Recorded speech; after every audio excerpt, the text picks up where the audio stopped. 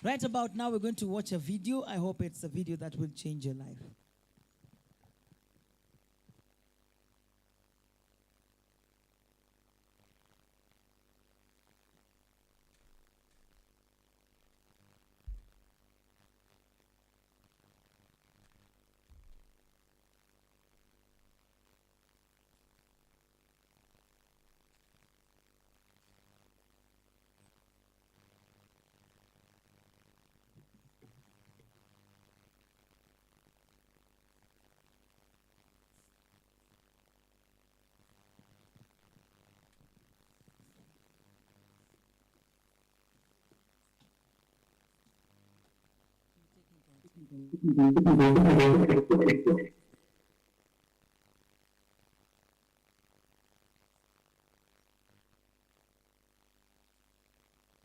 And here in Embu, we are taking care of women and girls coming from the slums within.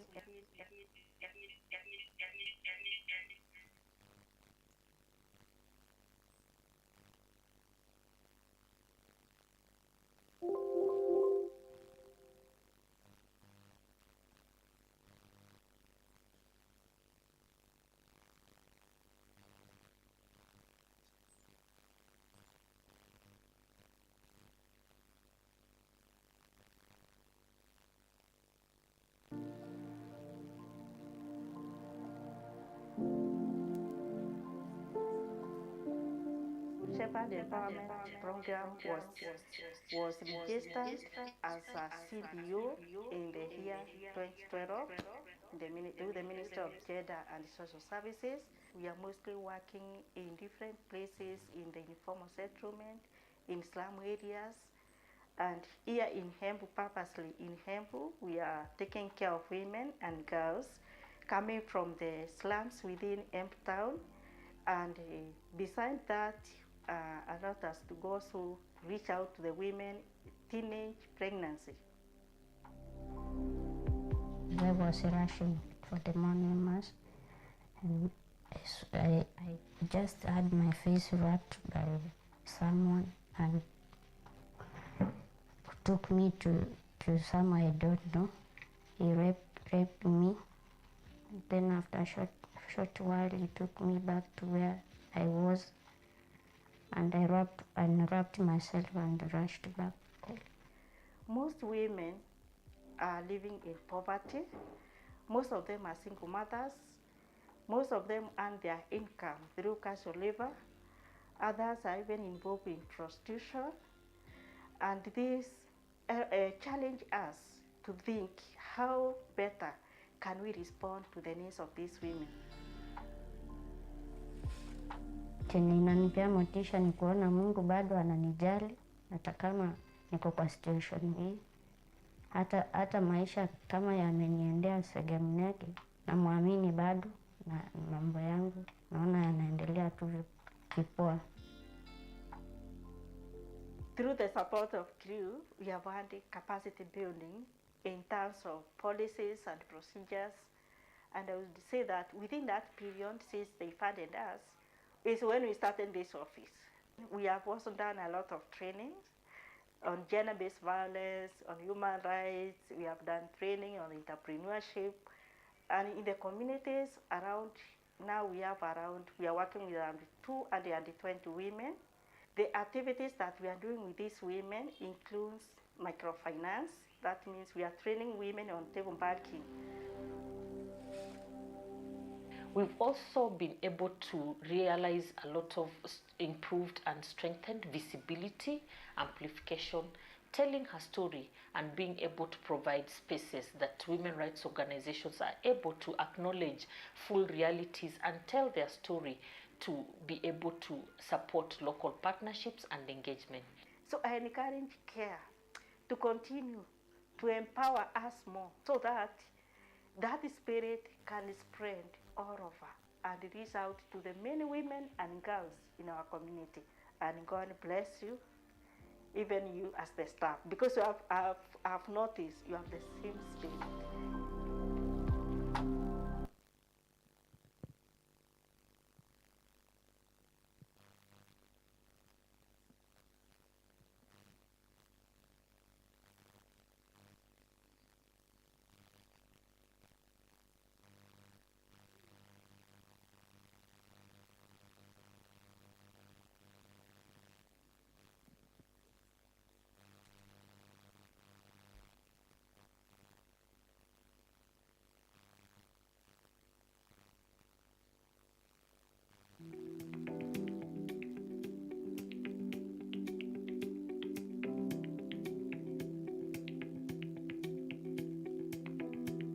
Before COVID, we were doing skill training for mama fuas. These are women who move from one place to the other looking for washing work. You know, they are not able to be employed fully because probably they have family responsibility and they have to take care of their children and husbands, but they still need to earn a bread for the day. As we continued, we started getting different calls.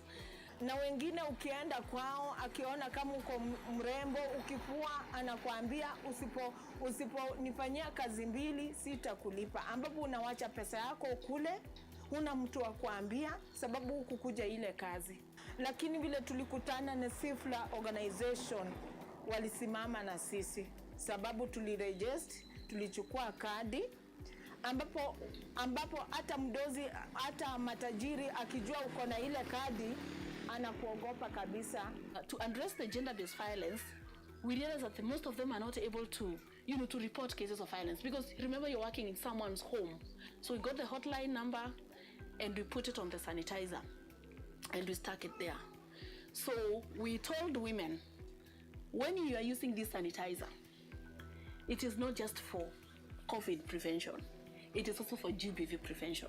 So that you can actually report when someone tries to violate. Most of them nafanya counsel on side ya gender-based violence, dhuluma ya kijinsia, because tulikuja kurealize kwamba hawa mama wenye wametoka from other countries wanadhulumiwa sana mahali wanafanya kazi. One, they are not recognized. Ya pili pia they undermine them because unajua most of them hawana document. Tumejaribu kuongelesha most of them, tunawaambia haki zao. Unaona? You are a woman, uko na haki za mwanamke kama ule mwanamke mwingine. So kwa haki zao pia tumejaribu kuwafundisha na kuwaonyesha pia njia ya kuripoti hizi cases. Ni furaha yangu ni kuona saidi wanakutana, waliform group, wanakutananga Saturday, unaona hata wanatoka merry-go-round ka 50 bob, wana save 50 bob. You see, at least wametoka from somewhere. So at least unaona wanaendelea vizuri. Tumeanza table banking ambapo walikuja wakasema kwamba muanze merry-go-round, na vile tuliongea wamama walishikana. Tulifungua account ambapo ukifua you save. The immediate thing we did was to, of course, address the strategic, the practical need at that very point. The practical need is that they needed sanitizer to use on the way to work and from.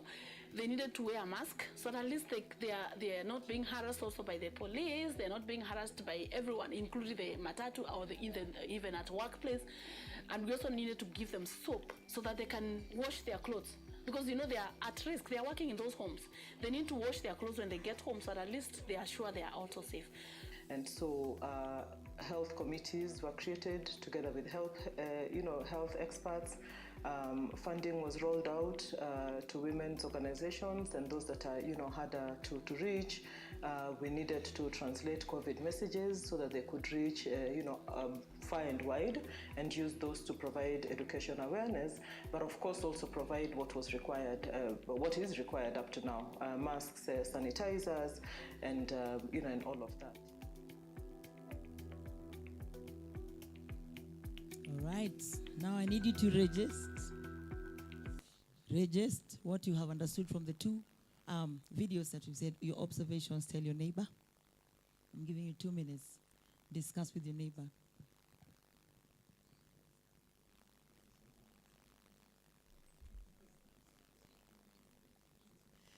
I notice English is not easy. Register what you have.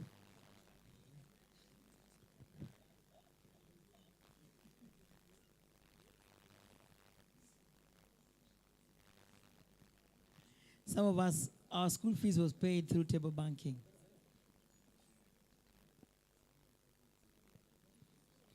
It's also not easy to be told to register or observations, talk to your neighbor. I know some of you will say, kwa hivyo umeamkaje leo sasa? Instead of doing what I've just asked you.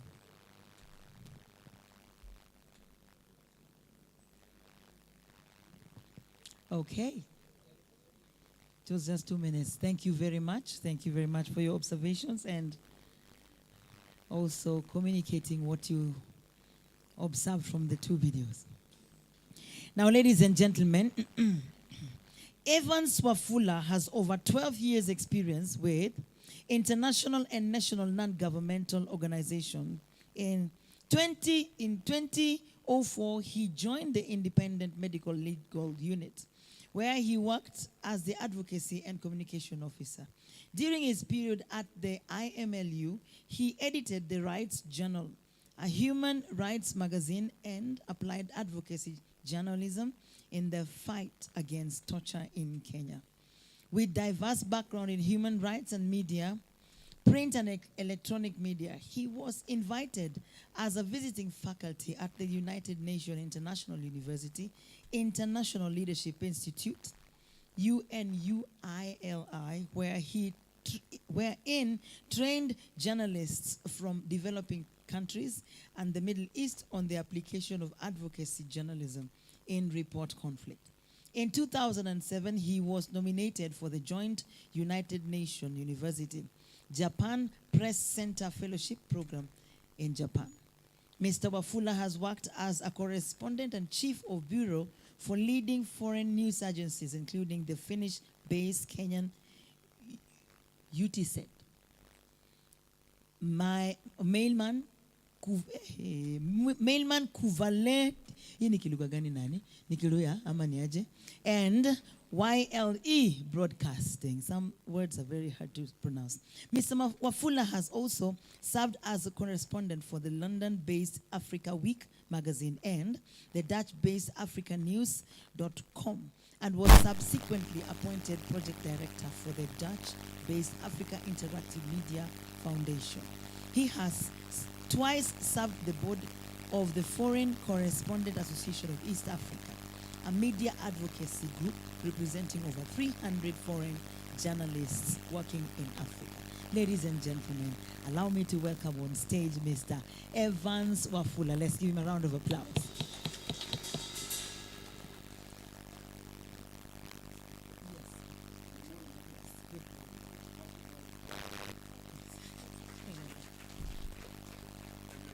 Asking you to clap for yourself is because women rights are human rights. And women voices are actually the agenda setters of human rights. So without women voices, I don't think whether human rights would actually be, men would be sitting on the round tables and getting the agendas where they want to get. And I think for that, I think the clap is very necessary and appropriate for yourself. So my presentation is going to be in form of a PowerPoint. I think, is it ready? Okay.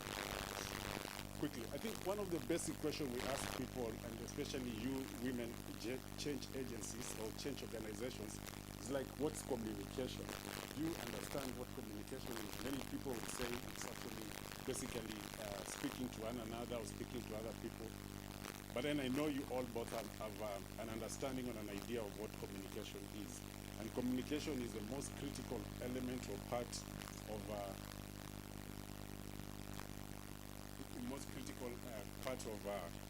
human rights. So I was asked to talk about communication, but I'm putting it in a more broader way, how you can leverage communication to enhance human rights advocacy for women rights organizations in Kenya.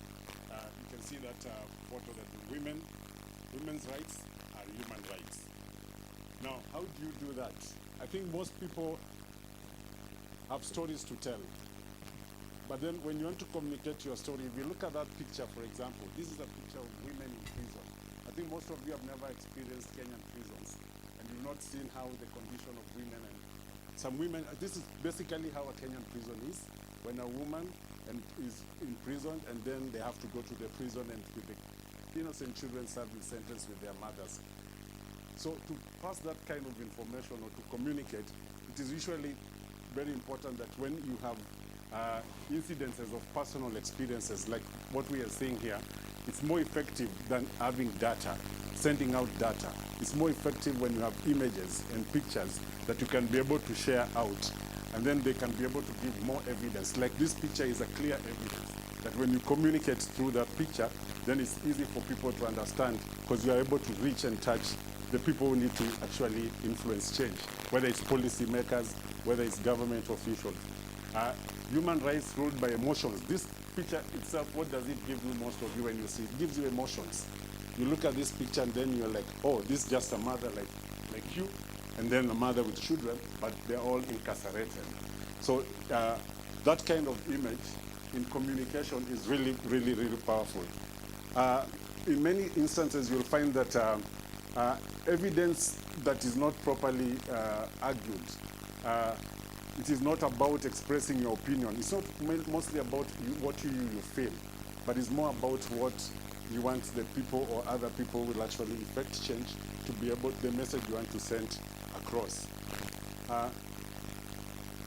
Mostly, I think organizations don't find it easy to identify issues that are of broader interest to the general public. I think what you do at your levels of work, it's not for yourselves. I think it's mostly for effecting change within the communities.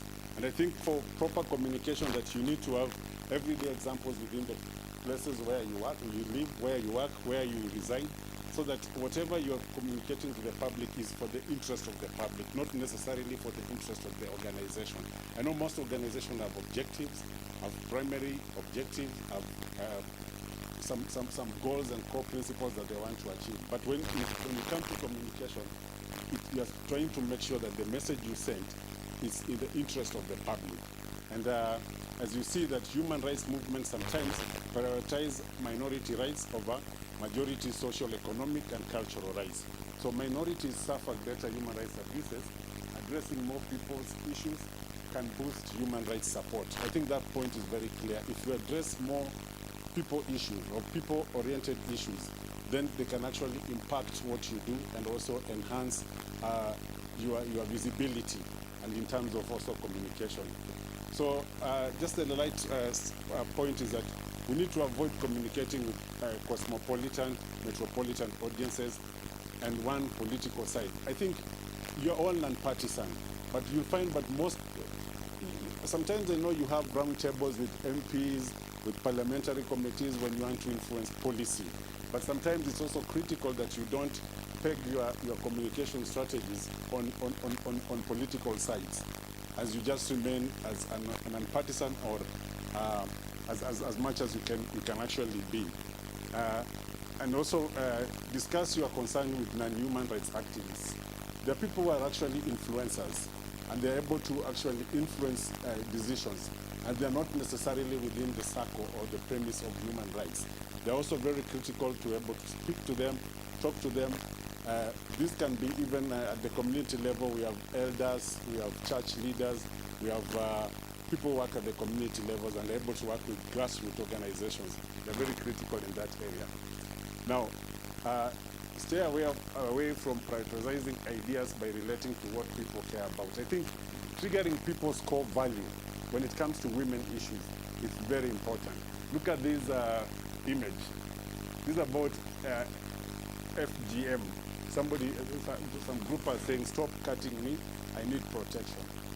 I think it's very important that when you're able to trigger the core value of people, what people believe in, what people, like communities where they still practice FGM, you need to actually bring it out to them and actually now, because that's some communities say that this is our cultural practice, we cannot deviate from it, we cannot stop it. But that's when you trigger that core value of certain communities or certain surroundings, it really amplifies your communication.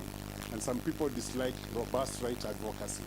Of course, you will expect this at the community levels, especially when you come from these communities where they still practice FGM. There are people who will actually dislike your advocacy, but emphasizing those rights ideas may win their support. So as much as they would be really trying to prevent you from stopping them from what they do, but as you speak about them, it really still can be able to influence change. So by framing a problem, you can influence how people think, feel, act, or need.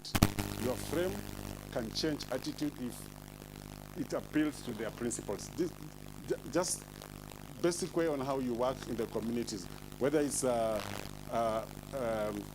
violence against women, whether it's FGM, whether it's access to water, but you have to really be able to bring the core principles or the core values that are the ones you're addressing when you're discussing with communities. Now, this is where we have a problem mostly. People like to tell a long story. You like to communicate to people along probably a press statement or a big story. But I think it's for media and for communication, and especially you have targeted, let's say, a community radio or maybe a newspaper or a television. I think it's critical that most of the times, the shorter your story is preferable simplified. It simplifies your story. The shorter message you send, it's easier for somebody to be able to pick, whether it's you want to talk to somebody who can be able to write a story and something like that. It's easy to make it simple. Daily attention spans from decreasing. Consider how short ads.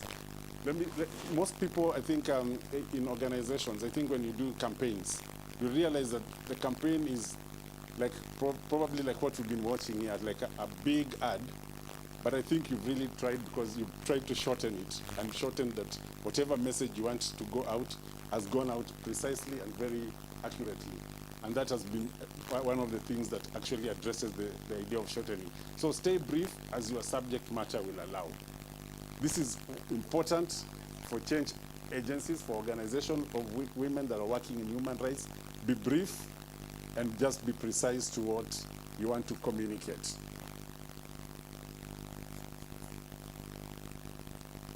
Is it stuck?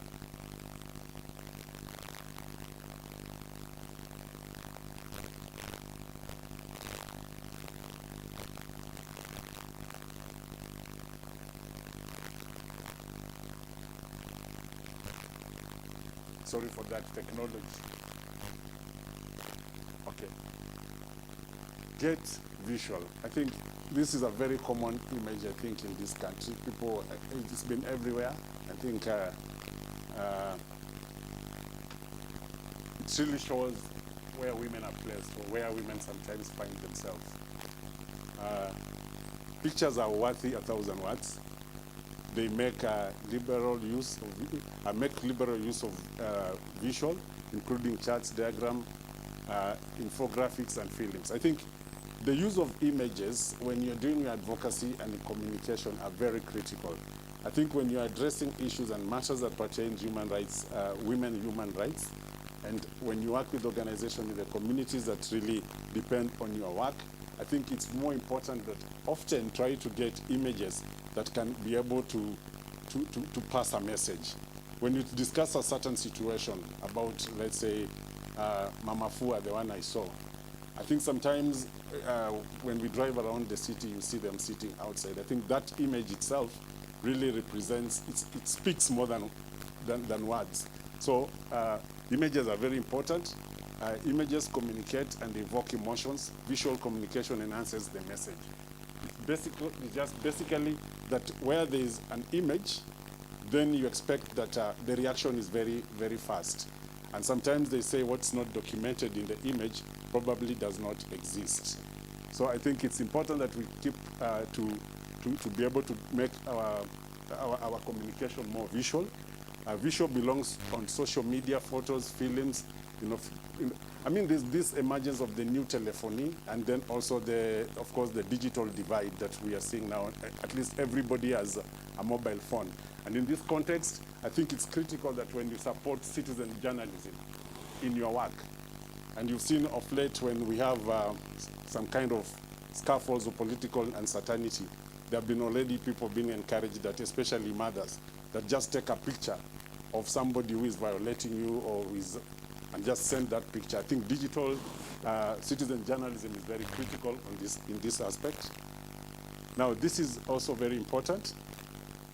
Embrace positivity. It's not all the time that it's about negativity, but embracing positive change or positivity is critical.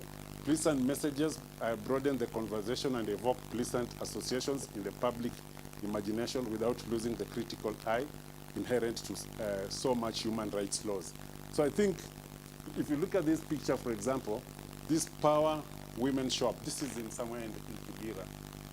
And you can see women coming together and embracing positive change. And I think as you work in groups and you work in whatever areas you're working, it's sometimes that you're able to exhibit that positive change that you experience. Human rights efforts can expose humanity's worst. Harping on the bad makes individuals discouraged and angry about changing and unforgettable reality. So sometimes you have a moment where you just embrace your work in a certain way, and maybe with the communities that you work with. And this is one of the areas where you find organizations working with the community coming back to just embrace, and it motivates individuals by sharing uplifting information. So it's very critical in your kind of work. So give your message an authentic voice. Say no to violence against women. I think in communication, and especially in your work that you are doing, if you give that message some voice, some authentic voice, it is very important that you choose right holders or related public figure to overcome public suspicion of human rights expert organizations. I think it is good to work with women organizations that are also on the forefront of such kind of human rights issues. But also on the grassroots, you need to work also with organizations in the grassroots that can be able to bring to the fore this kind of human rights campaigns. This is a pure campaign, but then the message is very clear. If you look at the message, it's very authentic. It really speaks more than words. It's a banner just declaring what they want to see change. And in institutional organizations, especially, are disturbed when they see and they can be able to, to invoke change. Strengthen communication with the media. I think this is where there's a huge gap. Mostly media is held in suspicion, and most people don't trust the media. But it's important that you create relationships with media, whether it's a community media, whether it's at the grassroots, until the mainstream media. And even if it's I think nowadays we have bloggers and stuff like that, it's important to create synergies and to create partnership with media so that you can be able to enhance your work.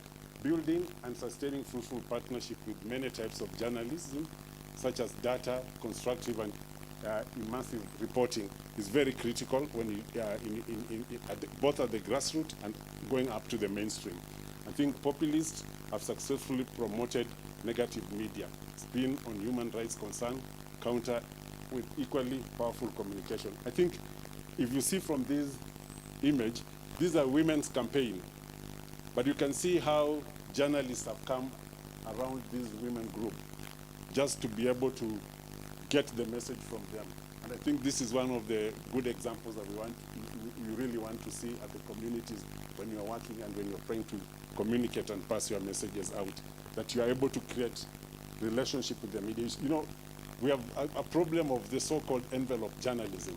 That when you call journalists to come to your event, you must pay them, or you must, So I think once you create synergy and create relationship with the media, then you are able to have journalists subscribe to your objectives and your goals. And I think this also calls into the need that many times you need to even have trainings for journalists and even have invite journalists to come and see your work that you do, not necessarily because they're coming to take a story, but they come just to experience the kind of work you do. That relationship is very important for your voices to be heard, for you to be able to communicate, and for you to be able to impart change. Now, diverse communication strategies to address different audiences. I think these are typical North Rifts, or these are typical rural setting. I think it's very important that you have different modes of how you communicate. It's not necessarily that you have to get the Nation, the KTN, the BBC, but sometimes at the community level, you can actually diversify better, effective methods of communicating to either your clients or the people you're supporting, or even to the community. Like you see, this picture is a group of women just sitting down and somebody being able to communicate to them. Determine the best way to reach and interact with your target demographics through social media. That's very important. WhatsApp group. And I've seen that is basically become a very common thing in this country. That is something small, there's a WhatsApp group that is introduced, and people start coming on board, and you realize it's 100, 200, up to 1,000 people in the same group. And that's very important. Many channels like Time to maximize this number of ways to communicate your message, you must adapt it. I think it's very important that you develop a channel that is for you yourselves as at your organization levels, a channel that will be used for you to just send messages out. And that is very important also. Research the newest media and app, user profile, run a few Google queries. I think you need to encourage yourselves at the community level. I know maybe some of you come from areas where electricity and internet is difficult, but with the new telephony regime that we're experiencing across Africa and across the country, almost everybody has a mobile phone that you can go to the internet. Try as many times as possible to see things that can actually add value to your organization and add value to what you are doing, and also help you develop new strategies in terms of communicating, and then in terms of also meeting your objectives. Now, this is also an important part. Ensure sufficient resources for your communication work. Not every organization can afford to have a department or in the organization that deals with communication and advocacy. Sometimes you find it's very expensive to have that kind of arrangement. So define the time and people and money that will be invested in bringing your goals to fruition. You know, for you to achieve what you want to do in terms of communication, you need to be able to have, of course, a strategic plan or a plan, your advocacy and communication plan. And then it's as I said before, it's expensive, but once you have it and you're able to develop, these are the things that can attract more people to come in and support you and even fund you. And even support your cause. This is how you can actually mobilize resources by developing strategies that are very easy and very acceptable, and that are very easy to achieve. So great ideas are fantastic, but they will go nowhere without the resource to make them a reality. So you can have all these things we've discussed about. You want to have a press conference, you want to do a video, you want to go somewhere and protest and do all this. All these are advocacy strategies, but they will not be able to go anywhere if you do not have a way you can be able to mobilize resources around them and be able to attract a lot of people to come on board to support you, because you are agents of change. I think you are change setters, and the only way most of your work is impacted is when it is able to reach the people you want to benefit from. So most companies as organizations spend less than small percentage of their total budget in organizations, whether it's in a company or where, to do communication. So I think as much as even if you do not have advocacy or communication departments in your organizations, there's a way you can still be able to spend something small from your organization to be able to do what? To embrace and to impact information. Especially, just to emphasize on that last point, because I'm sure many organizations struggle with budget, especially when it comes to advocacy. I think it's important that when you have things like breakfast meetings with journalists or editors, if you have things like sponsoring or supporting a competition for journalists on those who can write about gender, violence, or FGM, and open up for journalists, or even from schools. I mean, I've seen people like encouraging school children or schools to write compositions or poems on gender violence or FGM, and these awards, they award them, but this message has gone so far. If, for example, you decide as an organization that we are going to sponsor an essay writing competition on gender violence, and you'll find those coming in as a way of course, passing information. I think with that, I think I'll stop there. There was a quote I wanted you to leave here so that people can see, and then just to provoke you, so that when you go back, you are able to see what you can be able to, what you can continue doing in terms of enhancing your advocacy and communication. Is it coming? Okay, yes.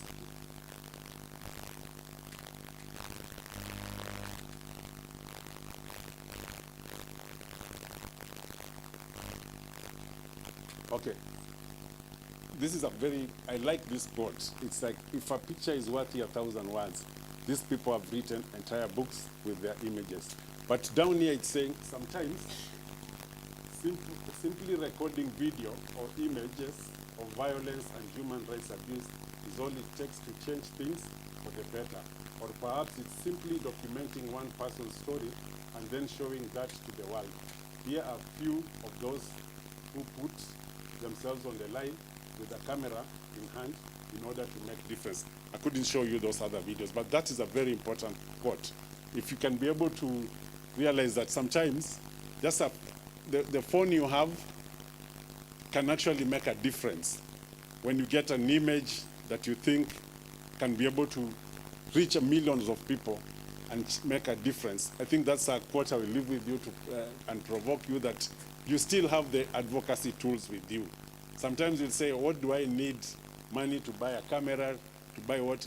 The phone you have, you can utilize it. You can also yourself be the citizen journalist and be able to use that as a tool to be able to document what you do in terms of your work, especially people who do social work that really touches on people's lives every day.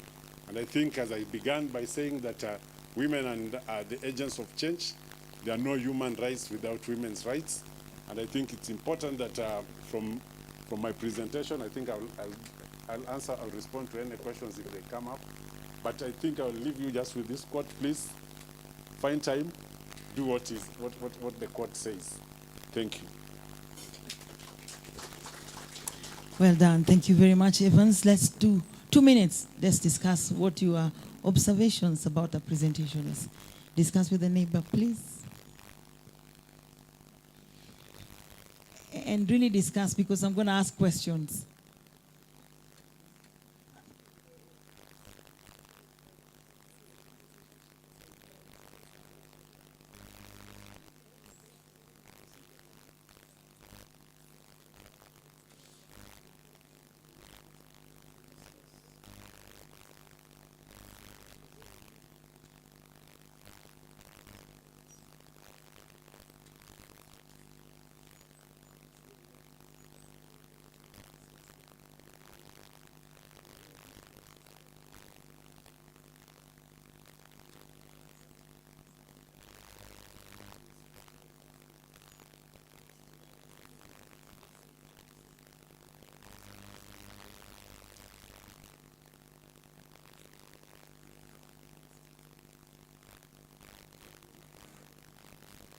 All right.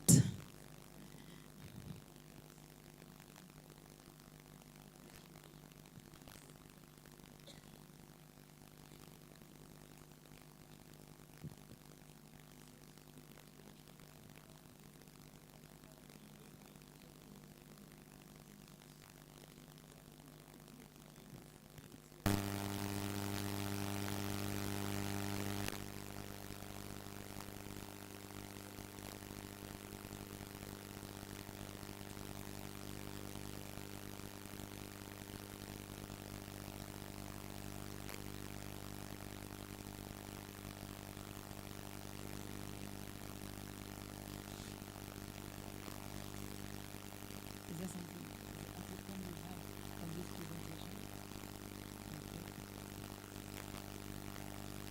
All right, so I'm going to give 1 minute to somebody from every table, from what you have discussed, so you can tell us. Evans, looks like that session that we have just had is very profitable. So people are talking away. So let me come to this table.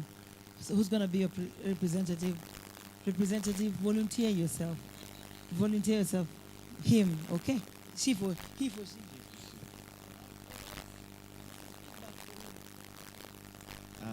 For our table, I think we've agreed on the importance of having a budget for communication. Like any other activity or undertaking of the organization, it's important to set aside resources and resource personnel and funds for communication, and also embrace positivity and visual storytelling. Right, fantastic. Thank you. And this table? Thank you. I think what I took was that we need to create a relationship or rapport with the media, that they are able to cover our activities, but they should do it from an informed point of view, whereby we can also hold some training for them, and also for them to be able to help us without really using a lot of resources. We can include a budget in our program, whereby like we can have a competition with the media, which by the end of the day they'll be able now to hear it out, yeah, at a reduced cost, but also be able to implement our activities at the same time. Evans, people can talk forever from this session that we've had, but there's one thing that I want to do. For the tables that have not been able to give you a microphone, choose one person, and this time they will walk to the front so we can be able to see you as a woman if you are. And if you are a man, we want to see how you are going to support he for she confidently. Because one of the things that I know is very hard to do is for somebody to stand up and to come in front of us, all these eyes looking at you, and you do that presentation, that 1 minute presentation, okay? So let me here get volunteers from that table. Yes, Sheikh, or is it Mudin? Mudin, who is going to speak? Is it you or the lady? Maureen, please, Maureen, come up. Yes, let's give a round of applause to Maureen. Maureen, thank you. All right, in this table, who's going to be your representative? Okay, Ruth. All right, thank you. And this table, who's going to be representative? All right. He for she, thank you. Please, let's walk to the front. That table at the back, with an, yes. This lady was put on a handbag. This design, I see handbags a lot. All right, Mukilefi basi haya. Zo hinde kubai. Thank you very much. Yeah. Please follow me, the four of you. This table, we already have somebody spoken. This table, who's going to be your representative? By all means, you, right? Are you a rapporteur? You look like a rapporteur, so please come. Please come. And Evans, this is feedback for you. I will avoid this table. Because many questions come to you all the time. So let me hear whether there's a take home from these four people. Let's give them another round of applause, please. Yes. Good morning once again. Okay, I'm representing our table. One thing that has come out very well is that when we are trying to enhance our advocacy work, we should tell a human story rather than relying on data alone. So when you tell a human story, it catches the attention better.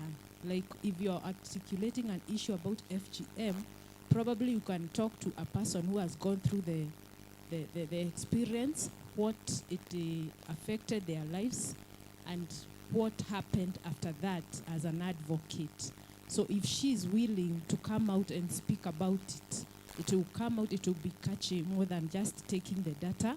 How many girls have probably gone under FGM? So those figures may not be so convincing like that life story. Also, I can combine that point with the trigger people's core values, an issue that will affect what everybody considers as negative is also going to enhance our advocacy work better. Thank you. Is this correct information?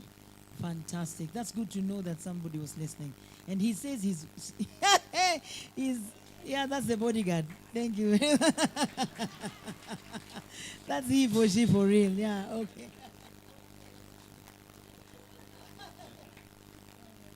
Okay, what stood out for me in that presentation was how you can diversify your communication strategies to reach out to your audiences. This is in terms of the communication channels, because you find you have targeted audience that are more evident on Facebook, that is social media, Twitter. The people needs, even the message to be delivered physically or face to face, you need the conference, or you need to go to the ground. You need to pass the message through administration or through authorities. Then again, I can combine that point with the one that you need to allocate enough inadequate resources for your communication, because different communication strategies will require different resources. For social media, you need data, bundles, and what have you. For open air meetings or barazas, you need transport, and maybe sometimes allowances when you call people to come and listen to you. Yes. Thank you very much. Diversification, right? Morning all. For me, I've learned when you're simplifying your work, make it short, not long. Also, use media to advocate your work. And when taking a photo, use a photo which will talk more. And also for the organizations which are growing, it's not a must you have a camera. You can use a phone to take a photo. Thank you all. Thank you, Evans. Was that really well communicated, right? Okay, thank you. Habari zenu nyote, mko poa? So kwetu sisi kitu kilichosimama sana is on leverage on communication and using our phones as a powerful tool for communication. And what has come out from our group is majority of us are doing the citizen journalism.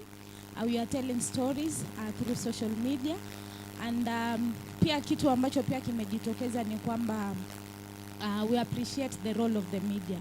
So when we tell those stories through social media, the national media speak it up from there and they enhance our advocacy. So that is what stood for us. So we are using what we have for communication, and we've also noted that it's high time that we set aside resources for our communication in our local organization. So kwetu sisi, simu ni kifaa muhimu sana cha kuwasilisha ujumbe. Asante. Yeah, in Zulu you can say whatever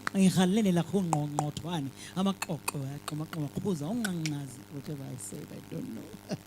All right. Now, I serve in a university for communication and is renowned for communication.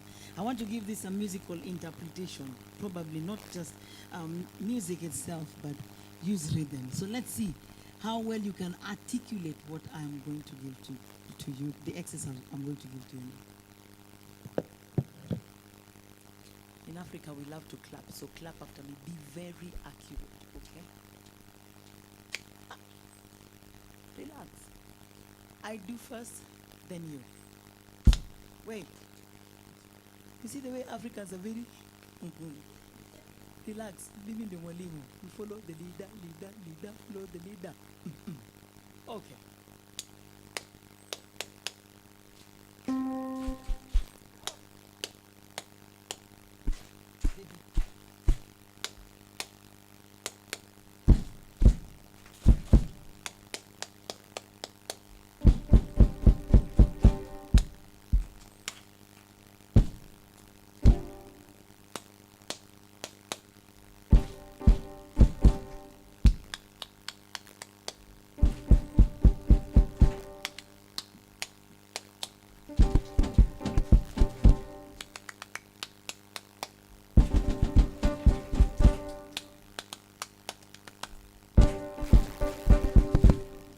Also missed it. I love two things. That one, if you're very simple and clear, you get it accurate. If you're complicated, that's where complexes come in. And in the communication realm, there's the communicator and the audience. You must be careful with what you want the audience to receive. In between, there's something called noise. Because as I clap, ba, ba, ba, ba, ba, some people interpreted it and gave it a tune and a sound to be able to accurately give it on the clap. But if there's something inside your head like noise, niliwacha nguo imechomeka, kuna pasi, kuna mtoto analia nyumbani, there's an SMS that has just come in, etc. Those little noises, when they come in, it will change the whole scenario. You all have played the broken telephone, right? When you're growing up, there was that thing where you tell one person, and by the end, the time it gets to the end, it's completely different. Those little complexes that are in, if you are not clear, that's another word that I received there. Clarity will interfere. If you are not clear, then we all get it wrong. Evans, am I right? Excellent. Now, the next person I'm going to introduce to us, actually clap for yourself, you did very well. Florence Allard Buffoni, so Buffoni, is the program manager at CARE Canada, who supports the Women's Voice and Leadership projects in Kenya and in South Sudan, Geneva, Sudan. Oh, yeah. She also supports 2 other projects, both related to gender equality. As such, she receives edits and submits many a story of change. Before that, she was an evaluator. She loves discussing impact and hopes to share this love with everyone. Ladies and gentlemen, allow me to welcome Florence Buffoni. Let's give her a round of applause. Thank you.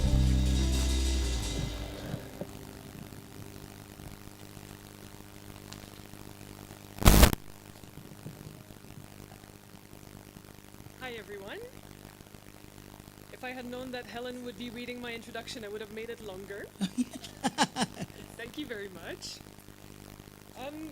So this is a second talk which I'm hoping can be very much complementary to what Evans has spoken about, which is more specifically, thank you very much, about stories of change. So as CARE, we produce a whole lot of stories of change, but then those stories of change, a lot of them come from you. So we figured, why not talk about what goes into a good story of change? And just a point of terminology before I start, we used to call those success stories, but now we call them stories of change because we are sophisticated. So what is a story of change? Well, first, as we were just discussing, we want to be brief. It is a brief story that shows the change that has occurred in a person, a community, an organization. It could be a change in policy, for instance, a result of advocacy. You do not want to go more than 1 page in general with a story of change. We want to be brief. We also want to put the participants in the spotlight. So if you're working with the community and what you want to reflect this change at community level, in your story of change, we should hear from the community. But we will get into the details of what that looks like. So why do we do stories of change? The first and the slightly boring explanation is because it is a donor requirement for a lot of donors. They want to see that. But beyond that, we do stories of change because they're good communication vehicles. Okay? And that's exactly what Evans was saying. It is a good complement to more factual points, more data-driven. It allows you to get a bit out of the box of results-based management. So in a story of change, you can also convey more complex stories that maybe the numbers of participants in your events allows you to convey. It's also, as we were just discussing, a very good visibility tool. It can reach the average person. And one piece of advice that I give to all of you is, before you publish a story of change in a report, on your website, on a blog, on social media, have someone who is not in your field read it. That can be a family member, that can be your neighbor, that can be any single person who shares the building where you work. Have them read it. Do they get it? Okay, that's very important because, as Evans was saying, we don't write stories of change for ourselves.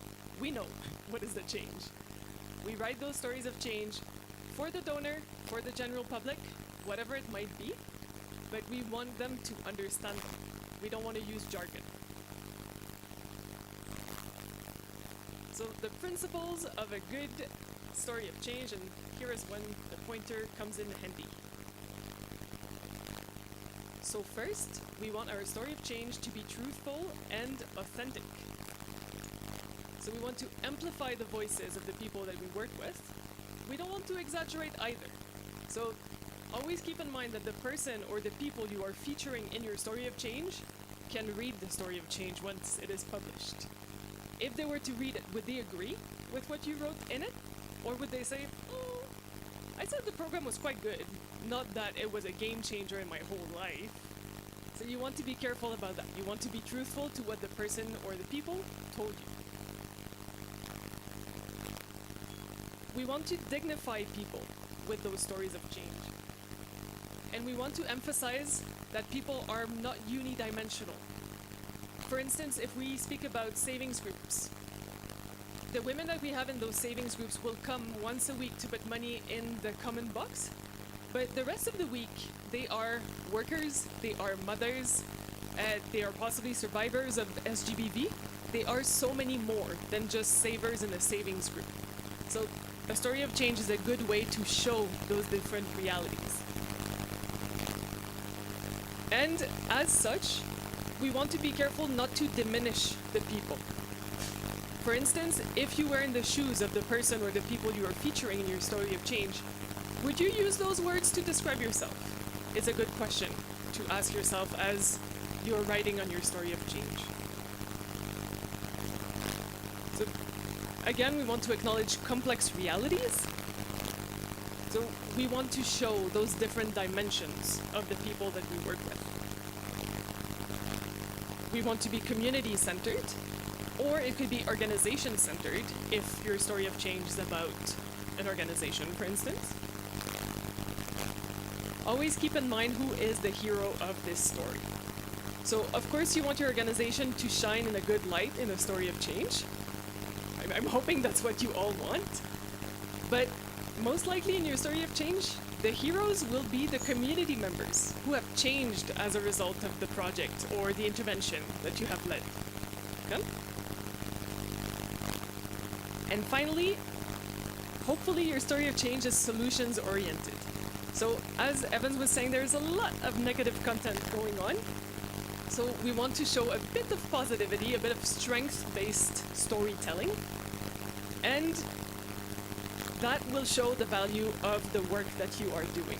It will transpire from the story of change. Now, how do we produce a good story of change? So I cannot stress this one enough. We want to be concise. We want to be straight to the point. We do not want a whole paragraph about a description of the lush greenery outside the office. A few words will suffice. So you want to go straight to the point. You want to be engaging. You want the information to be powerful. You want people to be touched, or impressed, or moved, or fascinated by what you are saying. You want the human story to be tangible, to be concrete, so that the person who reads it understands better the reality of the person, the people, the community that are featured in your story of change. On top of that, and we were just discussing this a few minutes ago, you want to use a variety of contents in your story of change. So you want to use photos, you want to use quotes, a graph can be good, a percentage, so that you connect the dots for the readers. Also, we want to use plain language. We want this to be accessible, not jargony. And finally, and this is very important, we want to safeguard the interests of the people we are speaking about. So as such, I encourage you, for instance, not to seek SGBV survivors for stories of change. If they come to you, and if they understand very well how those stories of change will be used, that can be okay, but be sure to be very clear with them and to protect their identity wherever relevant. Visibility is important, but we do not want to do that at the detriment of the communities that we work with. Okay? That trust relationship is very important. So be careful in what you share and the level of detail that could allow people to identify the people you're speaking with if the topic is sensitive. Even if the topic is not sensitive, make sure with the person that you have their consent to share whatever information they have shared with you. Now, in putting together a good story of change, could a few people here tell me about steps that you would follow? Quickly. Wow, is everyone asleep? Has anyone produced a story of change? So tell me about one step you would follow.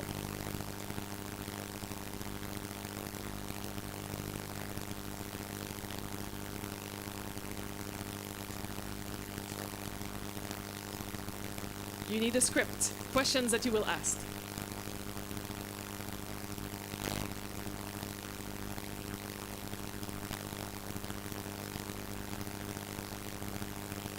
Alright. You need to know what you're talking about and who is that person or those people you will go and meet. Any other contributions? Any other thoughts? Oh, yes, we have a hand over here.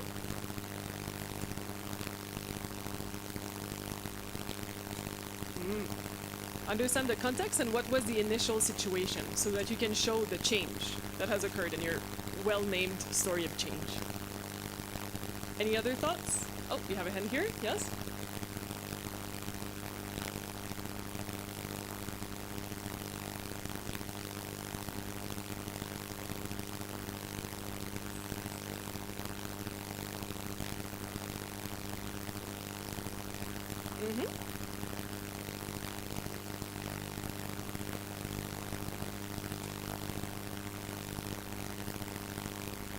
Yes, two very good points. So first, you can brainstorm with your teammates what would make for a good story of change, and you can prepare a consent form so that you have all of that ready when you approach it. We had a hand over there in the back. Very good. Oh, another hand there.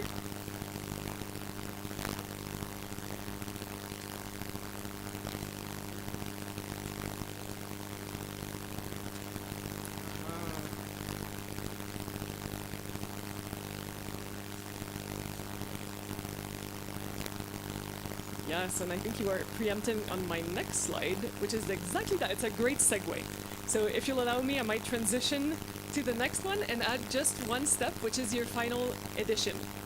Of all the materials that you get, what will make it into the one page and have it reviewed by your neighbor, your partner, your son, your daughter. Oh, an additional last point.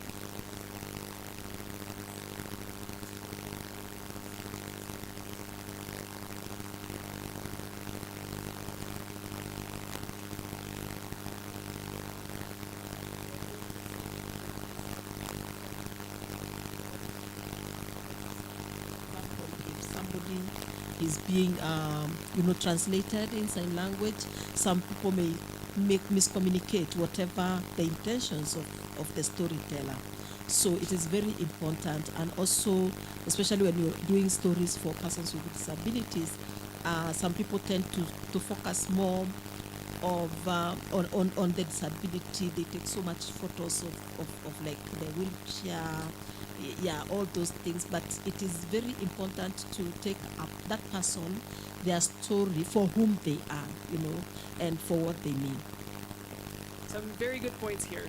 So you want to tell the story of the person, what matters to them. And that could be or could not be the disability they live with. But what matters to them is what will make good contents for your story of change.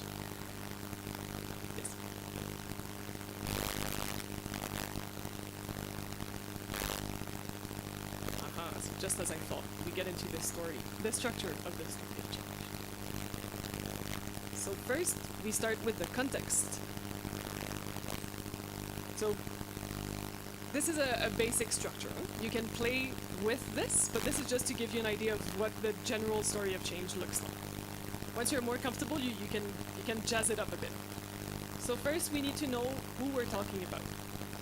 Who is this person?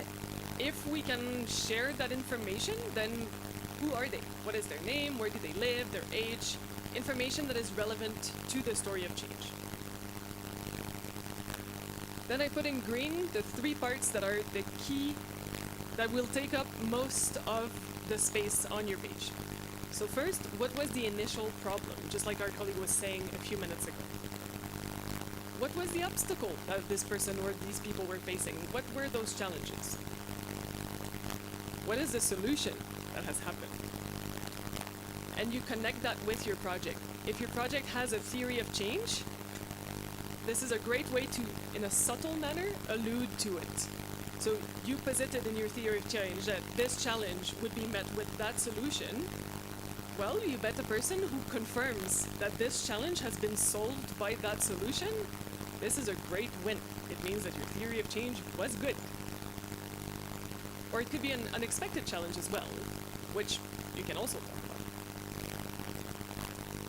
What is the impact that your solution, that your project has had on this person or these people's lives? So, are they happier? Are they more stable? Are they more empowered economically? And what is the future that they foresee? What is their hope? What are the next steps for them? Now, you could take this same structure and instead of talking about people, you could talk about a law change, for instance. You could speak about what was the initial context? What was there before that law change? Then you could speak about what was the challenge with that law? What was the problem with it? Or the fact that there was no law? What did it lead to? Then you could speak about the solution. This bill was passed. And then you can discuss what is the impact? What does that mean?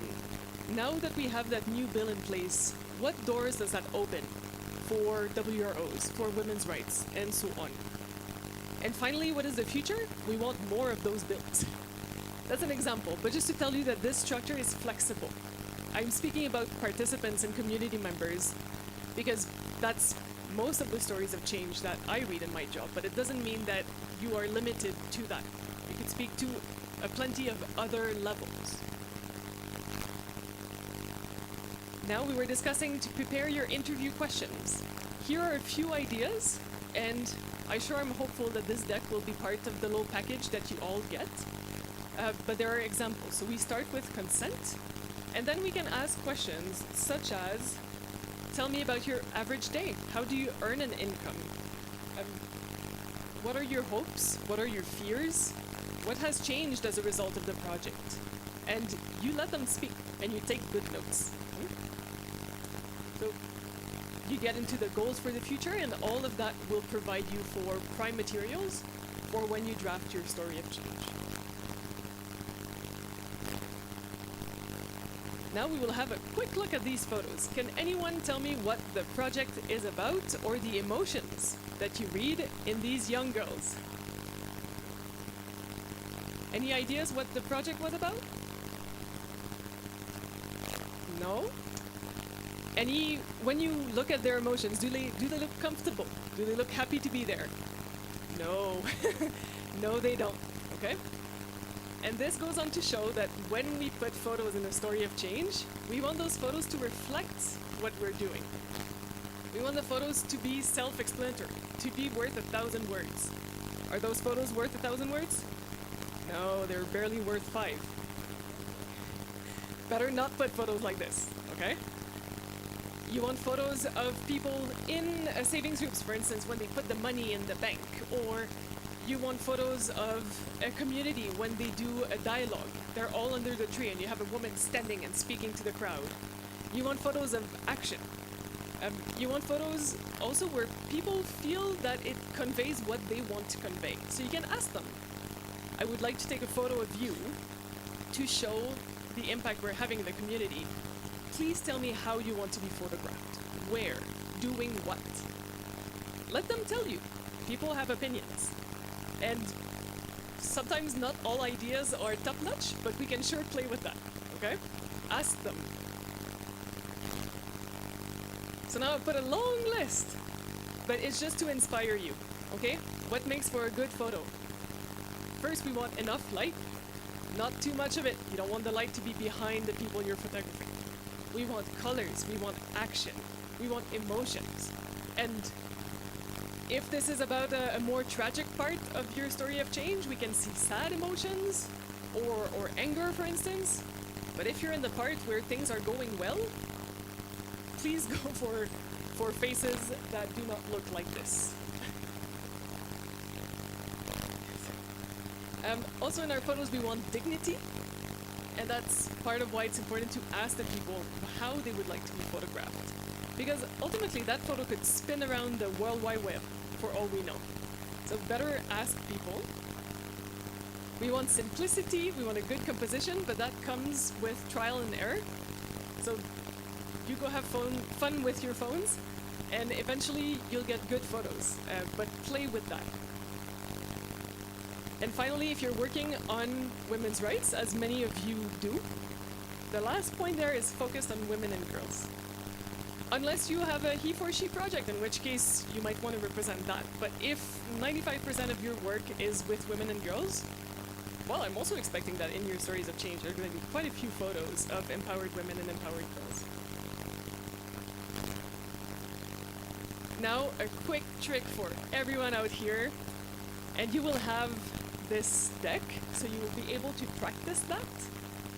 When you take a photo and you paste it in Word, please, I beg you all, lock the aspect ratio.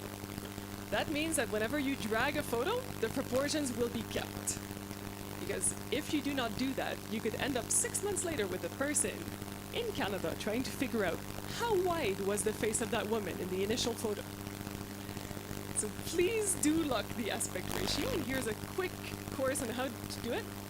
You right click, you format your picture there, and a little pop-up will come on the right, and over there you see lock aspect ratio, you tick that. It's the first thing that you do when you paste photos in Word.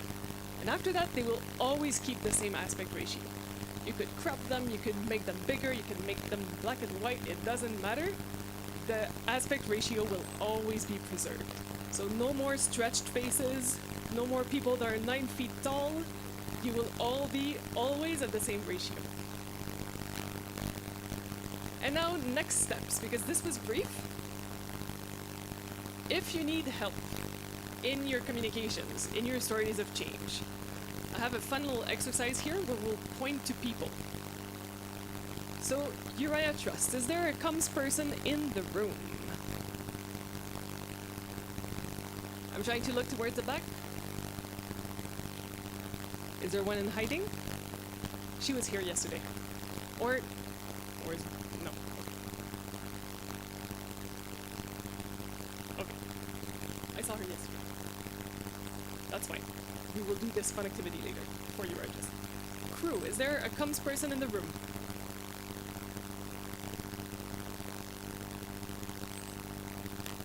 I'm not seeing anyone. Is she behind the pole? Okay. She's also there, but not right here. During coffee break, you can go and chase them down. On the side of Crown Trust, is there a comms person?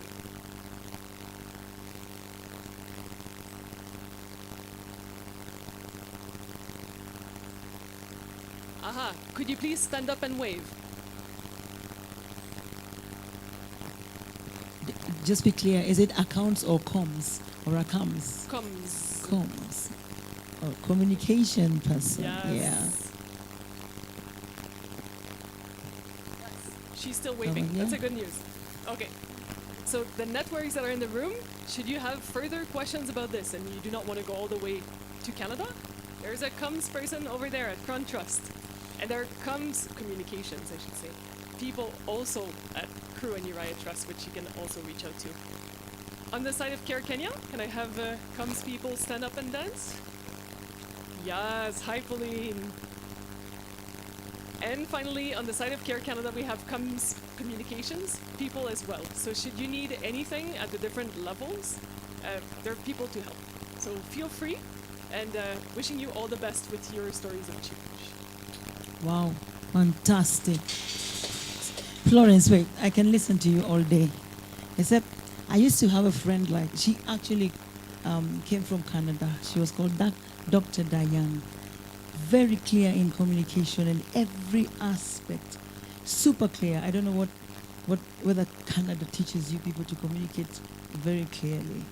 But one of the things I know that most of us, I struggle listening to people from America and Canada. They are English, but I seem not to have a problem with you. And if there is there anyone who did not understand her?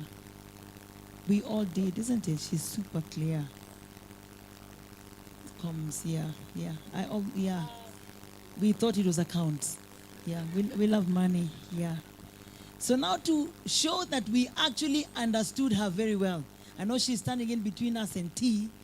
Before we go for our tea break, I want you to discuss in your table, choose one person and let them stand. Discuss in your tables, choose one person, let them stand. This is what you're going to do. Ask questions.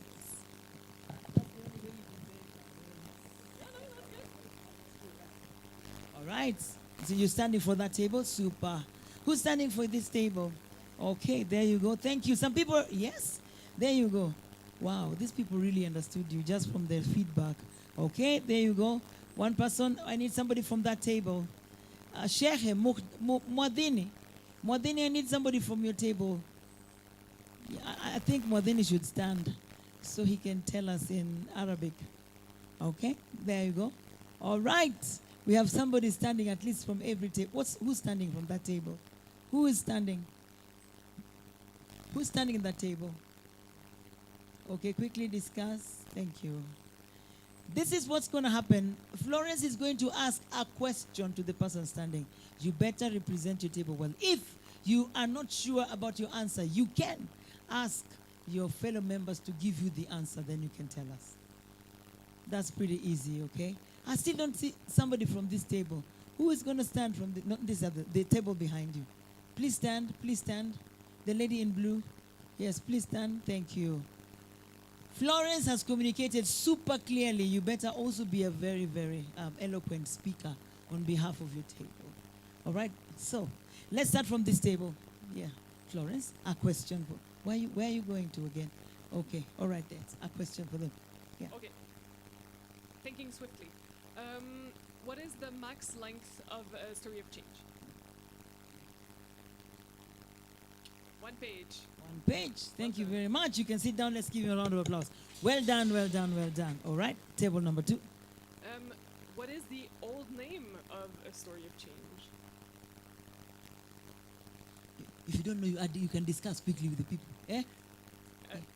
A success story. Success story. Thank you very much. Well done. Next table.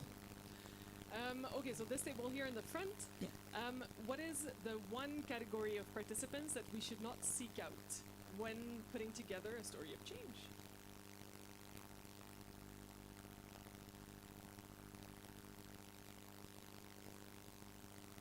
SGBV survivors indeed. Thank you. Yeah, that's my student, you know. When you do very well, people say that's our own. Very well done. Thank you very much. Okay, that table up there. Yeah. Okay, so the lady in pink. Who should review your story of change before you publish it?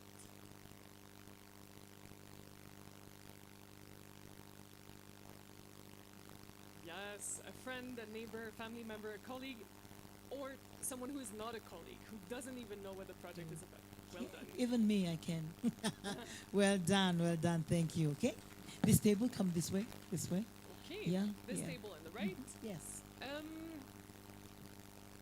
So, seeing that we write about participants in our projects, could you please tell me one question that we need to ask ourselves before we publish their story? One question, please, you can discuss around. Discuss, yes.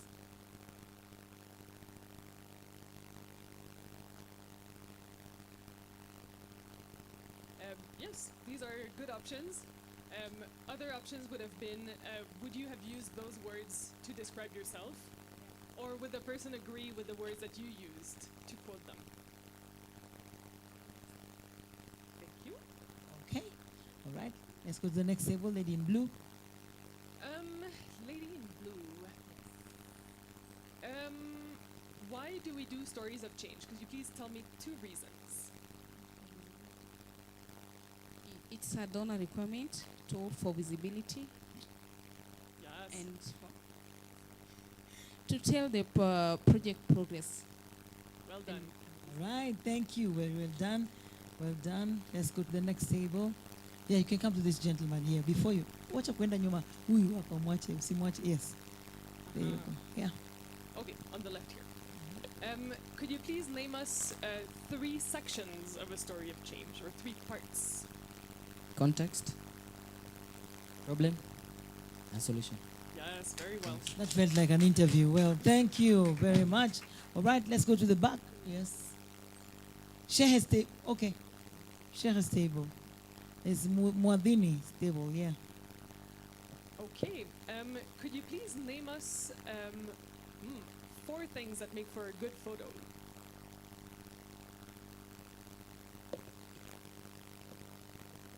The storage. You should look at the light, the space. Also, you should position yourself, and you consider the action while taking the photos. Yes, well done. Well done, well done. All right, next table. I think, Florence, you have very good questions. These people were attentive, huh? Okay. And this is a question for you, and I did not speak about this, so that was a good point to catch up. If you publish a story of change online, which logos do you want to put on your story of change?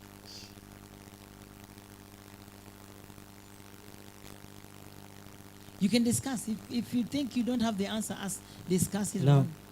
I think you should paste your organizational logo in the donors logo. 2 logos.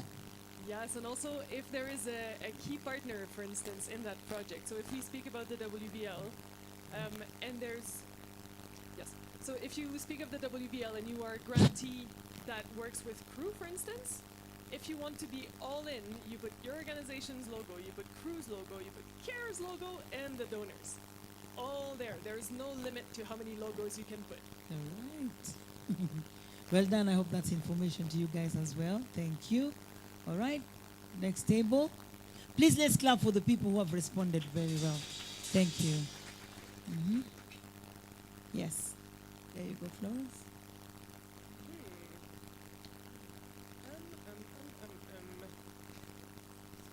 I thought I was done with the questions. I need to figure out. You one could even more ask them, quickly. what's my name? No, that's too Okay, easy. Could you name us, please, 3 steps in putting together a story of change?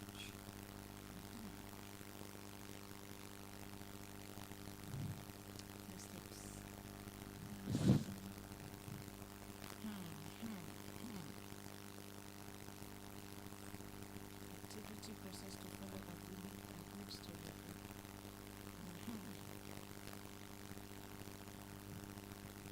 Okay, that table, do you have it? Do you need help from other tables? Tukupe mji? No. Okay, go ahead.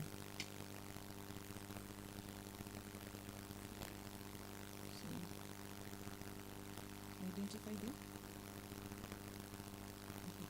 them. One, you identify the source.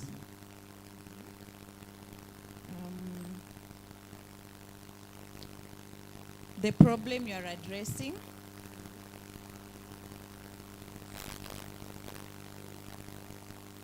And the consent. Yes. Did she get it? Oh, well done. Let's give her a round of applause. Thank you. Last but not least, are we on the last table? Okay, right. Okay. What are different things that a story of change can be about? So different levels. I'm trying not to tell you too much of a clue. The different levels can be individuals, the community, and the police. Yes, it can also be about an organization, for instance, the change that you have undergone as an organization. But yes, those are I'd say the 4 levels we discussed. So you touched on 3. That's very good. You have done fantastic. Let's give her a round of applause. Thank you. Yeah, and you're also a very good interviewer. You have the right questions. You really understood and mastered your field. Yes, Patience. Thank you so much, Mwalimu. Please allow me to add a few things just because we sit where we can also support you. My name is Patience Nyange. I represent the Association of Media Women in Kenya, and because we are membership organizations, I ask you in very good faith that please ask your members who are in communication department to join the Association of Media Women in Kenya. By doing so, you belong to a group of people who already work within the media spaces. That way, you know who is working for Nation. You can already start building your media relations in that field, because sometimes you really don't know who is where. And because we already have a countrywide representation, we have people from all the places, including Marsabit and the far-flung areas. It only means that if you're looking for somebody who is probably working in Baringo, we already have a member in that group. So I ask you, please join the Association of Media Women in Kenya. I'll ask your departments to join the Association of Media Women in Kenya. You come closer to where it's happening. You come closer to where those people are. And then number two, most organizations are spending so much money. You know, you have one story and you invited the media and you're thinking of your media budget. One of the things that we're trying to do and to help the associations, and because we are already here as partners, is also to try and support people and ask our members to report on your behalf. So if you're having a story and you're wondering where will I get these media people to come to, feel free to reach out to us. I am available. I am probably one of the most available people online. If you look for me, you will get me. If you look for organization, tag us. We're happy to tag you. We're happy to support amplifying the work that you do. So those are some of the things that we can do. We can be your media partner, the partner that you're really looking for. Thank you. Right, there's somebody's hand up there. Please take a microphone there. Thank you very much. You guys have done fantastic. Right, and we're just about to go out for tea break. I'm going to make a few announcements. Yes. Okay, a question to Madam Patience. How do we register, or how do we become part of it? Well, thank you for your question. I'm going to be here all the day until around 4, then I leave. But I'm happy to talk to you on the side. Our registration is online. All you need to do is to visit our website, which is www.amwic. Amwic is the abbreviation for Association of, there is no O there, so Association of Media Women in Kenya. Yeah, so www.amwic.org. And our social media platforms, I'm sure you'll probably all find the registration portals there. We charge 3,000 shillings to be a member for professionals or people who are working already. And then for those who are looking for internship and students, it's half the price, which is 1,500 shillings. So invite all your people who have been, who are interns, bring them on board. I joined the Association of Media Women in Kenya many years ago, 16 years now. So I've been a member like forever. And I will tell you that I'm one of the people that will always stand and defend AMWIC because I have benefited a lot by being in that space. Thank you. Now clap for yourselves. More questions. We're gonna ask questions again later. Yes. Okay. All right. Please. Okay then. Yeah.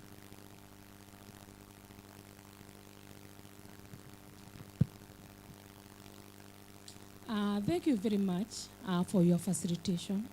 It's an open, but I'd like to say something. I don't know whether it's a feedback or it's a concern. This is for persons with disability. What is very important, and people don't even know or don't recognize when you talk about deaf and dumb. Because when you talk about dumb, when you are writing a story, have you researched about this person? Are you telling that this person is stupid?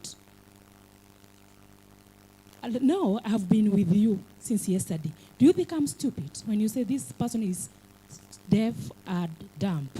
It's the same way when we write our proposal, and someone will just think, oh, this person is deaf and dumb.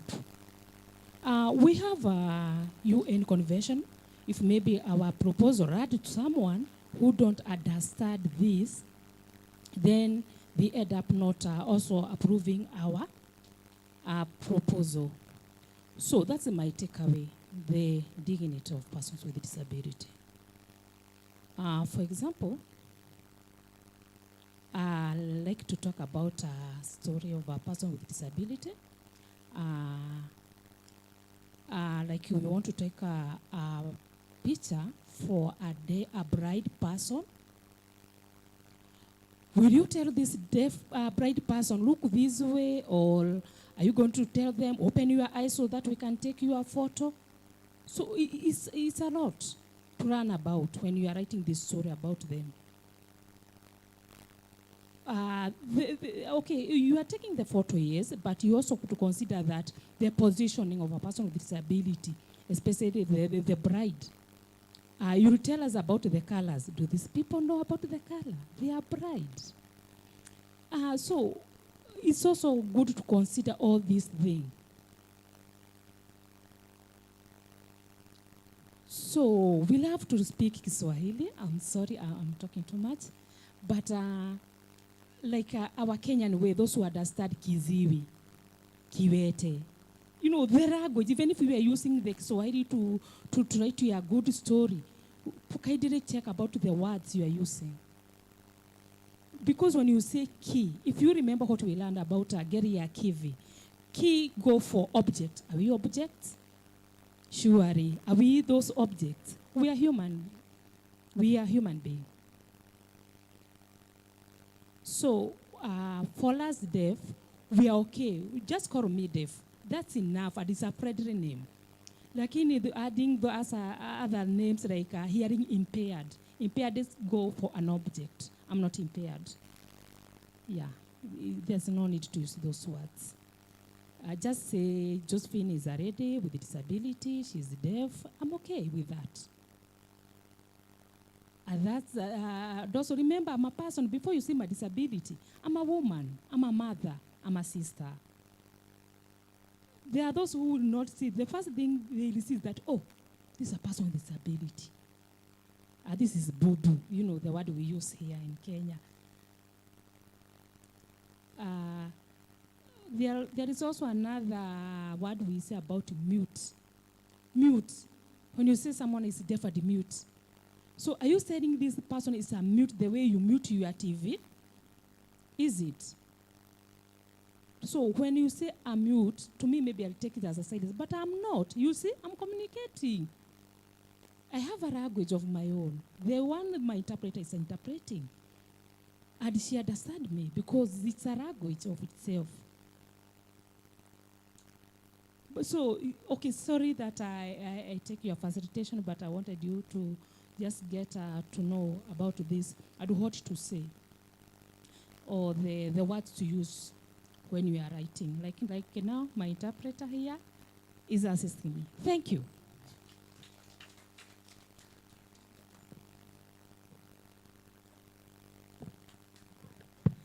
Whoa, you forgot so easily. I don't hear, but I can see when you do this. Thank you. Thank you very much. I don't know whether you have a comment for that. Lawrence, I think that was... That's a very fair point. I will turn around to make sure there's interpretation. And I think more broadly, the vocabulary that we use is very important. And it is important when we speak of people living with disabilities. It is important when we speak of women in general. It is important when we speak of LGBTQI plus populations. It's important when we speak of refugee or migrant groups. Word matters. And if the participant or the participants you are speaking with are using a certain word, it's because they identify with it. It's not up to you to, after that in your editing, be like, no, I don't like that word. I think this label is better. So there's a reason why they chose that word, and there's an empowerment in the words that one chooses to describe themselves. So please do keep that in mind. And I'm coming back to one of the very first points in the presentation. If someone happens to have a disability, but what they want to talk about is their economic empowerment, well, it turns out that your story of change will be focused on economic empowerment. If they want to put the disability at the heart of what they tell you, then that's going to be at the heart of your story of change. But out of respect for the person or the people you are speaking with, go with the flow. Follow their lead. They know what they're talking about. They are the experts at themselves. Use their terminology. And if you want to go the extra mile, go and see them with the story of change before you publish it. Ask them if they agree. Ask them if you captured it right, if you made mistakes, for instance, in the pronouns that you used, or the vocabulary that you used to speak about the situation. Would they agree? And do you have a green light from them to publish online, for instance? So that's a good best practice. It takes a bit more time, but it can really be worth it. And the person who participated in that little interview will see a bit what's coming out of it, and they can be proud as well of having contributed to that. So it's a good last step, I would say.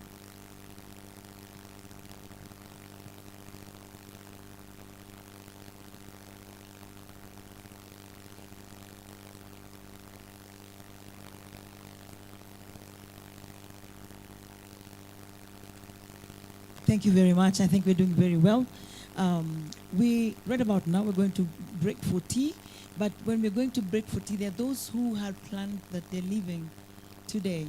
This is the time we will ask you to go and check out, so that when we come back in, you don't have to go out there and check out. So this tea break, use it for checking out if you're leaving today. But those of you who are still staying until tomorrow, hallelujah. Thank you very much. Now, when we break out for tea, I want us also to come back in with the tea so that we can continue on. Is that okay? Is that okay? So go grab your tea, come back in so that we can smoothly transition. And those who have our tags, we have tags and hashtags. Can you remember them? What are they? Remember them, and remember, if you are the most, you tag us the most, you will have a reward. We also have rewards for other people. So today is the reward day. Go grab your tea and come back in. Thank you.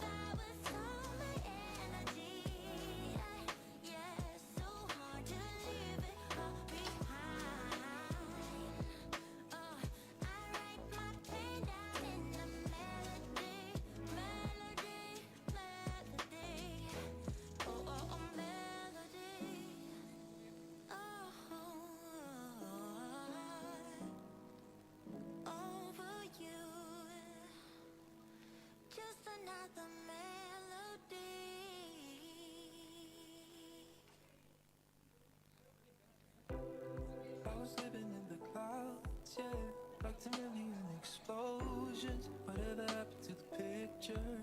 The one where you and I were perfect. Like if heaven was a time lapse. Play the story where we'd end up. Would you pause it for a second? Before this thing was over, would you come a little closer? Before this thing is over, would you come a little closer? Never know till it's gone, never know till it's gone, never know till it's gone, never know till it's gone, till it's gone, till it's gone, till it's gone, never know till it's gone, never know till it's gone, never know till it's gone, never know till it's gone, till it's gone. When the light fades into darkness and your fears all turn to regrets, how do you stand up without falling? How do you see it as a blessing? As I'm falling through the water, let the ocean be my witness. I believe that this has changed me. I pray it as I'm sinking. This time will be different.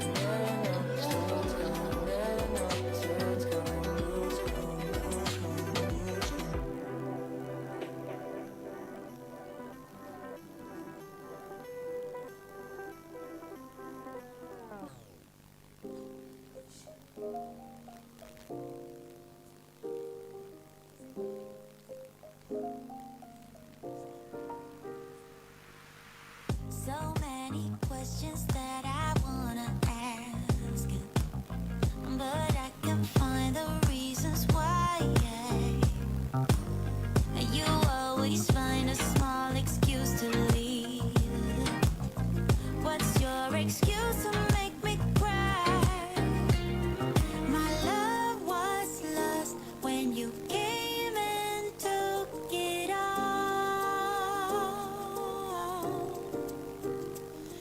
My mind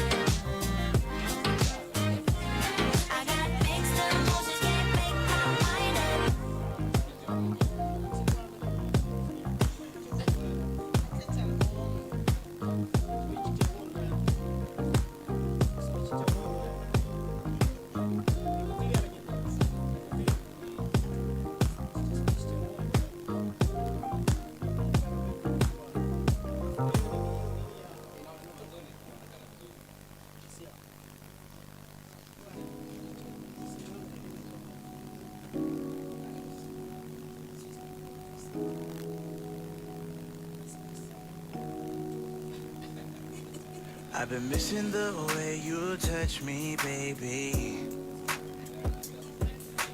Kisses on my neck and the love you gave me. When I think about it, I go a little bit crazy. It's gotta be more than this for you and I to coexist. Help me, I wanna be more than just a friend. I'm looking for closure, so baby pull me closer. Help me, I don't wanna be just a one night stand. I'm looking for closure, so baby pull me closer. I've been scrolling through the text messages you sent me, trying to fill the holes where you left me empty. And when I think about it, get a little emotional, knowing that we might never ever be close to loving. Help me, I wanna be more than just a friend. I'm looking for closure, so baby pull me closer. Help me, I don't wanna be just a one night stand. I'm looking for closure, so baby pull me closer. Help me, I wanna be more than just a friend. I'm looking for closure, so baby pull me closer. Help me, I don't wanna be just a one night stand. I'm looking for closure, so baby pull me closer. Sober up, think it's time for me to sober up, 'cause I don't know what I should do with all these feelings. Don't wanna be needy, too in love. Maybe I am just too in love. Baby, all I know is I can make you stay, but don't just walk away. Help me, I wanna be more than just a friend. I'm looking for closure, so baby pull me closer. Help me, I don't wanna be just a one night stand. I'm looking for closure, so baby pull me closer.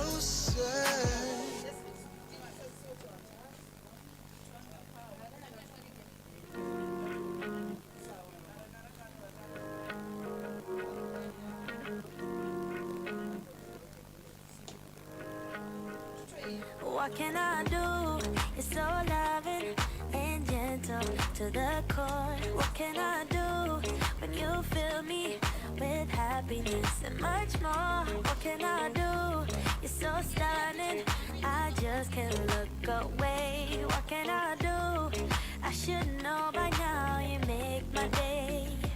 Never more will dreams expire. Keep it burning, baby, got this fire on my head. Don't dare to let go, 'cause each day for you, my love will grow. When you're not here, my heart is screaming out your name. Feels like a heart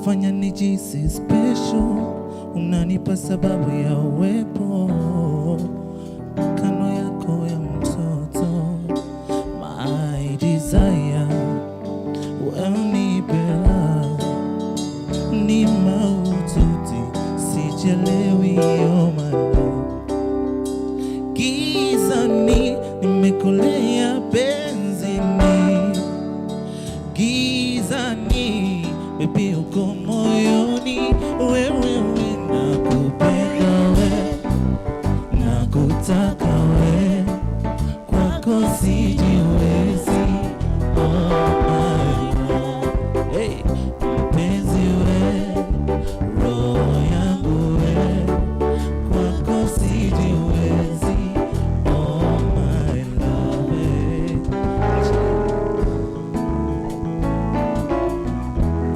Oh, no, no, no. Yeah. Iwe giza baridi na upepo, iwe kuna mawingu na minyesho, your body baby joto, unafanya nijisi special, unanipa sababu ya uwepo kando yako we mtoto, my desire, we nipe dawa, ni maututi, sijelewi oh my God, shida ni nimekolea benzini, shida ni baby uko moyoni, wewe nakupenda we, nakutaka we, kwako sijiwezi oh my love, hey, mpenzi we, roho yangu, sing along, kwako sijiwezi oh my love, mpenzi wewe, mpenzi we, say roho yangu we, kwako sijiwezi oh my love, baby wewe, baby we, oh oh oh, kwako sijiwezi oh my love, oh, akili mwili baby, hasira zangu nazituliza, yani orodha kusikiliza, yote sababu ya upendo, pilipili baby, pindi mchuzi na kunyunyiza, yani orodha kupitiliza, nimeumaliza mwendo kiukweli, napendwa, nachanganywa na ya mara, shida ni nimekolea benzini, hey, shida ni baby uko moyoni, wewe nakupenda we, nakutaka we, kwako sijiwezi oh my love, mpenzi we, roho yangu we, kwako sijiwezi oh my love.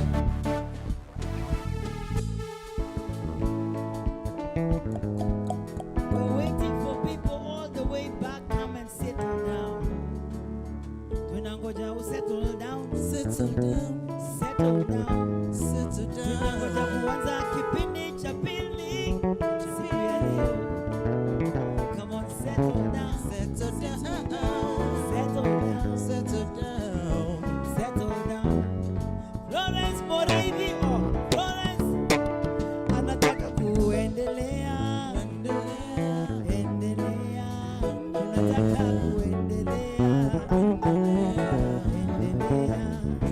Florence anataka kuendelea.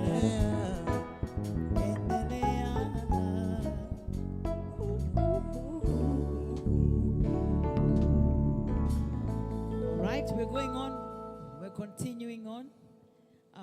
Florence, over to you. Please, if you're at the exhibition, we want you to settle down. Please, we're waiting for you to come sit down. Thank you, guys, from the exhibition. Thank you. Please come assume your seats. Thank you very, very much. All right. Thank you very much, Helen. I hope you had a nice break. Okay. So please, people who are still outside, if you can hear me, please come in because there's going to be some serious instruction given for this activity. Okay, people in the back, please move forward. So at the exhibition, you will be sitting at these tables here in a minute, so better make it happen now.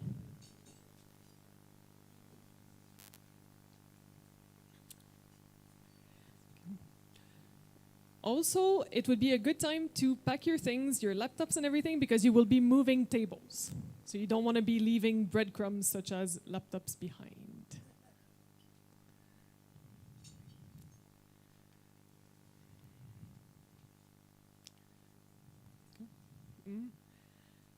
So the activity that we will be doing is called the World Cafe. Unfortunately, there is no coffee involved, but you will see it will be good fun regardless. So I'm explaining now for a few minutes, but after that you will start moving tables, okay? Every table will have one secretary. This person will stay in their place, okay? And we have elected volunteers during the break. And we will be letting you know now, everyone, who will be those volunteers, okay? The principle of the activity is that at each table, you will be discussing one topic. For each topic, we would like to know, for the remainder of the project, what do you think we should continue doing, stop doing, or start doing, okay? This is a good way to hear everyone on each topic. For the purpose of this activity, you have been divided into two groups. So the first group, which is 8 tables, will be women's rights organizations as well as networks. The second group will be the project's principal partners as well as CARE. The second group will have 4 tables, whereas the first group will have 8. Okay? So now we will do the first part of our activity, which is to put you at the right tables. Okay? So get ready to move, because we will be setting you up in tables, okay?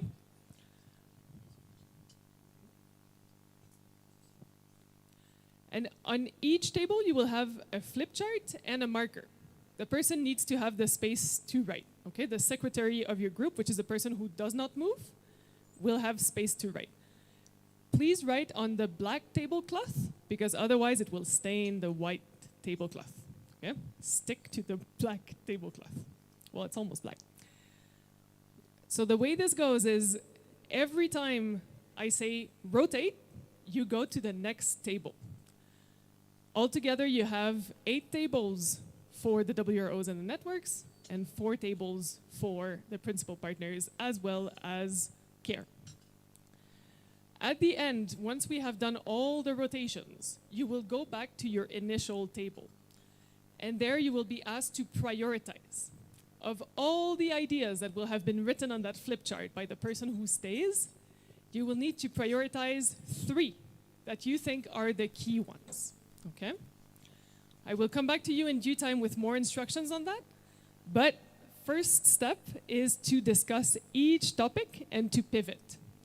We will need to be swift, because for each topic you will have 7 minutes. And I will have the timer in my hand, and I will be there to tell you when to rotate, okay? In order to save time, I very much encourage you to add on to what has been discussed and to not rediscuss what has been discussed, because it has already been captured, okay? So the way we will do this is to keep it simple. So the tables here, from that table over there, if you can raise your hands, if you see the, no, right in front here. Yes, you there, the third table from the start. Yes?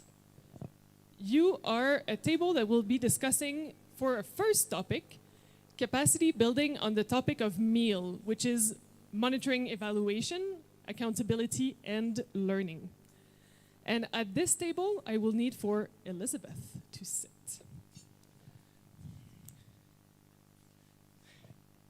So you will have the flip chart for this purpose. At the second table, which will be back there, yes, you team yellow there, you will be discussing communications. And I would need for Anne from Crontrust to sit at that table and be your facilitator. Very good.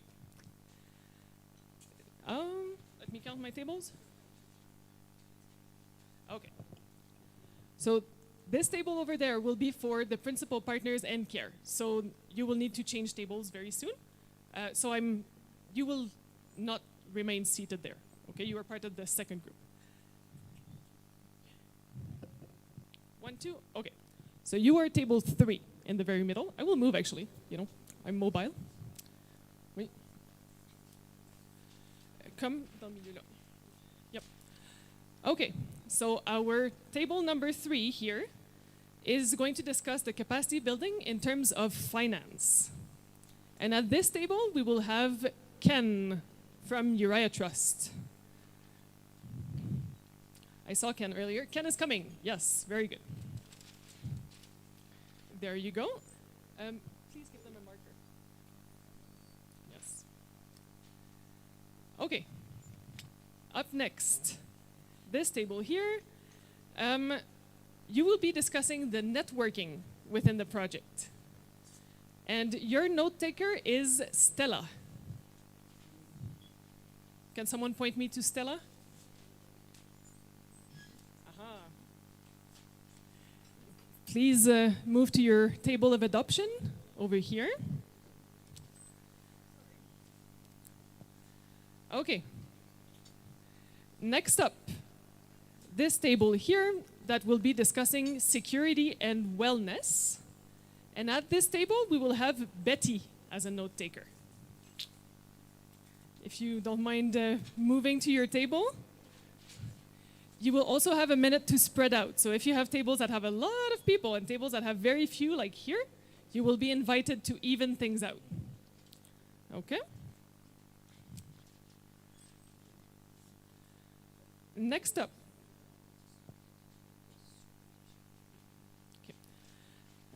This is a good reminder. The person who will be taking the notes, who are the people that I'm noting down here, that I'm naming, you're noting down on the flip chart, okay? That's why you have a flip chart and a marker. That's your note-taking device for the exercise, okay? Next group is on advocacy. It will be this table here, okay? And our note-taker and host for this table will be Regina. Aha, there she comes. This will be your table, but all of you people will be moving to other tables, apart from patients. Here you come. Okay. Next up is this table here.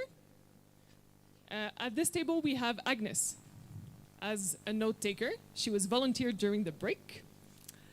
And you will be discussing the thematic support that the project is providing. So if, for instance, you're working on food security, thematic support on food security. If you're working on SGBV, possibly thematic support on legal assistance, for instance. So this will be your table, Agnes. And a chair will free up soon because all those people, some of them will move to another table. So it's coming. And finally, my last table, coming here, is going to be sustainability and resource mobilization. And your facilitator is Grace. Yes. So as facilitators, your role is to take notes of the discussion. And when you have a new group coming to your table, you briefly summarize what has been discussed before. Anyways, they can see it on the flip chart. Hopefully you have written in a way that is legible. And off you go, the next group will discuss. Once we arrive at the end of the 7 minutes, I will come back to the mic and say, pivot, it is time to move to the next table, okay? Who is there with you? Communications? Anne from Crown Trust, who will be coming very soon. Yes, there she comes. Uh-huh. Does every table have a facilitator, a note taker?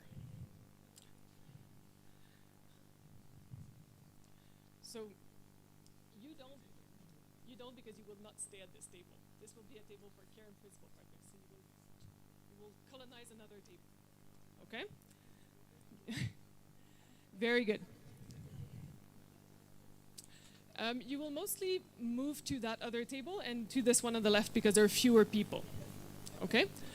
In the meantime, just a minute. Just a minute. In the meantime, if the principal partners and care could move towards the back, because we will be taking those tables in the back for the 4 groups of the principal partners and care.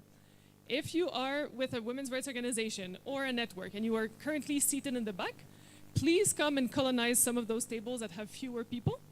Invite yourselves kindly and sit down with the people over there, okay? We will be moving clockwise and I will be there to guide you whenever it is time to move, okay? Je vais expliquer sans micro pour les autres. Ça fait partie de... Oui. Ouais. À condition qu'il y ait un marqueur. Oui, j'ai un marqueur en haut.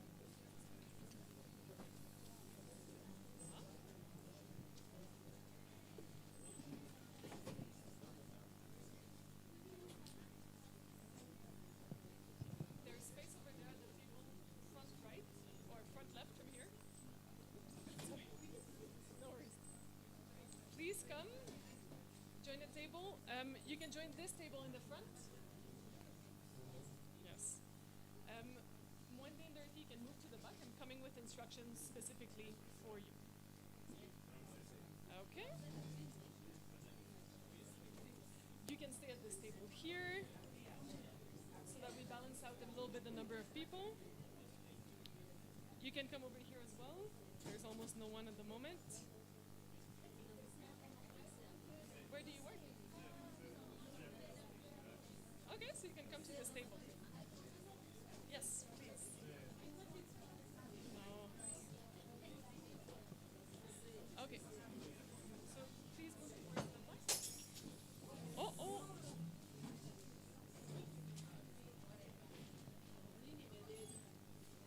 Okay.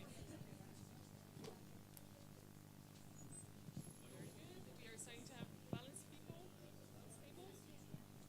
Okay.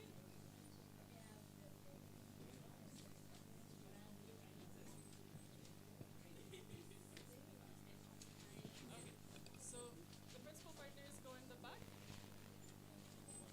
and the WROs in the front. We will start in just a minute. I'm making sure that everyone is in the right places. Okay. Do we have all the WROs and the networks here at those 8 tables? Yes? Do we have confirmation? Okay. Everyone back there who is seated in the exhibition areas from the principal partners? Is that correct? I will go and check quickly. Okay. So your first assignment is to discuss the topic that you have in front of you. For each topic, the question is, what should the project continue, stop, or start? And the project means, for instance, your interactions with the 4 principal partners, with CARE. So that can mean the capacity building where you're receiving from CREW, from Uriah Trust, your interactions with Crown Trust. It can mean even UAF Africa, for instance. It can mean CARE. Like, what should we be doing the same or differently is effectively the questions that we are asking you. I'm starting the timer. Oh, yes, there's a table there where we have many people. We have very few over here, very few over there. Please spread out because we want everyone to have a chance to speak. Yeah, Elizabeth, you have too many people at your table. And same for Anne over there. Please send some people over.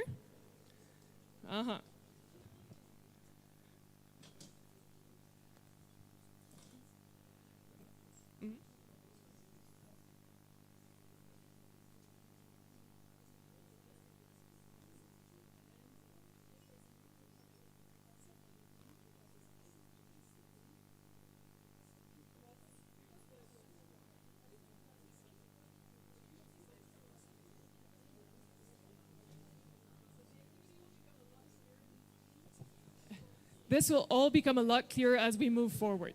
Okay? New participant, please come here at this table here. Yes. You can bring a chair or pick one over there. Okay, very good. So we are starting now with the first topic. I'm putting a timer for 7 minutes, and I will keep you posted. If you have questions, please raise your hand.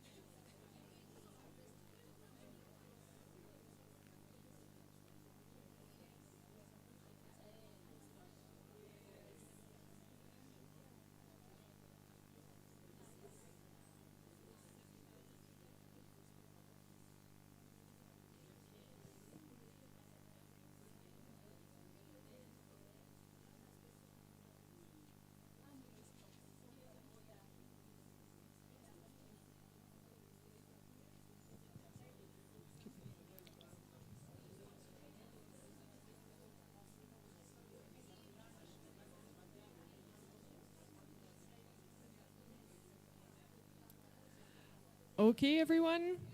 So the WROs and the networks, it is about time to rotate, okay? I will tell you in which direction to rotate. The facilitator stays at the table, okay? So the rotation now, everyone please listen up. We will need to do that 8 times, please.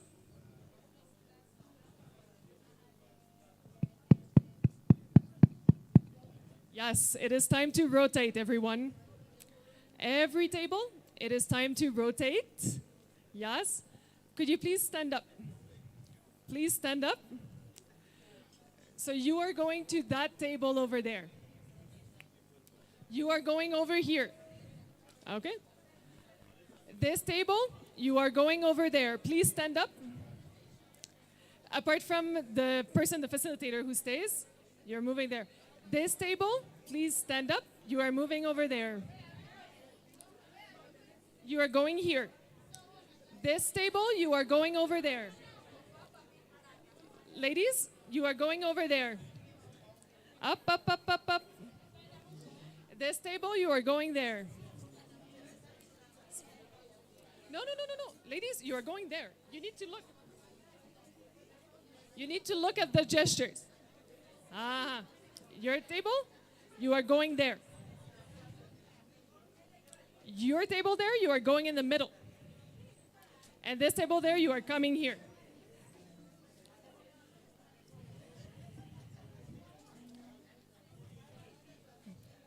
So this is simile clockwise. The facilitators summarize what has been discussed, and we start over. And I'm starting the timer for 7 minutes.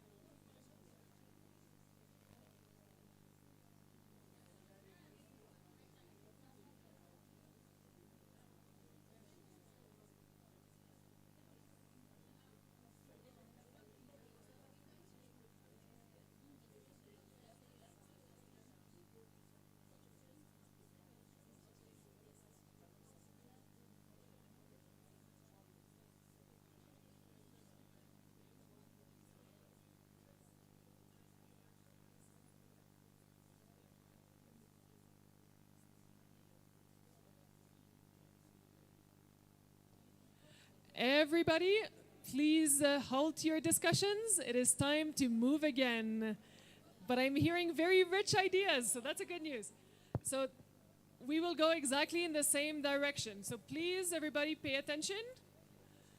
So the group over there doesn't seem to be listening, but I'm starting with you. Elizabeth, your group is first. You are moving here, okay? Your group here, you are still talking, but it is time to move. You are moving there in the middle. These group here in the middle, you're moving there. And after that, you just go in the circle, okay? So you are going over there, apart from the facilitator, of course. This group, you're moving in the middle. This group in the middle is going towards the right.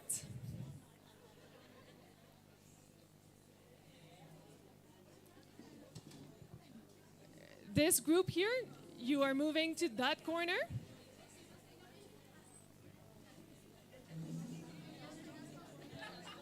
This group here, you are moving to that table.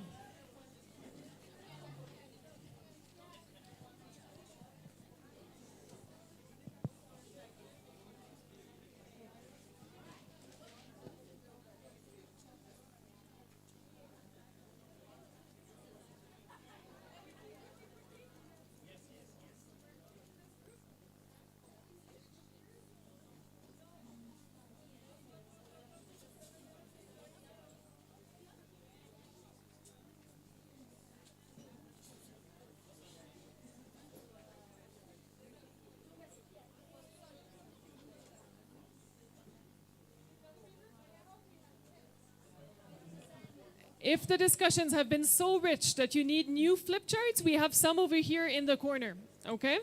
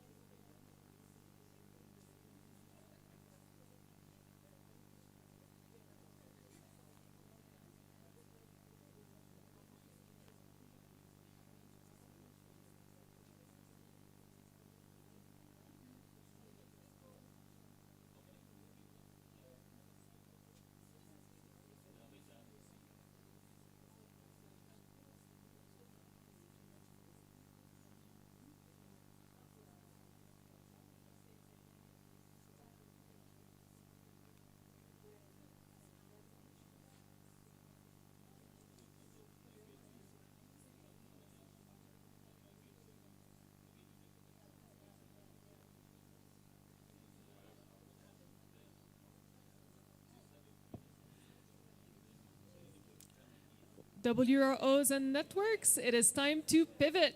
You are going to the next table. So again, if you are in the front row here, you are going this way. You are going towards the back there, and in the corner, you come here. This group, please stand up. It is time to move. We need to work on synthesis. You're coming this way. This group, please stand up. Stand up, stand up, stand up, stand up.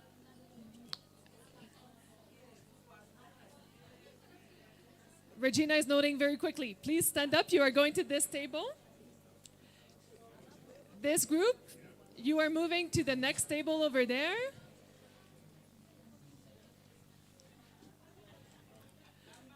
Our next group over here, you are going towards the back.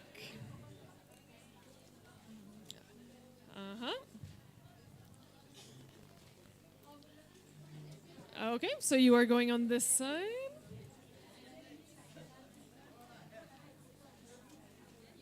Okay, capacity building on finance, you are moving that way. Please stand up. Up, up, up, up, up.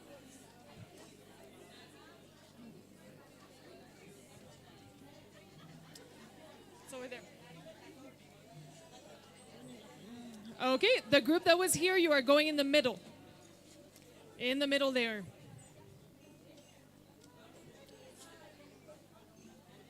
Oh, no, group here, please come back.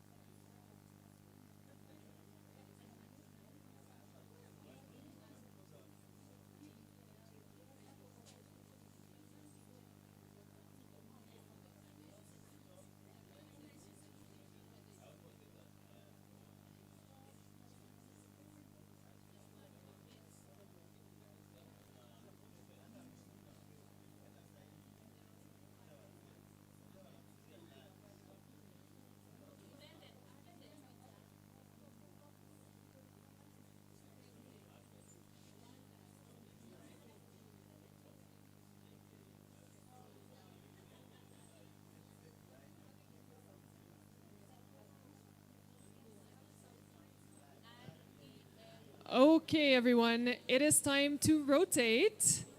Please pay close attention to where you need to go, okay? This group over here, hello, hello, please stand up. This group, you are going to the middle. Okay? This group over here, please stand up. Stand up, everyone. You are going to the corner there. Your group over there, please stand up. You are going here.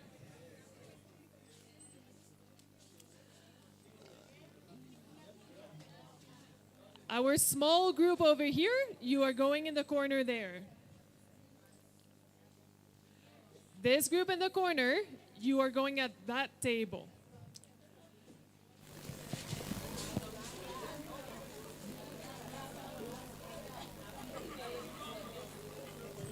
Your group here.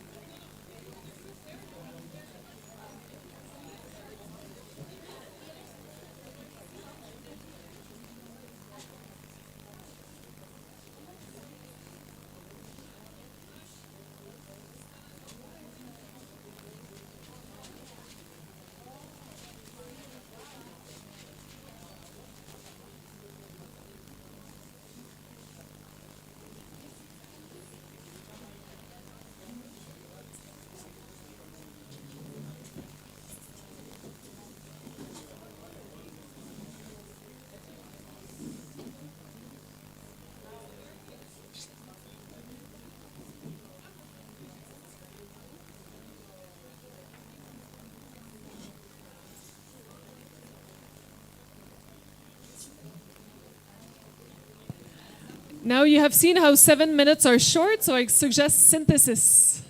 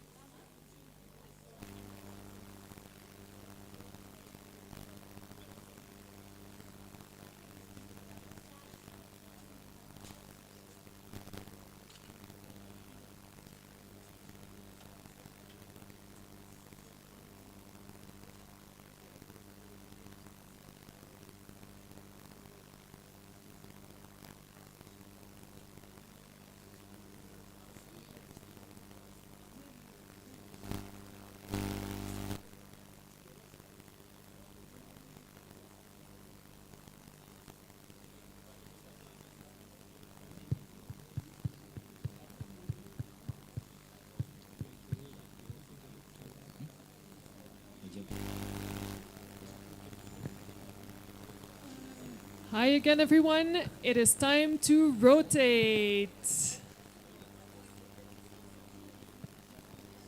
If you think that time is too short, I encourage you to be brief in the synthesis of what has been said. So, this group, please stand up. It is time. You are going over there. This group, please stand up. You are going there in the middle. This group here, please stand up. You are going in that corner. This group over there, you're already standing up. Keep it up, keep it up.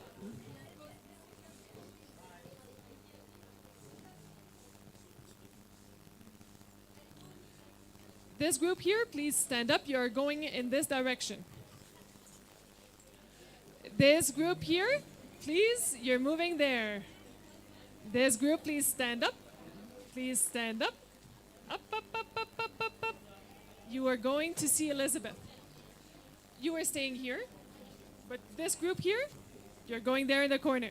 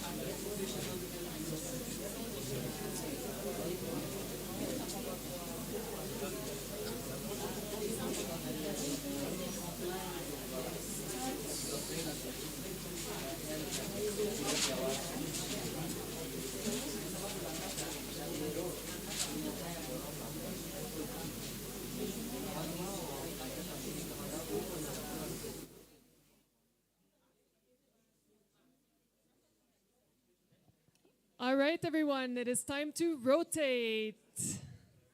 Please stand up.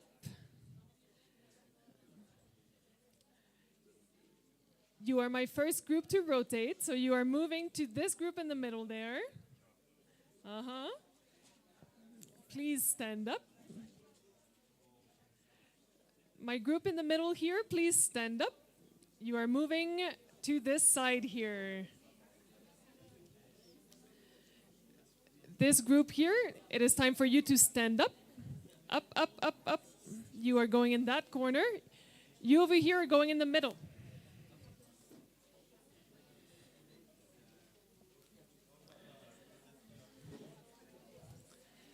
The group here, hello, hello. It is time for you to stand up. Up, up, up, up. And you are moving to this side. You ladies are going here. And you here, please stand up. You are going to that corner. It is always the same amount of minutes, but the more time you spend recapping what has been said, the less time you have to discuss.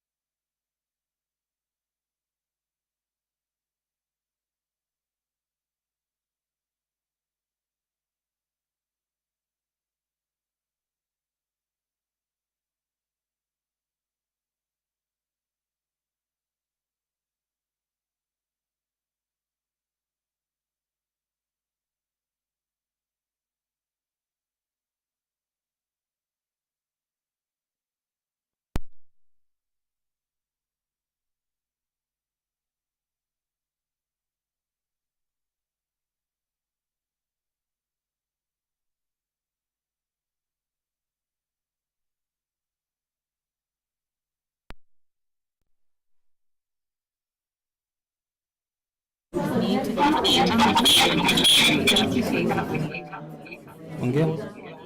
Check, check, check, check, check, check. Hata nikiongeza volume hadi hiyo hisa hakuna. Ongeza. Ongeza. Hii ndio volume. Hii ndio. Umesikia? Sasa usiache ndio kutu. Umesikia?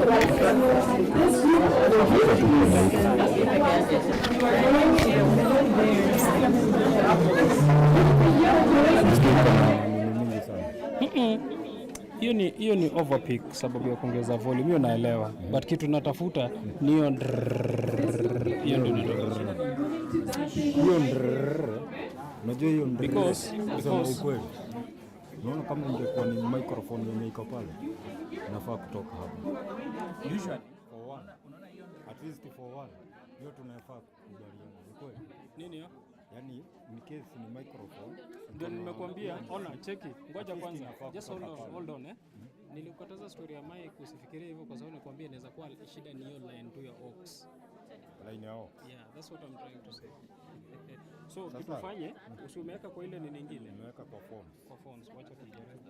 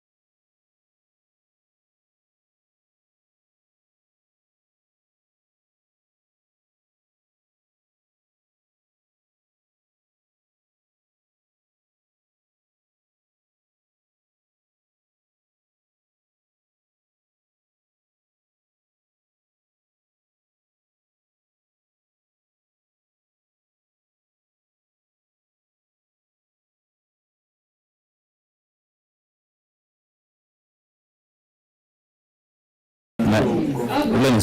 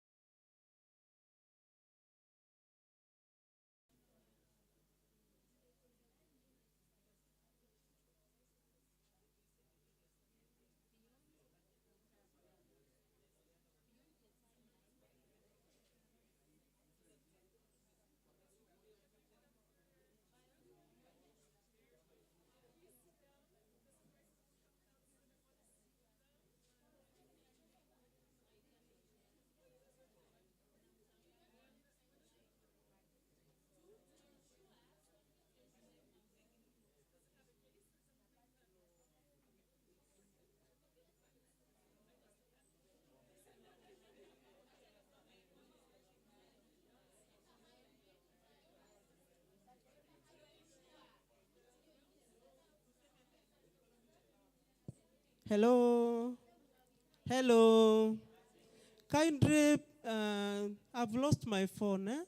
So anybody who could have picked it by a mistake, please kindly bring it back to me. It's an Infinix. Kindly. It was on this table, please. Yeah. 0721.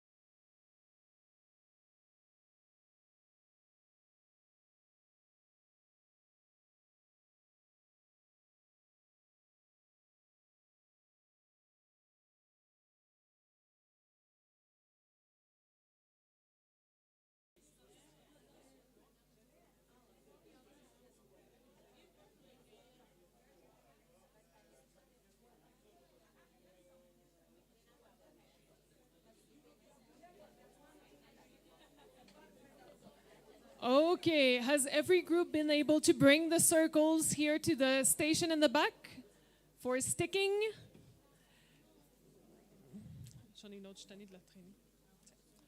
Okay, another group here. We have sticky tape there with Elizabeth. Another group here in the middle that is coming. Please do proceed. Any other group that still has the 3 priorities? Ooh, you okay?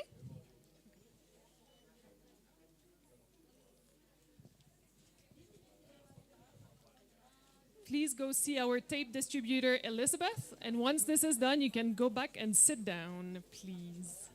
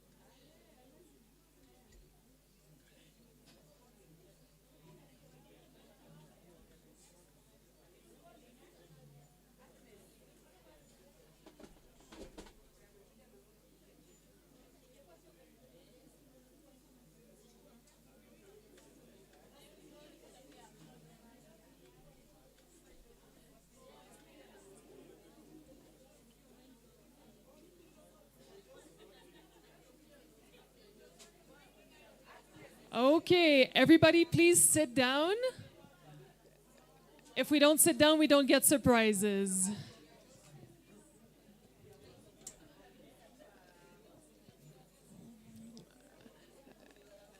Kindly, everyone, please sit down.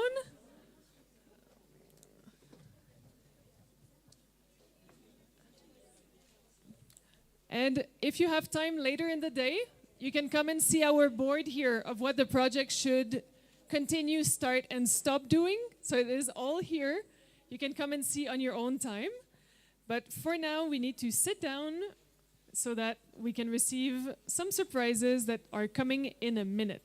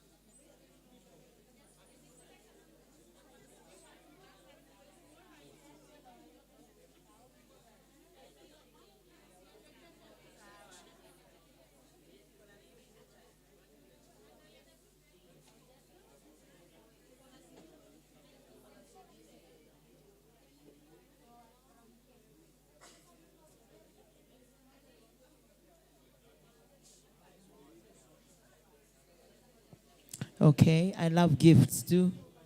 Please make sure that you take selfies with those gifts that you've received today. And tags as well, please. Huh? Yeah, I love it. I love the mood in here. Okay, right about now, we're about to go to lunch. We're about to go to lunch. Did we enjoy this afternoon's session? Did we enjoy it?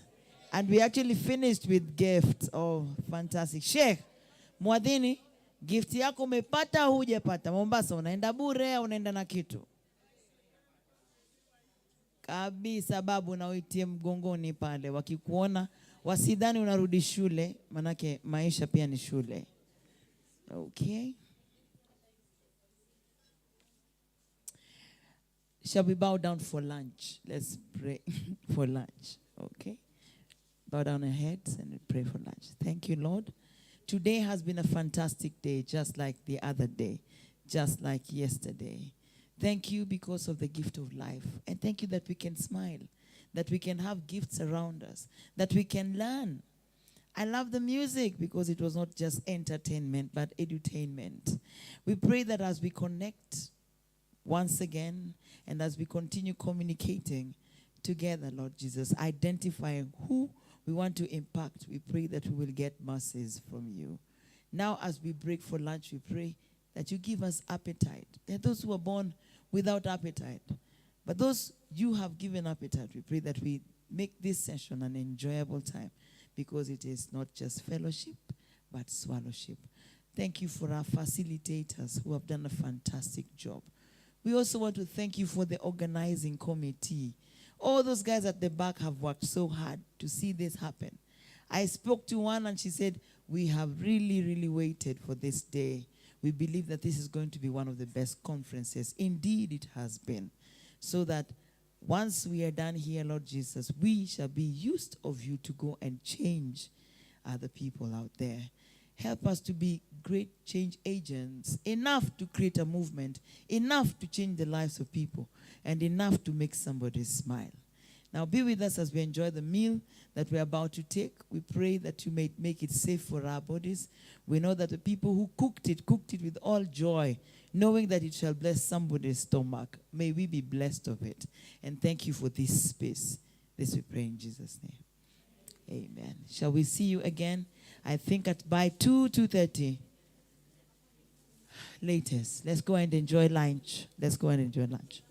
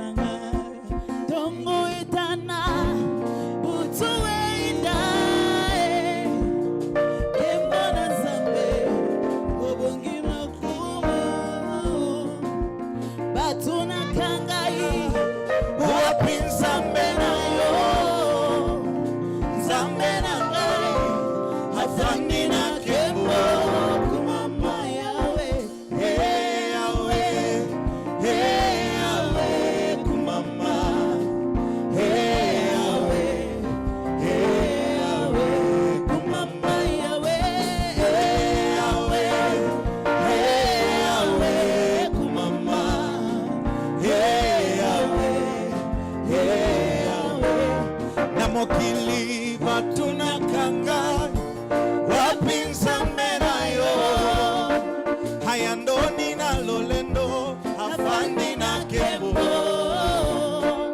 engambe mobali nzambe yazonga kasima te tika na ndetola yo makasi nanga ekumama yawe kumama yawe kumama yawe kumama yawe Ati asubuhi imepita, usiku umeingia, utukufu wa Bwana unatawala dunia. Waniuliza wapi Mungu wako?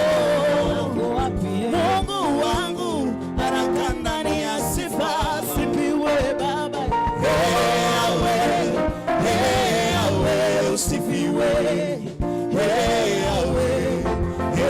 Yahweh, usifiwe Baba. Yahweh, usifiwe.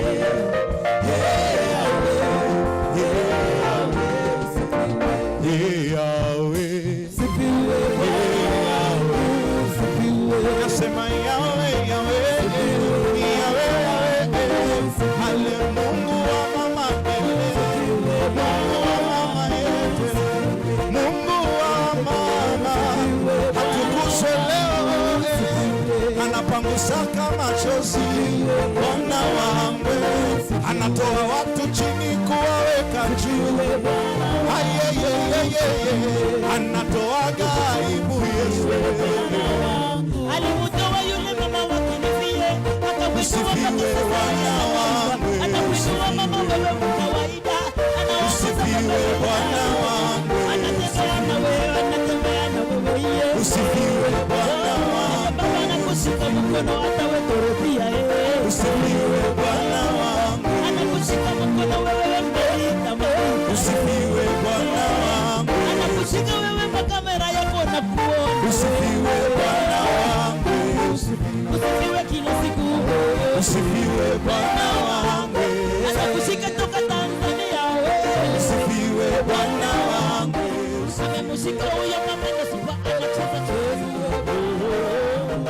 anamushika yule mama ndio sababu anasifiwe Bwana wangu, anamushika na kila siku anatembea Bwana wangu, usifuruke na mbele na kuna kiseveri, usifiwe Bwana wangu, usifuruke ukijua Mungu atakuinua, usifiwe Bwana wangu, anawashika kila mtu hapo wangu, usifiwe Bwana wangu,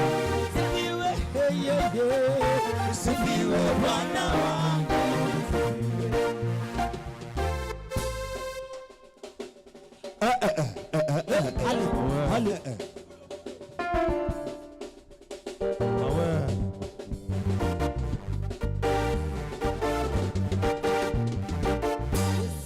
Seigneur, restine-moi, il m'a ouais pour l'amour, c'est l'amour de mon Père, il m'a ouais pour il m'a ouais pour envoyer les opprimés, et délivrer tous les captifs. Bongangana Nzambe, bongangana Nzambe, bongangana Nzambe, bonganga iye, bongangana Nzambe, bongangana Nzambe, iye, bongangana Nzambe, bonganga iye, bongangana Nzambe, bongangana Nzambe, iye, bongangana Nzambe, bonganga iye, bongangana Nzambe, iye, bongangana Nzambe, iye, bongangana Nzambe, bongangana Nzambe, bongangana Nzambe, bongangana Nzambe, bongangana Nzambe, bongangana Nzambe, bongangana Nzambe, bongangana Nzambe, bongangana Nzambe, bongangana Nzambe, atika kibwato atamboli na maye bonganga na nzambe bonganga atamboli na maye bonganga bonganga na nzambe bonganga na nzambe bonganga na nzambe bonganga na nzambe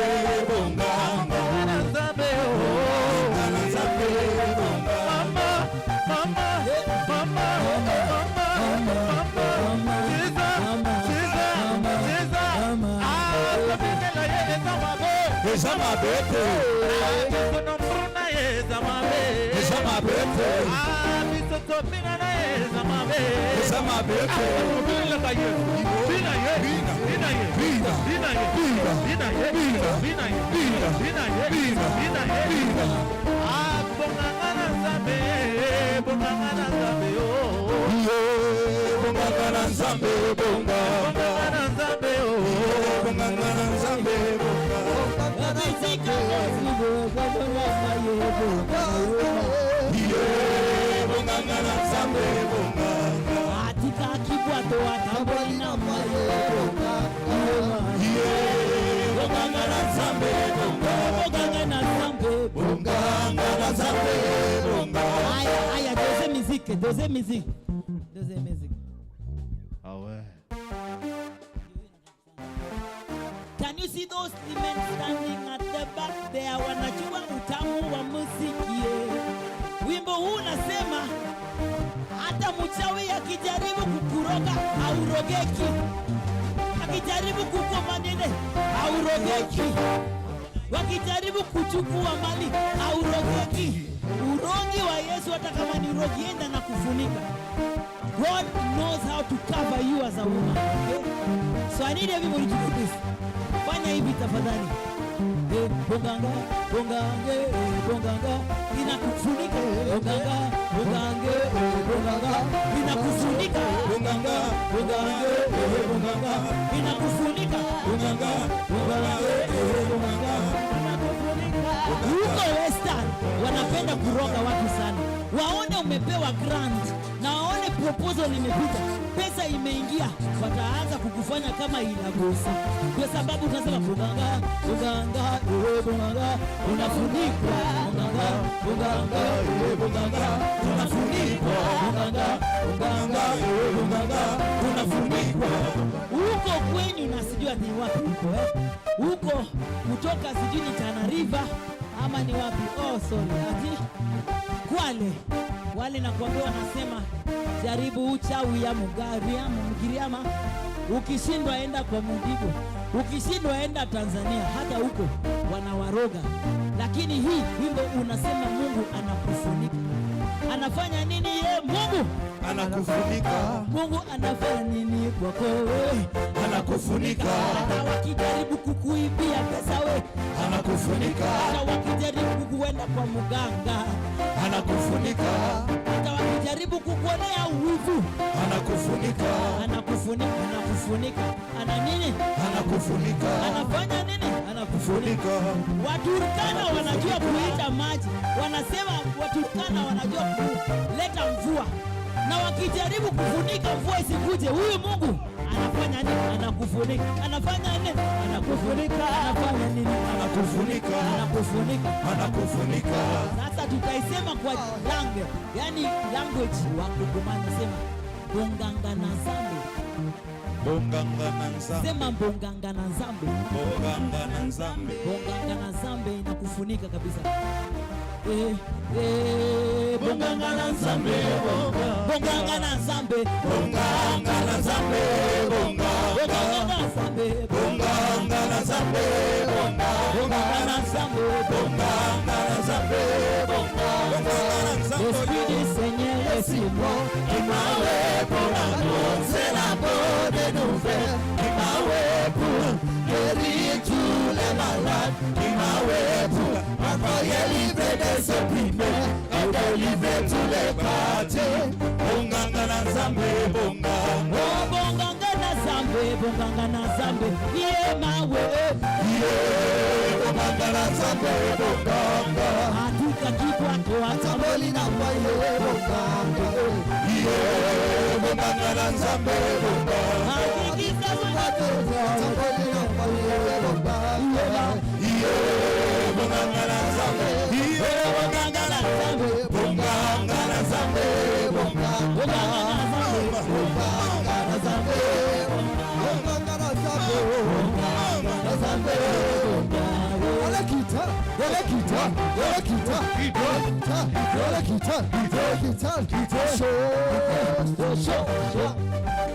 Aya sasa, tembea tembea, najua tumamaliza leo.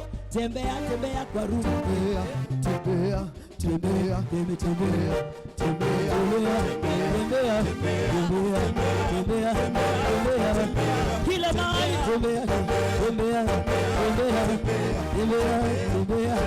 tembea tembea kila mahali, tembea tembea tembea kila mahali, tembea hata uko nyuma, tembea tembea ukipata mtu tembea, smile na yeye tembea kabisa wewe, ongeza speed kweli kweli, tembea haleluya haleluya, kila mahali kila mahali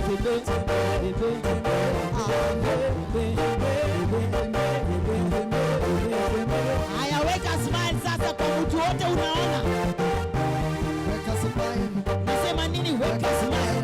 Weka nini? Weka smile. Weka nini? Weka smile. Tuone Mwanya. Weka smile. Tuone Kadimbo. Weka smile. Tuone Saraha. Weka smile. Weka smile. Weka smile. Tuone hizo meno. Weka smile. Weka smile. Weka smile. Weka smile.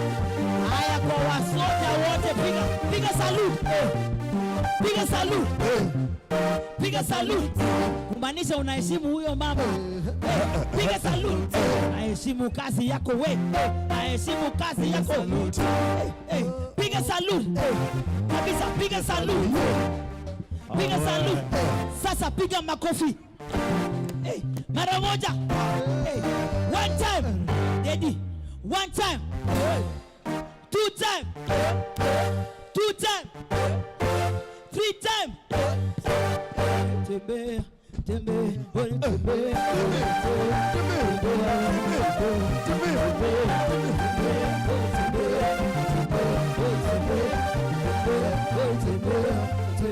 one time, two time, two time, three time. Tembea, oh tembea, tembea, tembea, tembea, tembea, tembea, tembea, tembea, two time, two time, three time. Oh tembea, tembea,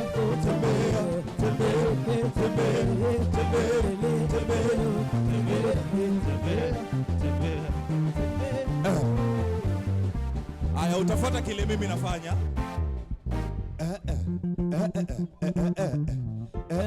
You follow what I'm doing, eh? Yeah. Halle benediction to the left. You go to the left one time. Benediction to the left. Halle benediction to the left. To the left. Benediction to the right. To the right. Benediction to the front. To the back. Benediction to the left. To the left 2 times. To the left 3 times. To the left 5 times. Dansi hapo. Dance. Dance. Dance. Dance. Dance. Dance. Benediction to the left. To the right. To the right 10 times. 1, 2, 3, 4, 5, 6, 7, 8, 9, 10. Dansi hapo. Alle dance, a dance. Alle dance, a dance. Alle dance, a dance. Alle dance, a dance. Alle benediction to the front, to the back, to the front, to the back, to the front, to the back, to the front, to the back, to the front, to the back, to the front. Alle benediction upwards. You jump. Alle benediction upwards. Upwards. Upwards. Upwards 10 times. 4, 5, 6, 7, 8, 9, 10.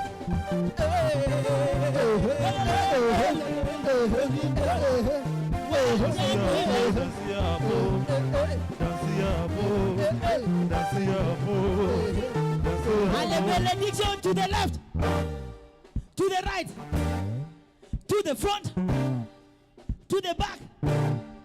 Jump up. Thank you very much. A round of applause for you guys. Thank you very much. You can find your seat. We'll give. Very good. Find your seat.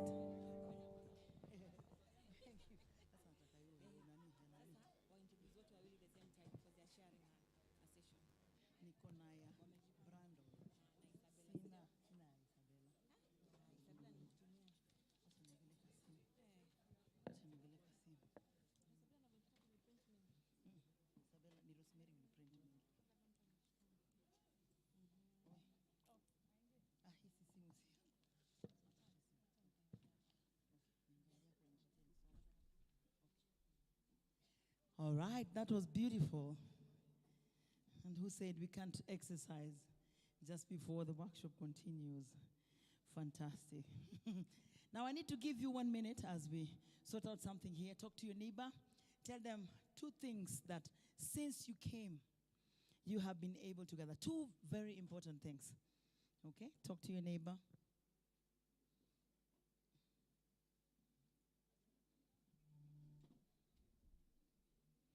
I see in America when you get a chance like that, you quickly rush for it. So let's talk.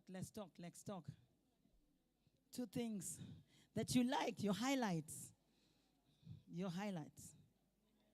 It could be that receptionist who, when you came here, received you very well. It could be Zili, who has been smiling to you or actually telling you that you need to check out. Yeah, what's been your highlight? 2 highlights.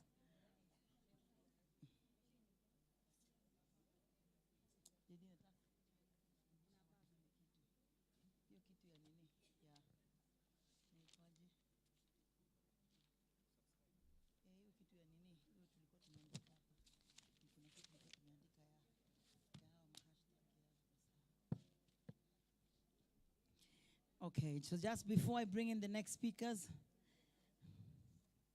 what has been our hashtag, if you can remember? What's been our hashtag? What have you been tweeting? Yes? Thank you very much. What's another hashtag? We had 3. Yes? What's our other hashtag? WROs Festival. Thank you. One more hashtag. Stand up and speak up, please. What's been our hashtag? Yeah, there are people who don't like taking photos and selfies. This is the digital era. So let's do one more selfie just before we leave, because ideally, you've been here feeding, smiling, laughing. You definitely look different. So let's take the last one and then post it. I think we want to see who's going to tweet the most again today. So let's take a photo. Tafadhali. I want to see people standing in, taking videos, taking... yes, let me see that. Yes, thank you. All right, good job. Good job, yes. All right, if you're done, let me see your hand up and say, I'm done. Okay. After this, I know you'll want to connect with us and see how to get me. Let me start with myself. Finding me, go to YouTube, Helen Mtawali. You'll find my music there. You also go to Facebook. I have 2 music schools. Talanta Ajira with a double I, and Helen Akoth Mtawali. As my profile, Helen Mtawali. As my page, Africa Online Vocalists. This is the school that I have that trains from 4-year-olds all the way to infinity, okay? If you think you want to learn how to sing, talk to me. Jose J, you get to Jose J, Jose G, Josejay, that's his YouTube channel. V, the one is the one who has been telling you to Benedict, yeah?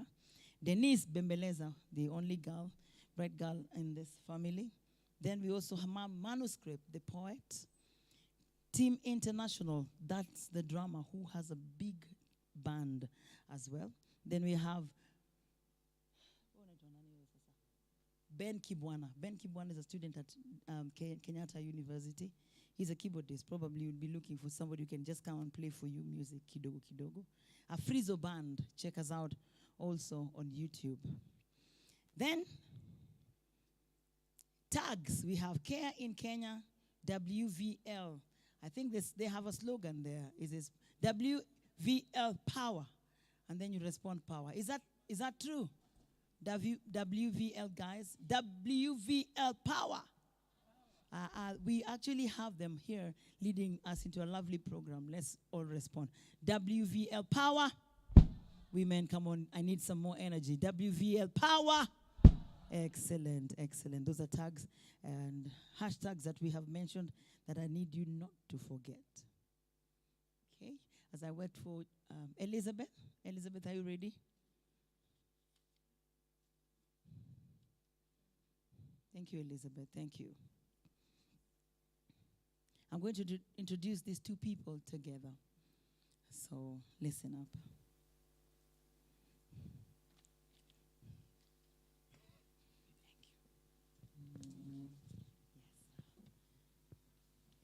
I want you to give a round of applause to Elizabeth. She's worked so hard to be everything. Thank you, Elizabeth, for being very handy. All right. The theme for our 2 days here has been, who knows the theme? Yes, what's our theme? Hey, they don't know the theme. Yeah? Somebody say it.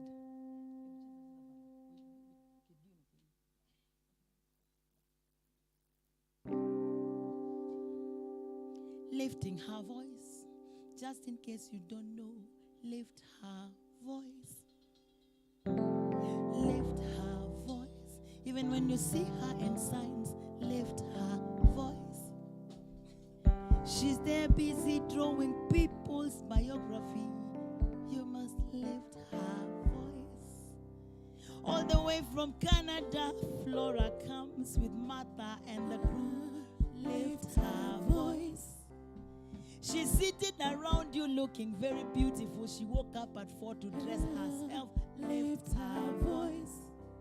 She's coming from Kilifi, mahali wanawake na watoto wanawekwa sawa. But you must lift her voice. You've seen her running around with the camera like a man, carrying this heavy gadget. You must lift her voice. Majesty, majesty, majesty comes from a place where many women would be marginalized. Lift her voice. Alidance jana mpaka nikaona mwili karibu yanguke, lakini when you see her majesty, lift her voice. You've seen her coming from Tharaka Nithi, Moranga and Nyeri and everywhere. You must lift her voice. She takes time to make her hair, takes time to look nice, and takes time to stand on heels. You lift her voice. Hata kama likupikia githeri Monday, Tuesday, Wednesday, Friday, Sunday, you must remember to lift her voice. When she carries this bag that you have given her, and the bag is labeled, lift her voice. Jamani, ukitoka hapa usijaribu kusahau kwamba theme yetu ya siku mbili ni lift her voice. Nywele ya purple, nywele ya maroon, nywele ya orange, bado ni mama. Lift her voice. Anaweza kuwa na nywele ndefu rafu ya supermarket bado ameinunua na do yake. Please remember to lift her voice. Anaweza kuwa amejifunga vitambaa lakini sura na meno inatoka ako na mwanya. You lift her voice. Come on, remember to remember. Akiwa na nywele aili saa zingine namzuia kulala. You must lift her voice. Ni ngumu sana bakati akigeuka unasikia don't touch. But you remember to lift her voice. Usimdharau mwanamke hata kama wewe ni mfupi au mrefu au mnono au mweusi. Lift her voice. By the time we're done, by the time we go home, remember that you must always lift her voice. Thank you very much. I don't know whether you'll forget that. Clap for yourselves. You helped me to write this song. Beautiful. Apart from that, we said that you come here to learn, to be taught, and to grow. I have realized that women here are very, very intelligent. Very, very smart. There's a lot of information that has gone through here today and yesterday. But these women are willing to learn. They are willing to be taught. If you have a teachable spirit, what else would you want in this world? So we're looking forward to see growth in your organizations. Not just physical growth, but also financially. Resource mobilizers spent a lot of time with us, reminding us how to write the right proposals so that we can grow and become not just small organizations, but grow. Learn, teach, grow. Tell your neighbor now, learn, teach, grow. Mwambie asikie tena, learn, teach, grow. Thank you very much. So by now, I believe that we have holy anger. When we leave this place, a lot will happen. Isabella Mwangi is a lawyer with over 7 years of experience in the human rights sector, more specifically on children and women's rights. She is passionate about the law and how law and policy can be used as tools for sustainable development and specifically achieving gender equality. Isabella has extensive experience in advocating for rights of women and girls for grassroots levels, specifically on matters sex and gender-based violence.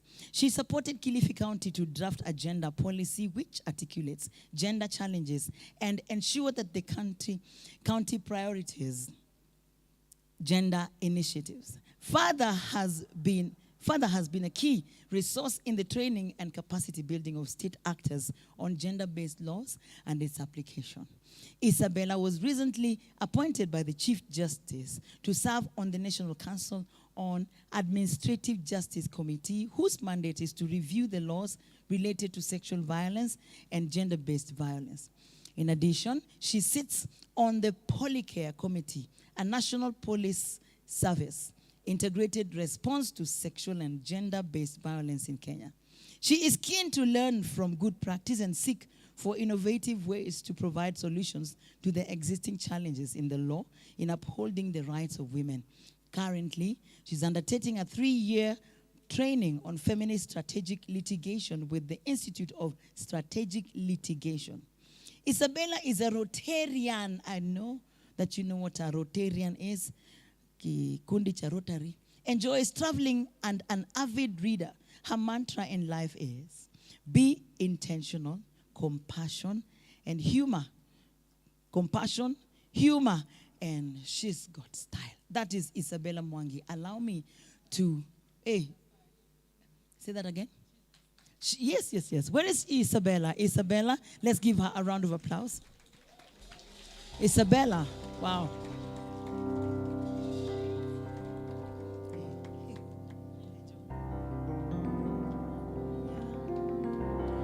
Fantastic. Yeah, that's a big package we have amidst us. Isabella, thank you. Feel free to ask us to do anything you want us to do. The next person I'm introducing is none other than Brandon Kiprui Chebiego. He is an advocate, holder of a Bachelor of Laws degree and postgraduate diploma from School of Law. He's an active member of Law Society of Kenya and East Africa Law Society. He is the current manager partner of Chebiego and Associates Advocates with over 5 years experience in various areas of law ranging from litigation, corporate law, mediation, family law, legal training and auditing, among others. He is a champion of equality to justice, more so to those vulnerable in society. He offers pro bono legal, I'll repeat this. He offers pro bono legal services for child sexual abuse for 3 organizations, including referrals from Law Society of Kenya and Judiciary.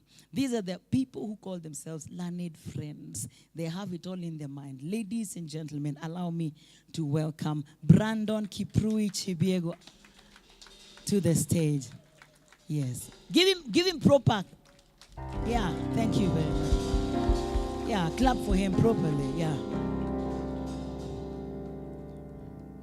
The latest judge or people from where you the law.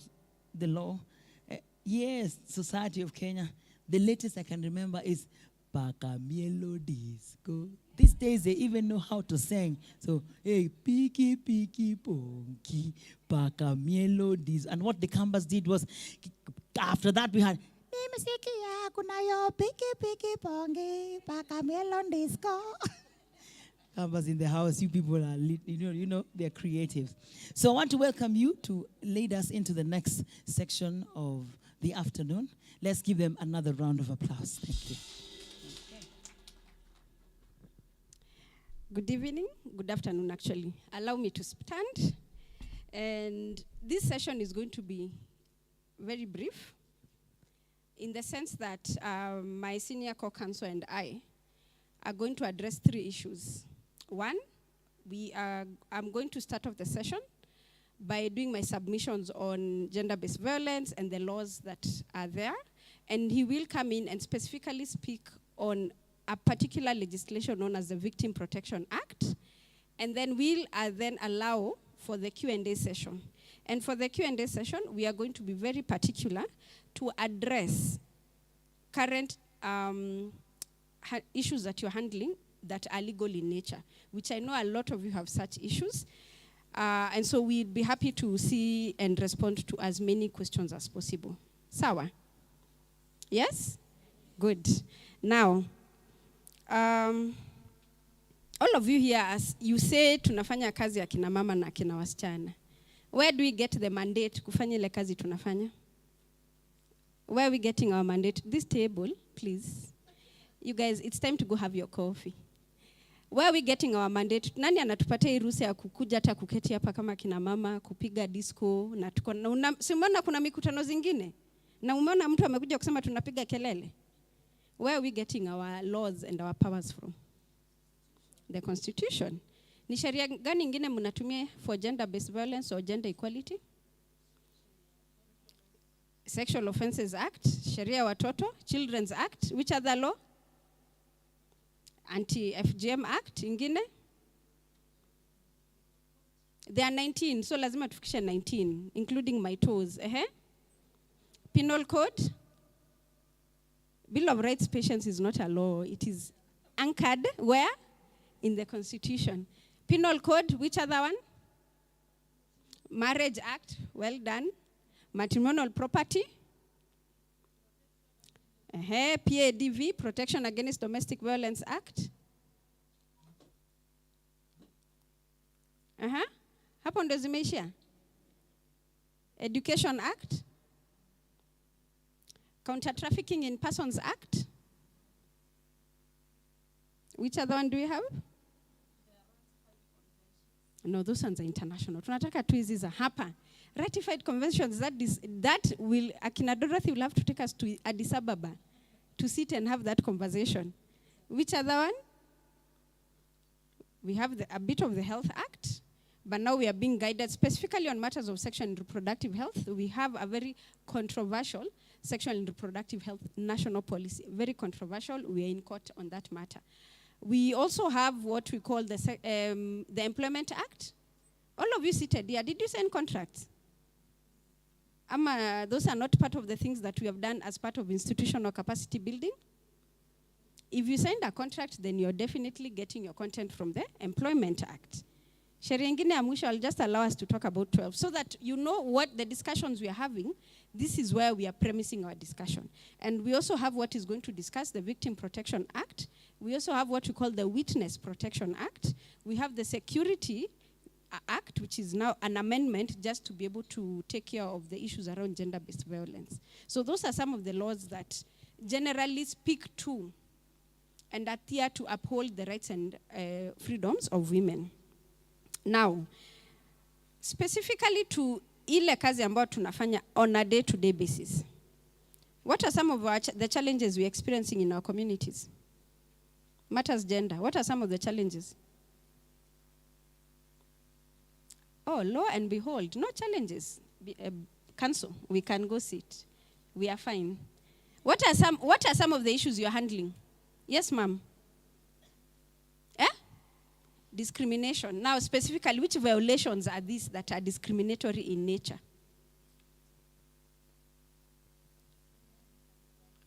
Inheritance. Which services? Kukosa kuuziwa chai asubuhi kweli ni kukosa access. Reproductive health services. What else? Ownership of what? Akao. Property for whom? Because it's definitely not for you. For women. Fantastic. What else? You're disinherited as a daughter or a wife? Or just a woman? Both. Fantastic. You're noting them down, Council. What other issues are we handling at the community? Defilement. Thank you very much. Yes, Mvera? Kangaroo courts. Do we know what are kangaroo courts? Sisi kwa kila mahali. What else?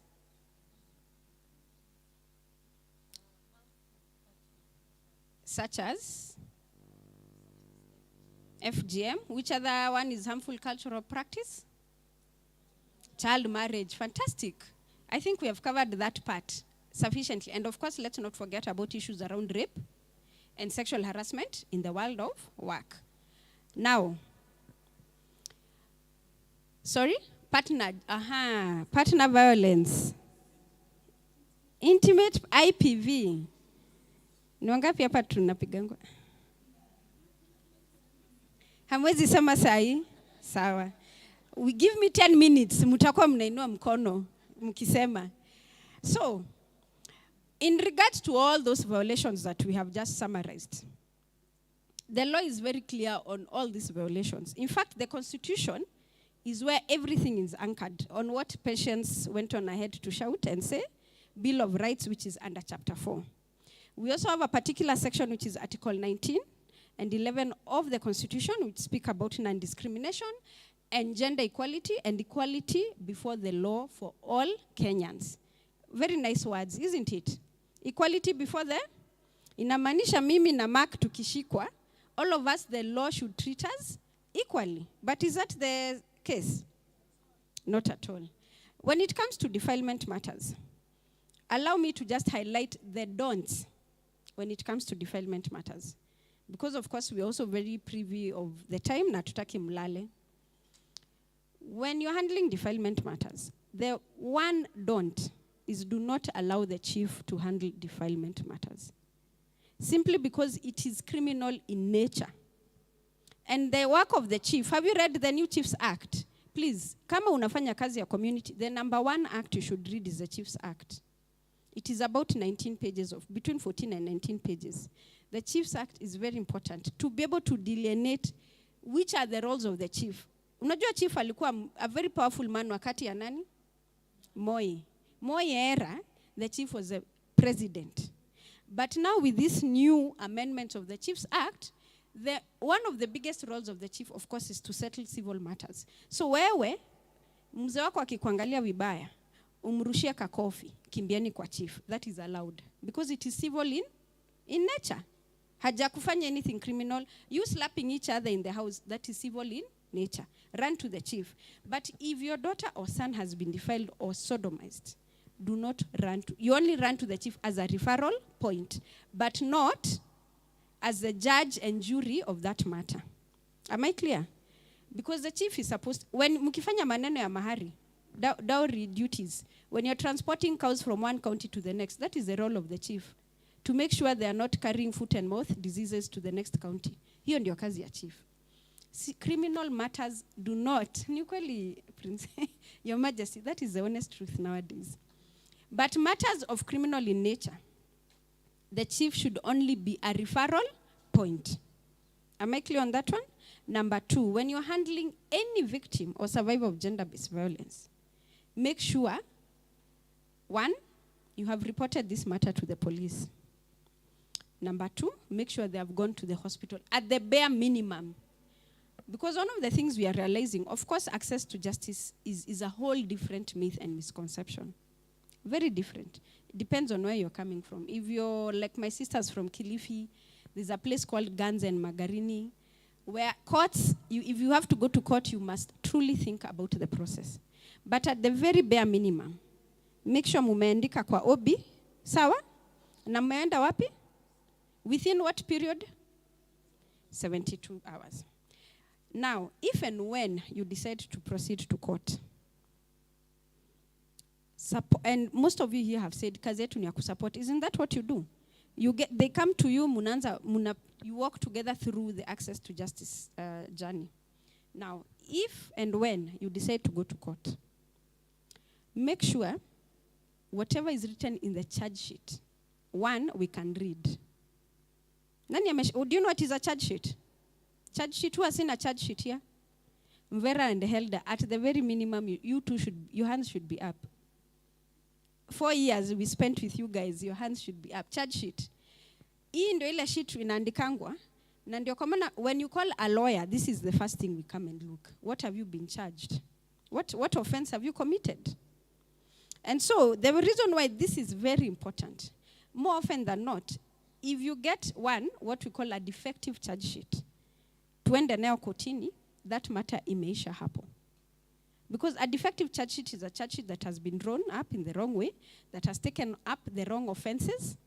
And so when I go to court, and my counsel here, who is defense counsel, stands up and says, but based on the evidence, this is not the charge. That matter is acquitted. It goes. And there is a threshold for when we can remedy a defective, but rarely are we ever given an opportunity to amend a defective charge sheet. And so these are now the incidences mnakujanga mnaanza kusema mawakili wamekula. It's true, we have eaten. Of course, our legal fees is never lax. That is always the first thing. We have eaten, but not eaten your money unnecessarily. And so you as practitioners on the ground, make sure you get someone who will support you in understanding the charge sheet. Because more often, even when you call me and tell me, hey, wakili, hapa, niko na case. The first thing I ask everyone, what is the charges on the charge sheet? Is it defilement? Is it attempted rape? Is it attempted defilement? We always must make sure the charges are correct. Number 2, you must make sure the information or the statement is as per what the child or the person has said. Am I clear on that one? Especially kama you are the first person or respondent to this matter. This family has come to you, Lucy, and they have told you the whole story. When you go to the police station, make sure that is the exact thing you document. Because sometimes you come and give us all this very flowery information. We all cry, we wipe our tears, and then we say, okay, we are going to court. When we get to court, the story changes. Every day. And so you must make sure the client you're willing to support, the statement remains as such. And this is because our law right now, especially on defilement, the threshold for defilement. See, we know what is defilement. And we know what is rape. So let's also be able to distinguish. Let's not be like patience people, the media, who it will be a child and they will still say a child was raped. And we are just like, wow. Wow, just wow. So the reason why we want consistency in the statements, it's because the threshold for children matters is we do not need something called corroboration.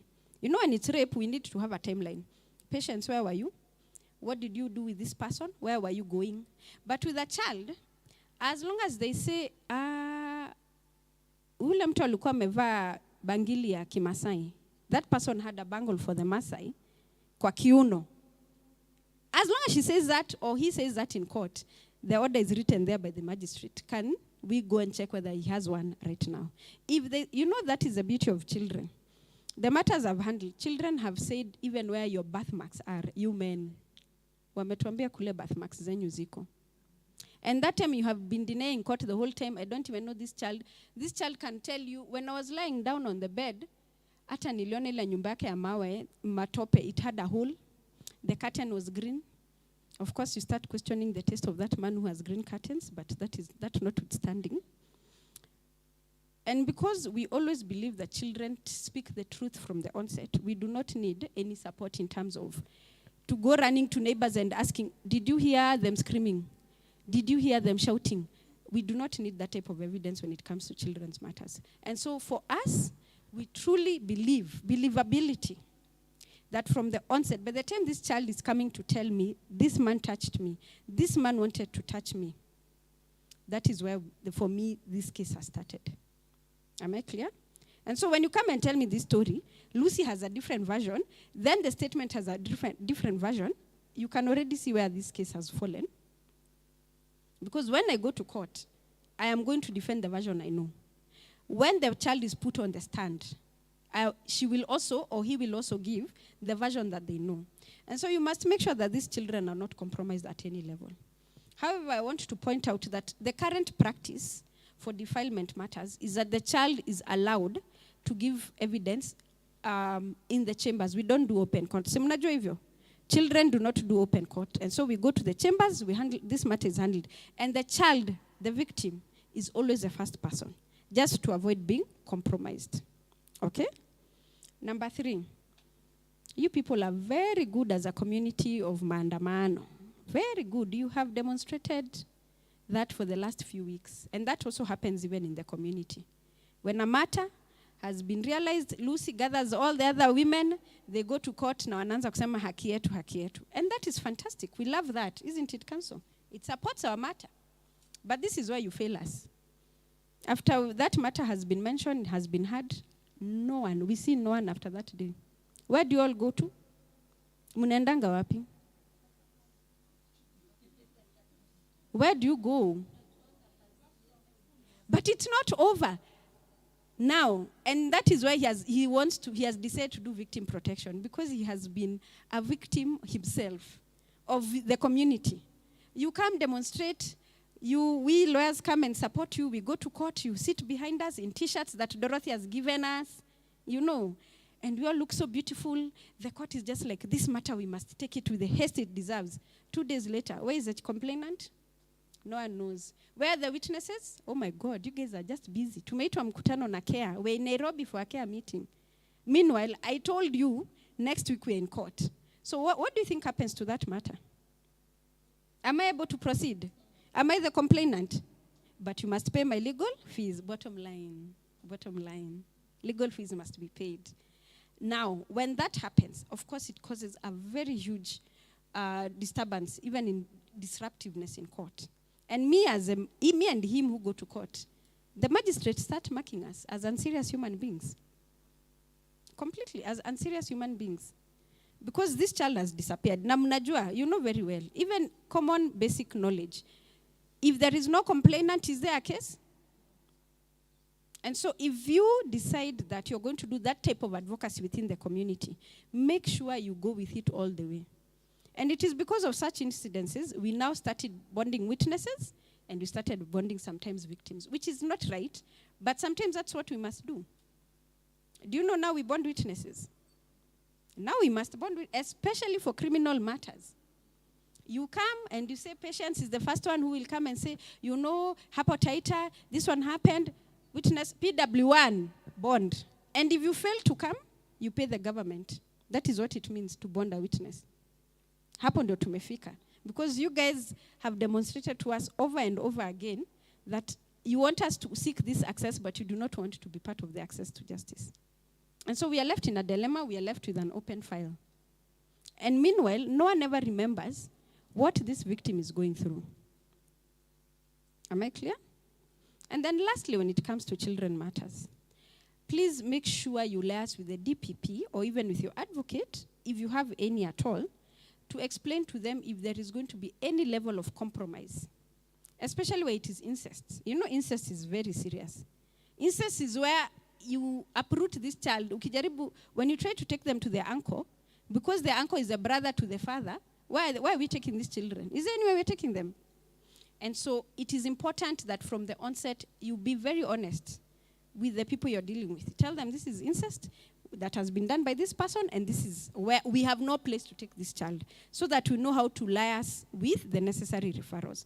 And then lastly, please, as a point of networking, make sure, this one please just write, make sure you know who is in charge of the Department of Children's in your county. How many of us know their departments of children?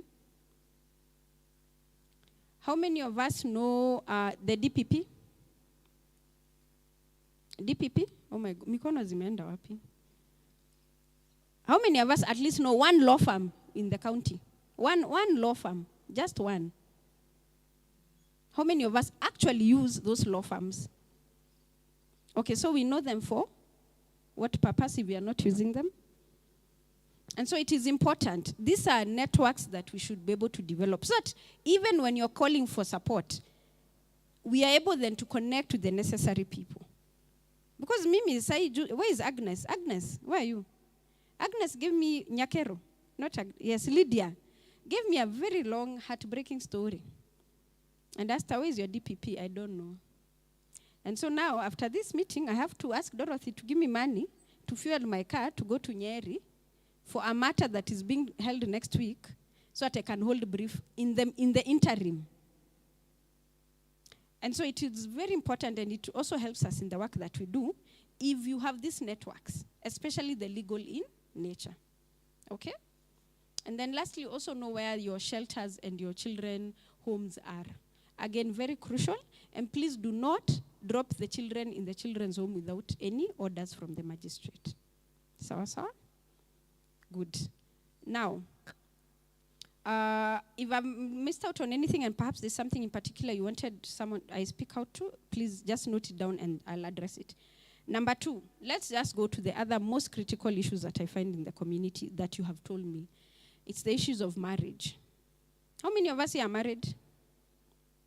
Please do not deny your husbands and wives. Please. No, where are you? No clear. Nudin.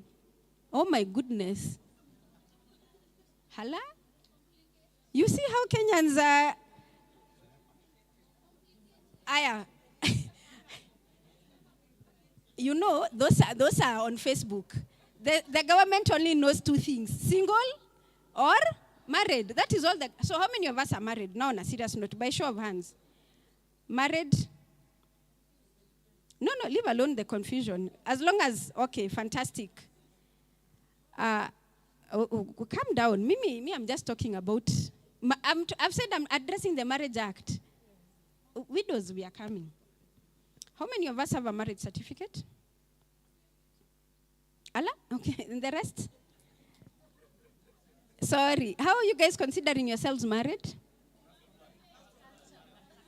Customary. Fantastic. Customary marriage. Now, guys, the people who have certificates, well done. Clap for yourself once. Hizo claps ni nyingi na certificates zilikuwa 4. There were only 4 marriage certificates in this room. Listen, guys. The Marriage Act amended 2014. What's your name? Good sir. The one seated next to one. Wanjohi, where is your marriage certificate? Uko nayo?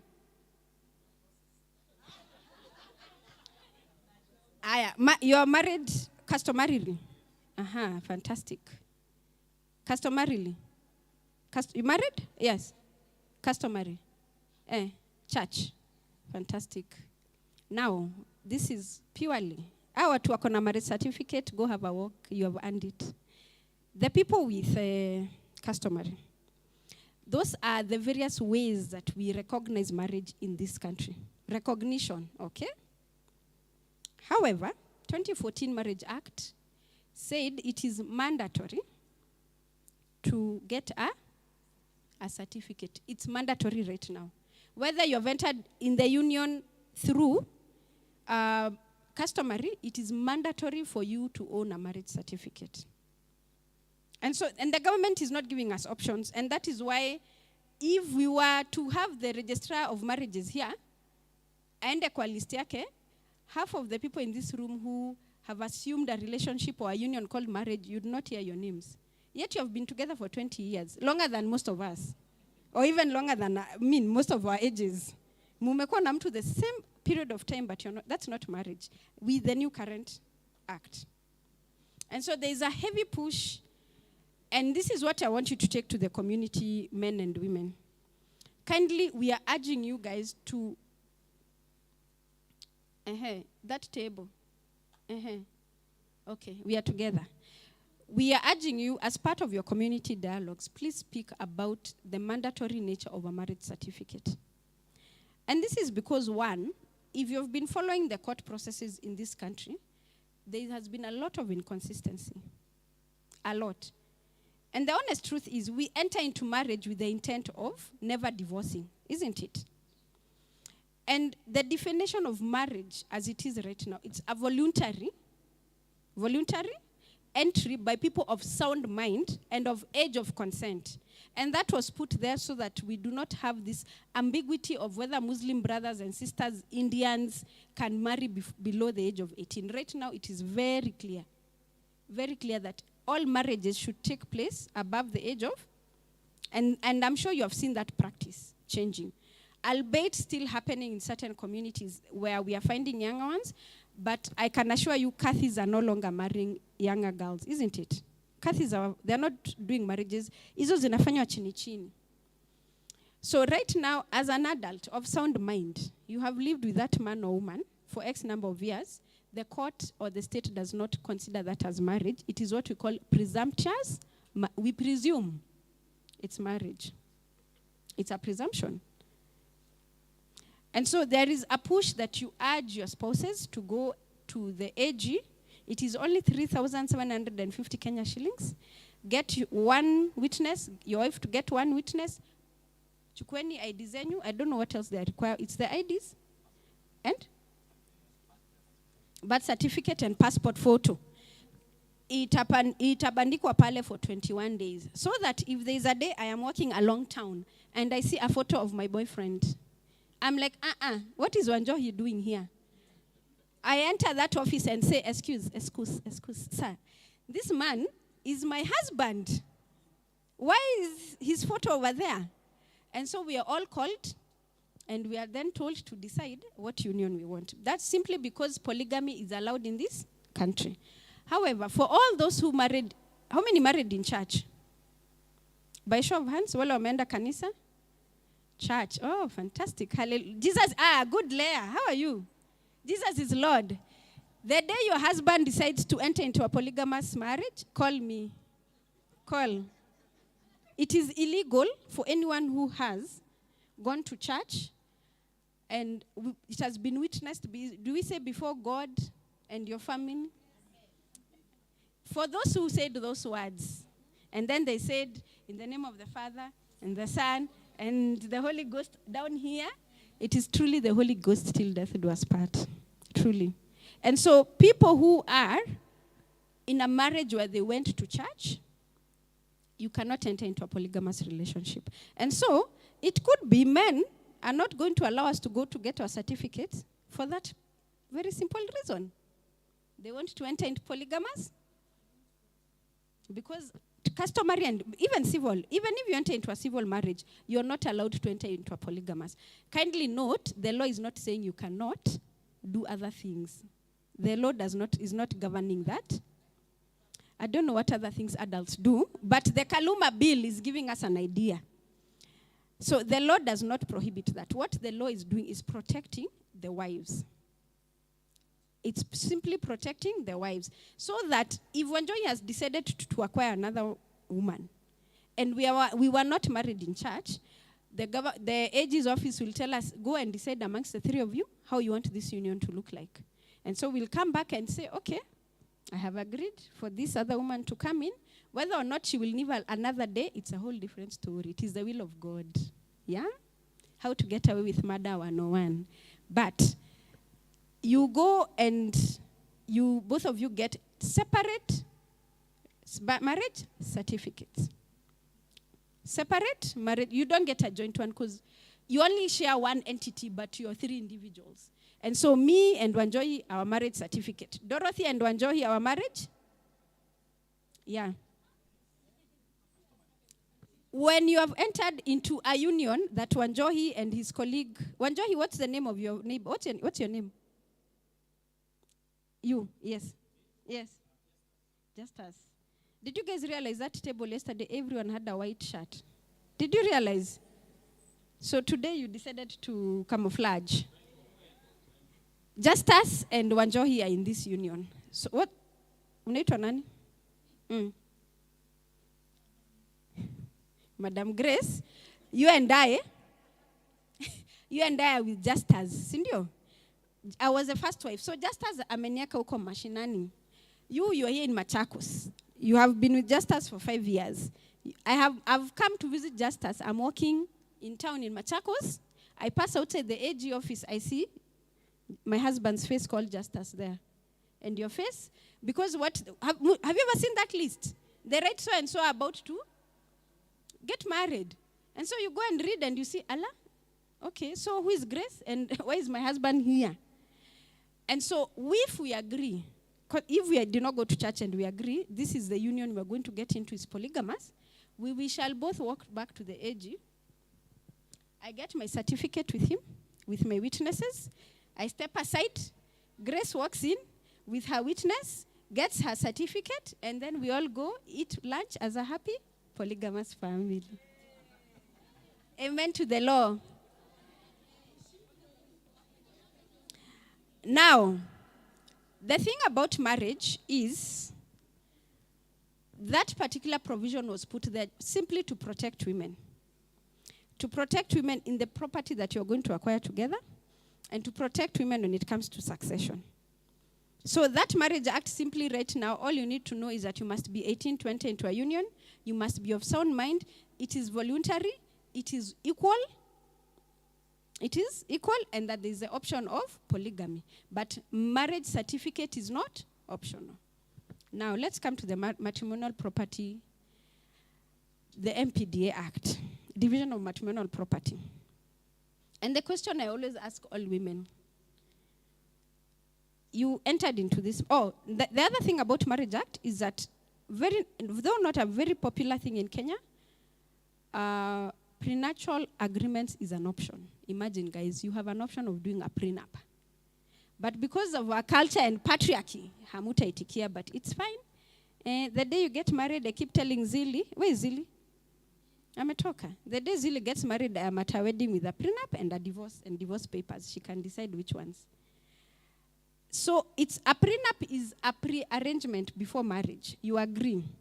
I, Isabel, him, Brandon, we are entering in this marriage with, me and Mekuja with 3 spoons. My earrings are gold. I want a golden ring and that one is mine. Him has come with his BMW, with a shamba. Me have come with a whole organization. And so we decide upon dissolution of marriage. This is what we are going to consider as shared matrimonial property, and this is what I'm sticking with, and this is what he will stick with. Doesn't it sound beautiful? No commotion. Why are you not doing it?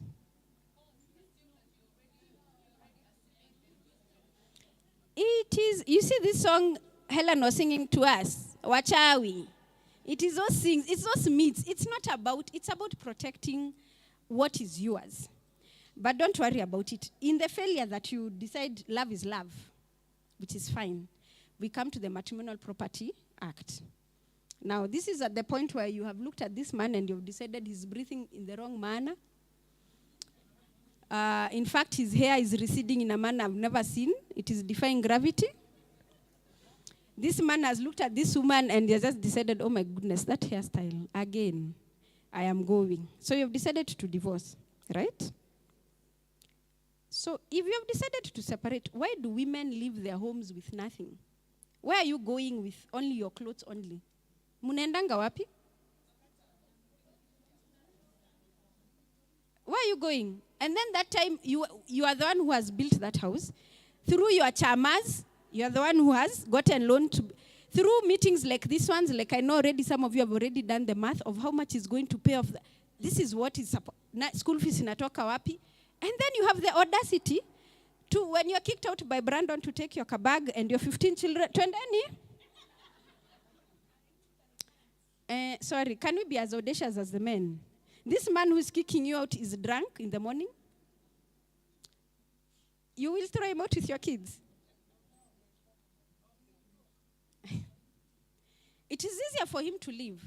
But you see, because of equality before the law, we do not want also men to live alone. And this is now where the Matrimonial Property Act comes to protect both parties. So matrimonial property, by definition, is a property you have acquired within the period you have been together. So if I came prior meeting you, or when we were dating, I acquired land or a vehicle, that is not matrimonial property. Are we together? If you also found him with his property somewhere, that's not matrimonial.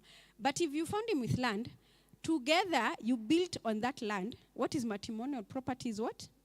The house, not the? Good, correct.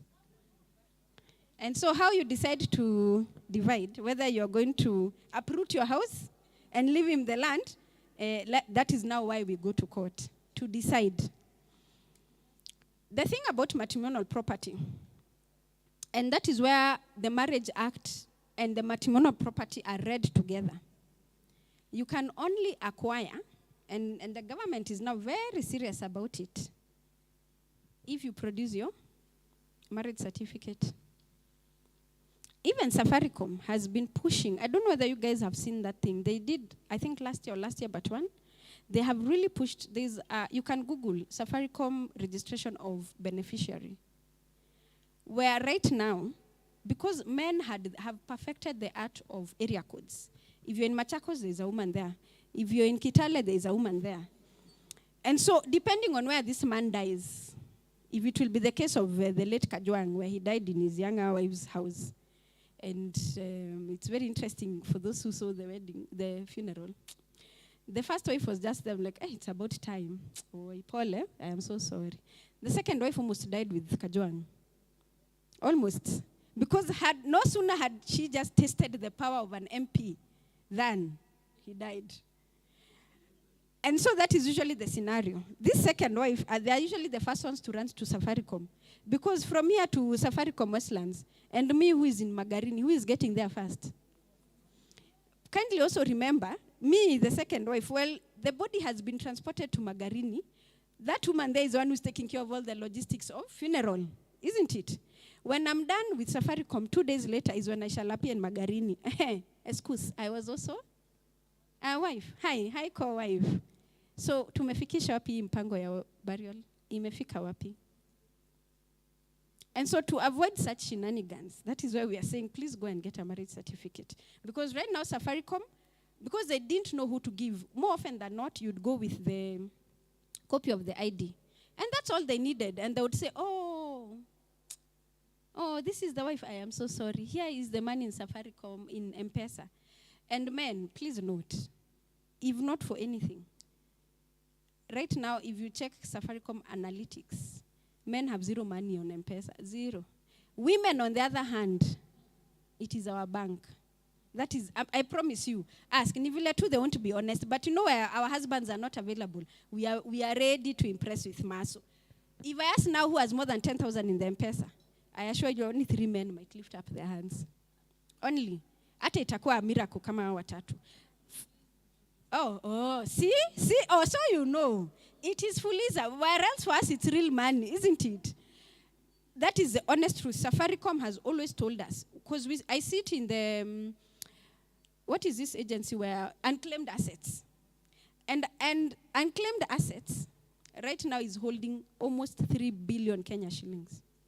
Because you men have been hiding your M-Pesa, Safaricom numbers, pins, and we don't care. We shall get that money. But you're hiding your 2 shillings. The real money is with the women. These women have discovered how to diversify, how to utilize all this Safari. The reason why Safaricom gets the amount of profit it does, it's women, nothing else. And so for that main reason, Safaricom now cannot give you money ya mzee wako or even your wife if you don't have a marriage certificate. Pension at work. Dorothy, are you guys asked to fill these forms every year? You must update them because, in fact, right now, there's a whole new column. I don't know whether you guys have realized, even in banks. When you are filling in the bank forms, the last time you filled, ulipata jina gani huko? After you've written your name, what else are you also required to submit? Next of kin. Have you seen the column after that? Where? Why are you submitting your mother's name? What is the relationship of the guy? But I hear you. And you are on to my... So right after next of kin, that was the most popular column. Now we have what we call beneficiaries. And this is because we must distinguish between our next of kin and our beneficiaries. Who is our next of kin? Allah? Okay, so who is our next of kin and who is our beneficiary? Even for women, please, let's not just attack men on this one. Half of us in this room, even those who have been married for 10 years, we have never changed that form, especially a bank. Those who opened a bank account when they were joining campus, who has ever gone to change? So who is still sitting in your name of next of kin? Our parents. It's my mother, it's my father. Meanwhile, mumenda mkafanya in the name of the Father, of the Son, and the Holy... But that man appears nowhere, other than the government records of marriage. Your husband appears nowhere.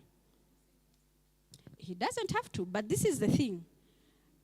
In terms of practice, and to even make our work a bit easier, the unclaimed assets person was telling us, right now, the reason why they have 3 billion Kenya shillings, and you know what happens to money that is unclaimed? After 10 years, do you know where it goes? To the government. And so I'm aiming to be in government when this one is maturing, for that loose cash that will be in government. This is what is happening. In the absence of all these family issues that arise, when someone has died, and as a lawyer you come to me and you say, tunavurugana, that is where I'm going to take all your properties to unclaimed assets. There's that other agency for holding. I take that to hold as you guys figure out your business. And in the process that you fail to figure out your business, kindly remember, the constant reminder of this conversation is that our legal fees will still be paid as you guys continue languishing in poverty because you don't figure out your business.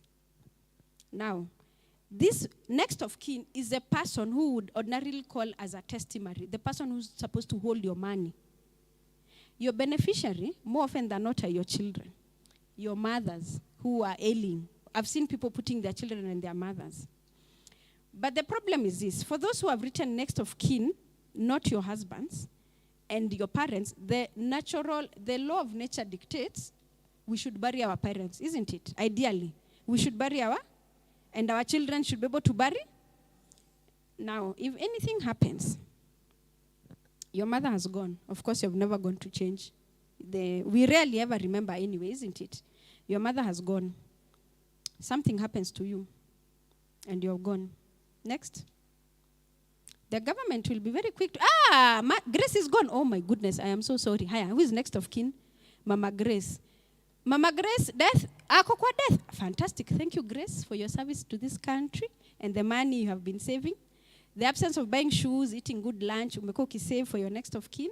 Next of kin has died. Where is that money going? To the government. The government is not going to look for, okay, so Mama Grace has died. Is there anyone else? No. The government has no time to look. The government has time to easily absorb that amount of money. And so, I am not saying that it is mandatory we put our spouses, but put a person, anyway, depending. Just all I'm saying, make a wise decision about the people that you put on those lists. Make a very wise decisions. Now I'm saying even in companies, pension is not being released, especially if you have a next of kin. If something happens to me, my spouse will just go and claim and say, we have 2 children, this is what will be required. And so I'm seeing them depositing in a pool where if it's school fees, you bring the bank account, they pay the school fees. Because of all, you all know these issues that have been arising. Simnazijua, I don't need to articulate where money is eaten by the next of kin and then your children are left hungry. So to counter that, that is why the angle of beneficiary had to come in. The other thing is this. If you're not married in this country, so how many of us are unmarried? Unmarried. Mark, put your hand down. I don't care about men. You can remain unmarried forever. Women who are unmarried or divorced? Unmarried. Unmarried. I don't know. Divorce is very gray. Unmarried women. This is, I don't know whether it's the good news or the bad news. You see, Grace, right now, if you fall, drop it. How much do you have in your account?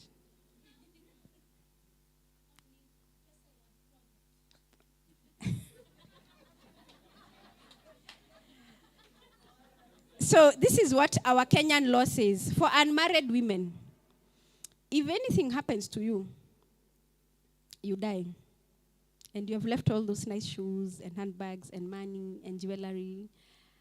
Yeah, God forbid. I agree. So get married quickly before you die. Do you know who the government looks for? Your father. How many of us know where our fathers are? Now those ones who are in heaven are different. Your father. And this is the problem. Why? What do you mean why? Are you people asking why? Which gender is in parliament? Which gender is in parliament? So next time when we tell you vote a dada, you make sure you put women for this very reason. As long as men are in parliament, the laws are always going to be in their favor. Full stop. And so the law right now as it is for the Marriage Act, even ask Brandon. A single woman dies, we are looking for your father first. In the absence of your father, we look for your brother. If there were no brothers sired,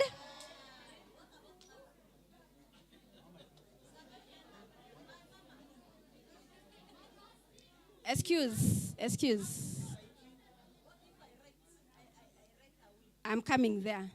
So in the absence, guys, see, you're here to learn. Mi nawaambia ukweli. Next time, let's put women in parliament. So that some of this, because this is the only way some of these things are going to change. And in the absence of your brother, and no, Winnie, I'm not taking any questions. I did not draft that law. I was an adult when it was drafted, but I'm suffering just like you.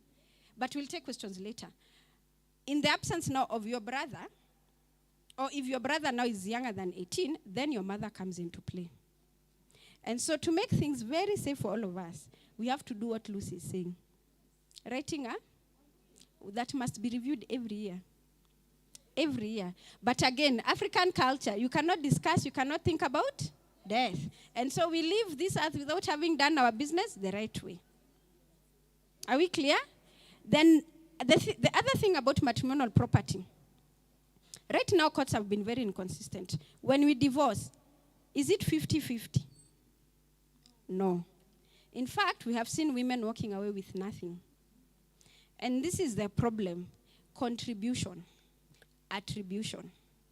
Defense counsel Brandon here I'll be on this side with you, Grace, saying, Apana, Grace did this, Grace, and then Brandon will just ask, Your Honor, this file has no receipt, not even one. Can Grace demonstrate how she contributed to this house?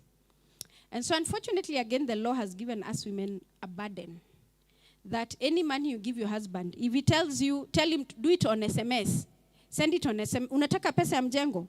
10,000. Send it on message. I send you M-Pesa. Because those are things where we can keep records. We can always ask Safaricom to give us. And imagine, no one will ever ask your husband for contribution. Nobody.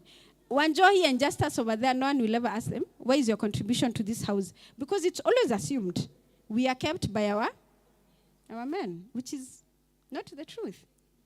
And so now you see why you need to be able to take care of yourselves. And so every time I tell women, you have given him money, please send it via M-Pesa. 50 shillings M-Pesa. So that the day Brandon and I meet in court and he asks counsel, unajua your client hata hana receipt. I'll be like, it's okay, we'll get orders for M-Pesa, to the server to be opened. And that is where the truth will be revealed. The other thing about matrimonial property, of course, The reason why there's so much emphasis on marriage certificate is because courts have gone ahead to call us women slay queens. We have been volunteers. In the most recent case of Mudhama, the former senator of Machakos County, where we are, she went to court. She took Mudhama to court. Did you guys hear that story? Took Mudhama to court for years because she was being kicked out of her home, and she claimed that home is matrimonial. Very quickly, let me just tell you, Mudhama and Mudhama divorced in the early 1990s, official divorce. One day or one night, as the court documents put it, they met and they sired a child. After divorce, they have met and now they have a very young child. And so out of the goodness of Mudhama, Mudhama kept the wife somewhere in Mua or wherever that place was. And life has been going on very well until 2 years ago when Mudhama wanted to sell that property. But the lady was like, excuse, I am your wife, this is my property. And so when they went to court, and ladies, this is where I want to, especially wale wako bado customary. When they went to court, what did the court ask them? No, we didn't even get there because now they were going to defend that they are married. Mudhama said, this is not my wife. This is not my wife. The wife is saying, this is my husband. And so court said, okay, bring witnesses. Did you do any ceremony? Yes, just as shouted, customary. Can be very good. Bring your witnesses here. My friends, the day you do a customary marriage, take photos. From morning until evening. Take photos. Evidence 101. That matching kitenge is there for a reason. I'm serious, by the way, it is there. Do you just ordinarily wake up on Monday, he wears a suit and I wear a suit as a husband and wife?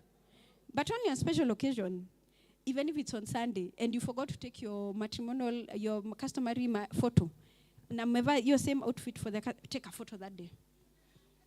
Because when Mudhama's wife was asked to produce evidence, she brought those photos, and everyone was just like, what is this? Where is the matching outfit? Where are the requirements? Because customary is as per the requirements of your customs.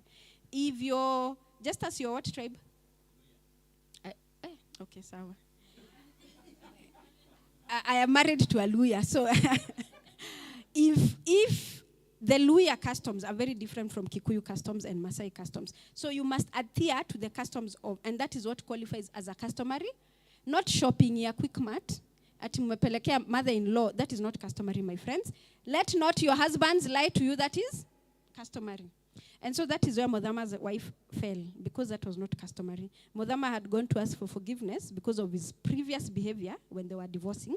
And now that they have a child, he needed to be cordial for them to raise this child in a cordial manner. So he had just gone to ask for forgiveness. It was not customary. And her second excuse was that she was in the man's insurance. You know what Mudhama did? Called the secretary with PW number 29. Come tell this court who gave you the permission to put this woman under my insurance scheme. She said, it was Mheshimiwa, so I just put. And believe it or not, court said, Mudhama, you are a very good man. You acted out of your own good heart to take care of this munyonge hapa. In fact, we should be clapping for Mudhama. Can you imagine that is what court said? And so, of course, the wife was told to go. But who is Lord? 2 weeks later, Agnes Mudhama became senator. That day she was declared senator. The following morning, Mudhama did a very big print. Congratulations to my wife, Agnes Mudhama. And so those are the dynamics. And so if you ask me and Brandon, before you come to us and you tell us issues about your home, we stopped jumping into telling you, go get a divorce. We always tell you, and then you may attend. Unless it is violence in marriage. Even now court, unless you come to court and you say violent, my marriage is violent, that's the only time you'll be allowed to separate amicably. But where it is, we don't want a Mudhama situation. And so for me, in terms of marriage, Matrimonial Property Act, please, women, know that you can claim your rights. It might not be 50-50, it can be 70-30, but in the process of claiming your rights, unfortunately, the burden is on us to keep records of how we are contributing and attribution. Sawa. And lastly, I want to talk about the Lands Act. And very interesting, and yet another gray area, 65% of the land in this country still is owned in a customary manner. 65%.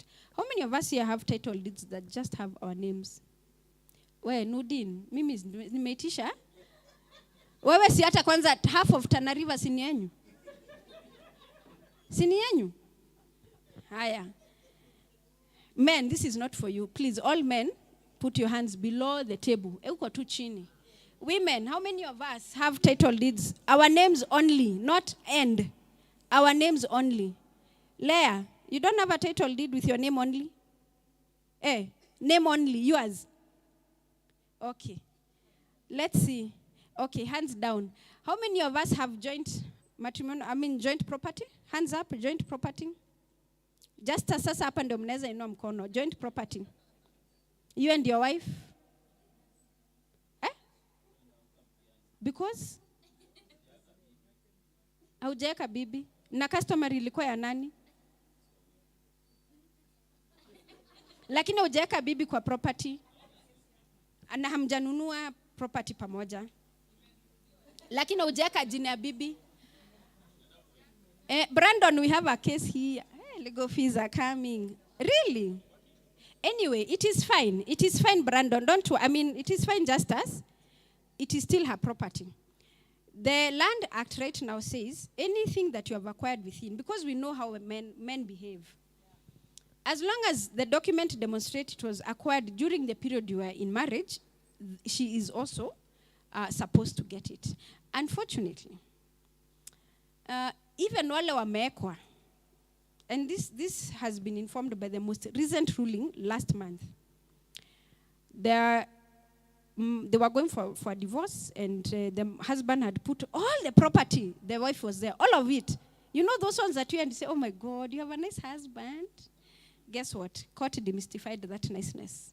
And it said, this man went to court and said, you know, when I put her name, it was out of trust and love at the initial.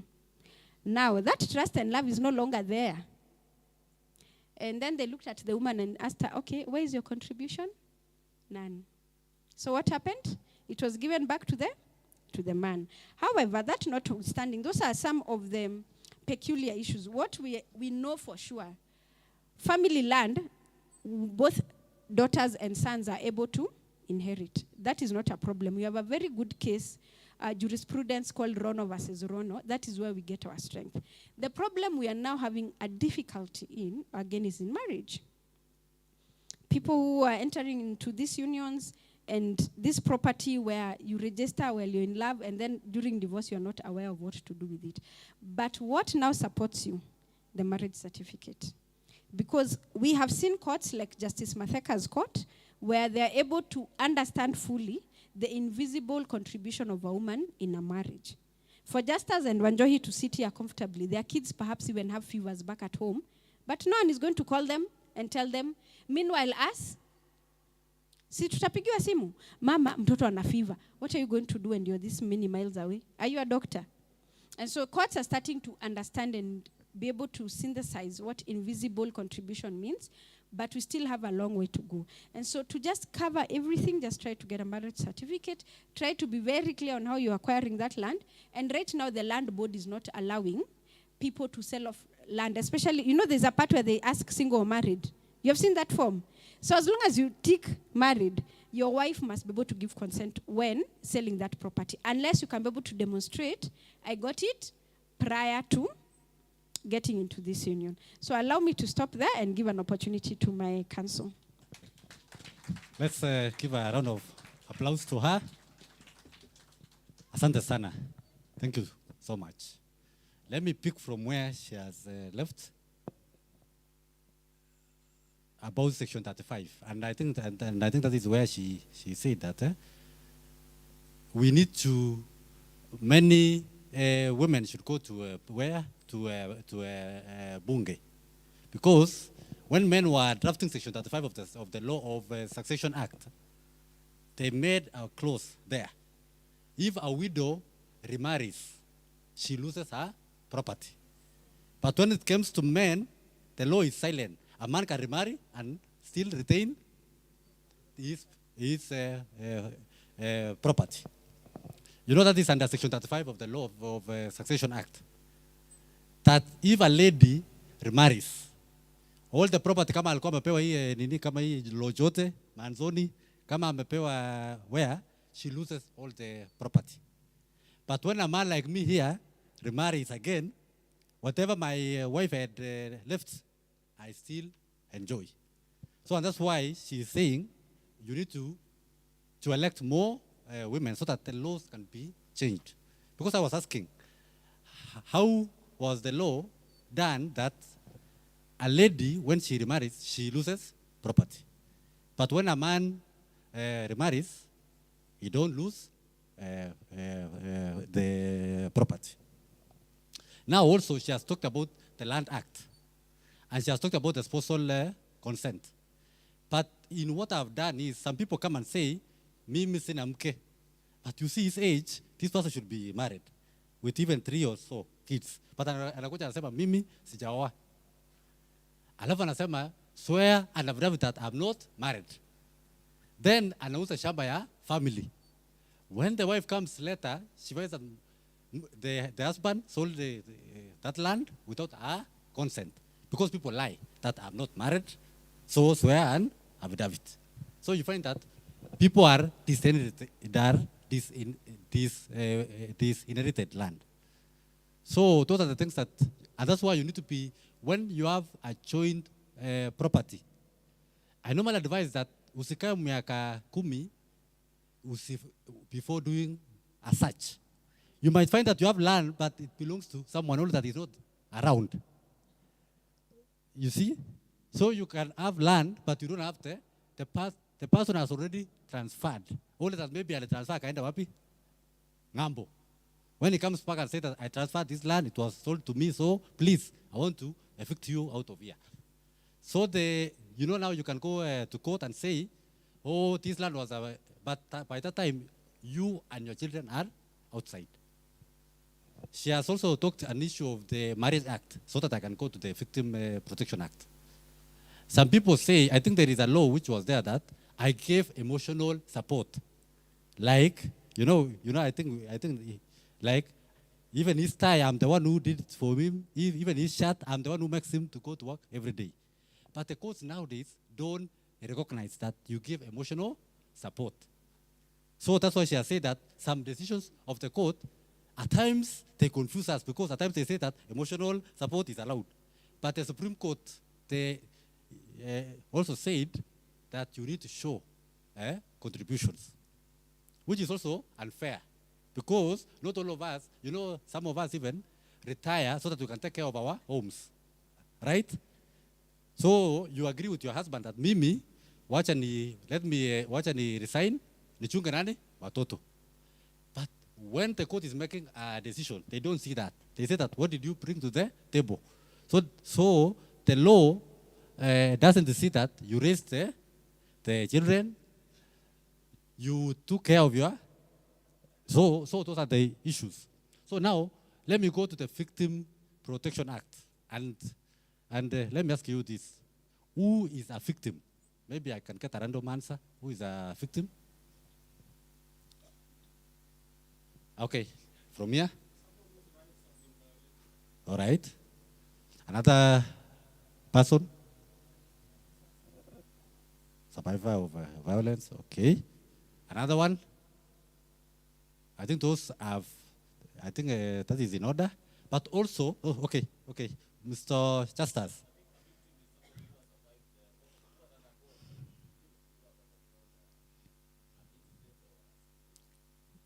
Good. Do you think, okay, maybe the last one? Pardon? Injured party, yes. Those are right answers. Clap for yourself. But also include even the family of you can be a victim either directly or indirectly. But most of us, we see a victim as a direct person. But a victim can be a person that people were depending on. A victim can be a family that they have lost their loved one.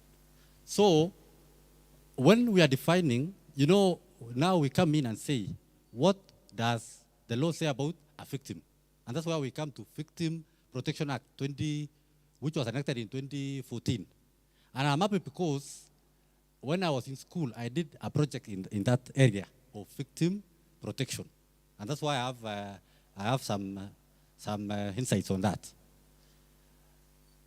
She has also talked about the issues that when you go to court. So an issue is that as we can take an issue to court, but after that, what should we do? Mtu anasema iko na polisi, nimereport kwa polisi, iko na DPP. But now, as the actor of the victim, you need to ensure that one, as he has said, the statements are made in the right way. Number two, even cross-examination is done well. And even I was talking to her that, you know, some of us, we think that the DPP are our lawyers, are the lawyers for the victim. But that is wrong. DPP are advancing the priorities of the state. And that's why even at times when I'm in court, I wonder, how can a prosecutor be on a phone during cross-examination? You know, during cross-examination is the time that watu wanatoa jasho. Wewe ulikuwa hapo, ulimuona, alikuwa analala, alikuwa analia. Then the DPP is on a phone. Then after that, she's told, do you have any question? She said, no, Your Honor, I rely on the evidence on record. Do you think that you will win that case? And the way defense lawyers are they have an eye that they see a case and say that this is the loophole number one, the prosecutor is not serious. She's on her phone every day. She comes late. So, if you don't come in and support the victim, you will lose the case. And I'll give you an example of a case that an IO, you know, I know, Najua, most of us here know an IO, an investigating officer. So, if you don't have a victim, as a victim you don't have somebody who understands. That day, another IO came. He came to court.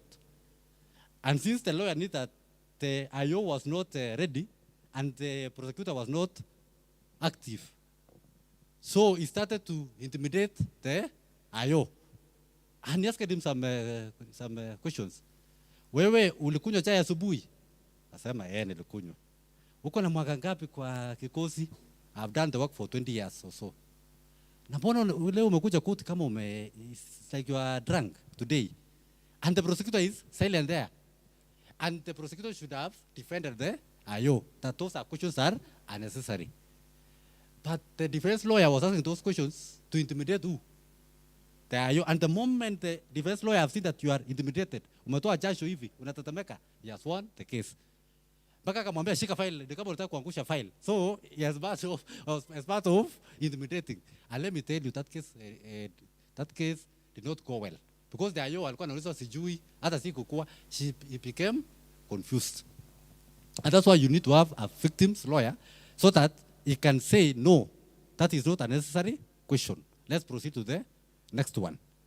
Another one that people even don't know is that somebody can lose a case because they are not told, maybe step outside. Maybe she's a witness, I am a witness.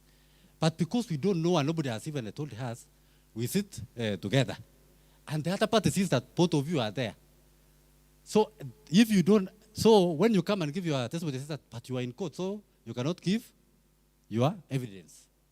But if you have a victim lawyer, even he can use a sign and tells you, toka nje. You know? He can be an assistant to the DPP.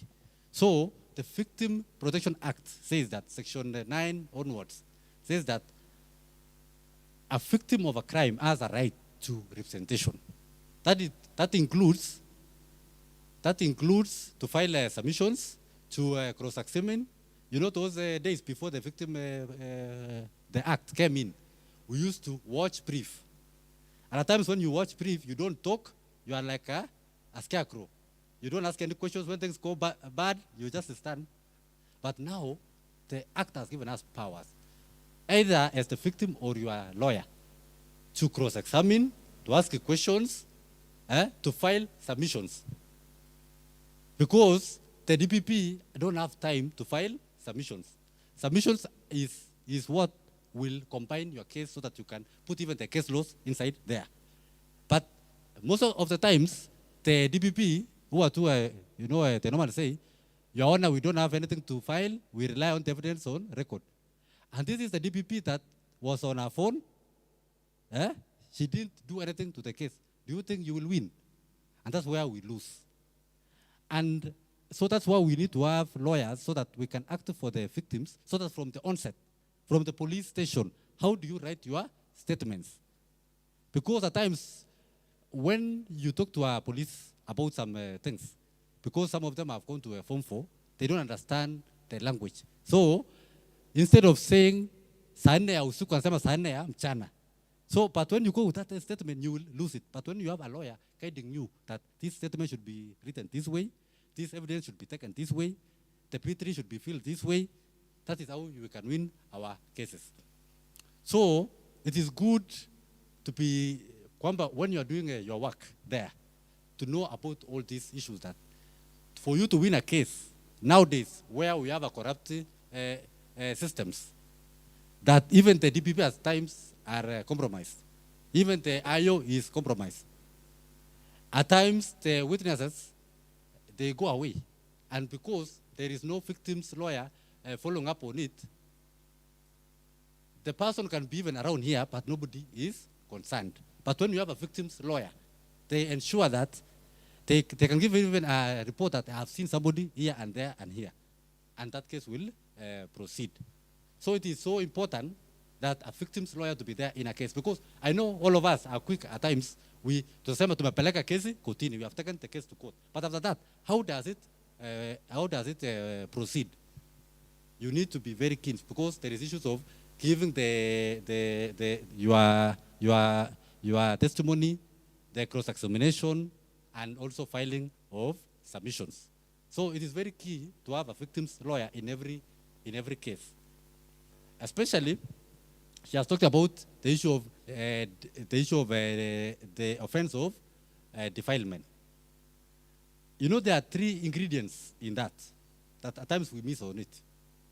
Because we are actors there, unasema mtoto ameshikwa, but you find that there was no penetration. You find that you have not even found the age of the child, and the perpetrator has not been identified. So if you take a case without the evidence of the 3 ingredients, which is 1, was there penetration? Number 2, what is the age of the child? And number 3, has the perpetrator be identified? So those are the ingredients that you need to know so that you can win a case of defilement. So my idea is, it is good to have a victim's, as a victim, it's good to follow your cases in court so that you can handle them. And what I've also come to see is that some places have entered an MOU, a memorandum of understanding, with people like the Office of the Director of Public Prosecution, that when we have our cases in court, as, for example, like CARE, we come there and say that an MOU between CARE Kenya and DPP. When we have our cases in court, our lawyers will be filing submissions on your behalf, but you will sign as DPP. You see?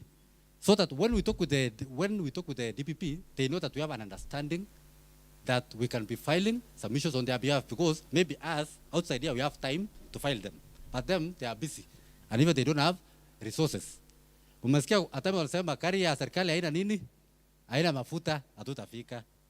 Ukifika mahali kwa kotini wanasema photocopy iliharibika jana, haijatengenezwa.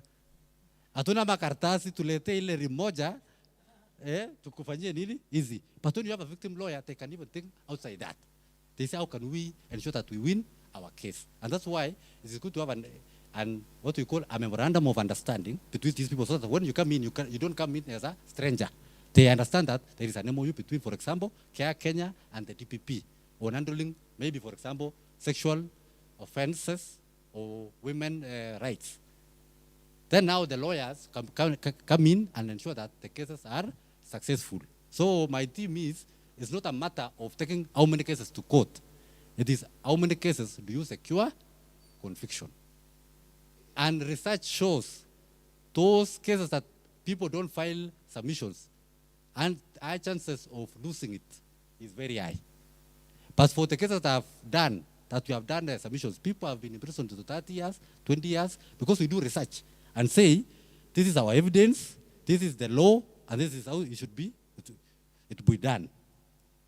Because the problem is the prosecutor anasema, we are depending on the evidence on record, and yet even the magistrate who was there was brought in the other day, and even she don't understand that case. So it is important to have for us to have victims lawyer in all cases that we do, so that we cannot be doing tufanya kazi huko nyumbani, crown work, but when it comes to court we lose it. That is like we have not done anything. It's better we have less and we have success stories that will say yule the perpetrator amefungwa around 30 years, but isikuwe kwamba tumempeleka kotini na tumemwona hapa nje anakula mandazi. It's not his fault. It is because you did not follow up on the case, and she has said very well. When a matter is taken to court, kila mtu anakuja anasema tuko sawa, tuko pamoja. Unajua wanasema tuko pamoja. But after that, mtu anasema mimi naokopa kotini, I cannot come there. So unashangaa ile nguvu ya mama wa kupiga makoti na kufika, yani the lady who, or the person who said that haki yetu, hiyo haki ilienda, where did it go to? And that's why as actors we need to be true to our word, and you help us as also lawyers, because at times unaweza pata kwamba you know where the complainant is, but you say that mimi sijui, hata mimi sijui, I cannot come to court. So I want us, it's all of us to support one another and to ensure that we have done the right thing. So lastly is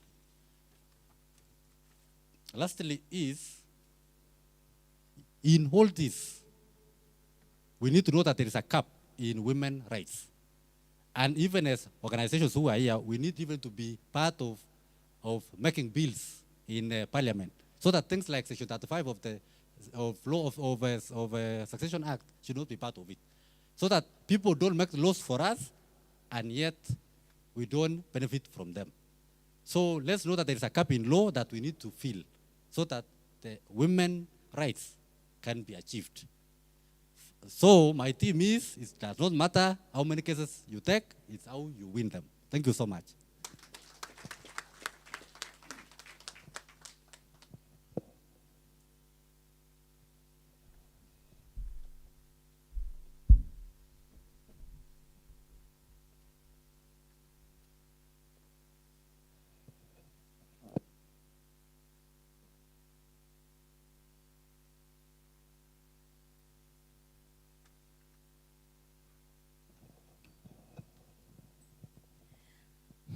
Law is not easy to understand, but yet it's what we have to face. Has this session been helpful to you? Do you find it too much, or do you think you have understood most of the things? Then let's give them a round of applause. I can see a few eyes and faces and hands up. Let me take, let me take 2, 3, 4 questions. Yeah. All right. If you want to ask a question, please stand up so I can know how many. All right. And I would love us to address someone. If you want to ask a question, direct it to either of the two so that we have like a, yeah.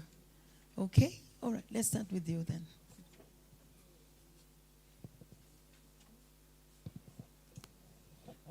I'm compelled to say this. Men in the house, I think it's a high time we do something that we've not been doing. One of the things that we need to do is to help our wives and our sisters and our mothers, especially when this kind of critical information is lacking. We as human beings are compounded by emotions. We need to start to talk to them so that they understand the importance of knowing this information. Let me give an example. My wife and I bought some properties. She brought money to buy land. She gave me in my hands because I know how she was raised. And what my wife didn't know is I was also raised the same way, So I took the money, I went and bought the land. I went to the lawyer, and then wakaandika jina yake. She went to the lawyer and then changed the name to me. I went back to the lawyer. Actually, she's online right now listening. I told her, change the name to her. Because I told my wife two things. If I die today, you will not get that land. It's your land. You worked for it. Twice, she bought another car.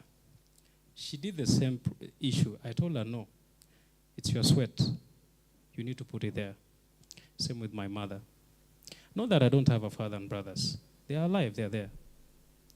But I took an individual decision, because now I'm raising a daughter, and I have actually looked at the world, the way the world is working.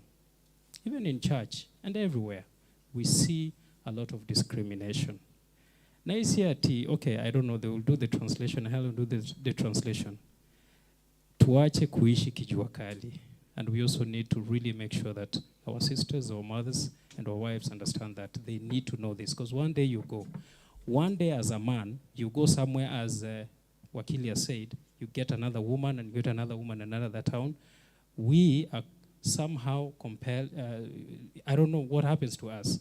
So they should remain to be protected by whatever they have economically, because that is theirs and they are empowered, because they are making a lot of contributions. Thank you very much. That's all I want to say. Thank you.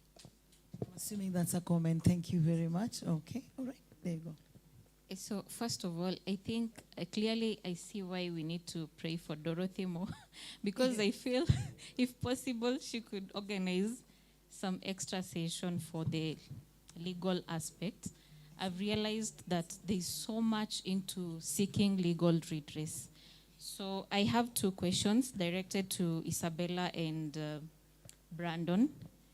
So what is the legal fee for writing a will, and what are any other extra requirements? At least I noted that a will has to be reviewed yearly. Then the second one, does matrimonial property have documentation?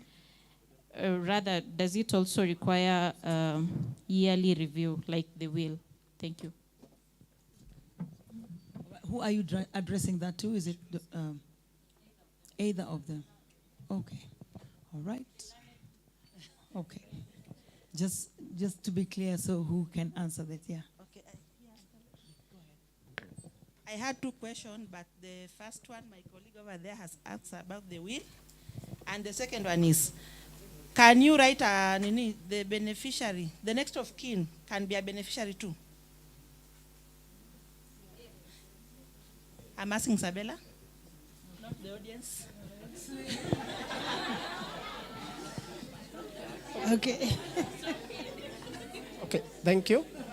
Thank you. Thank you for the good presentation, very informative. Yeah.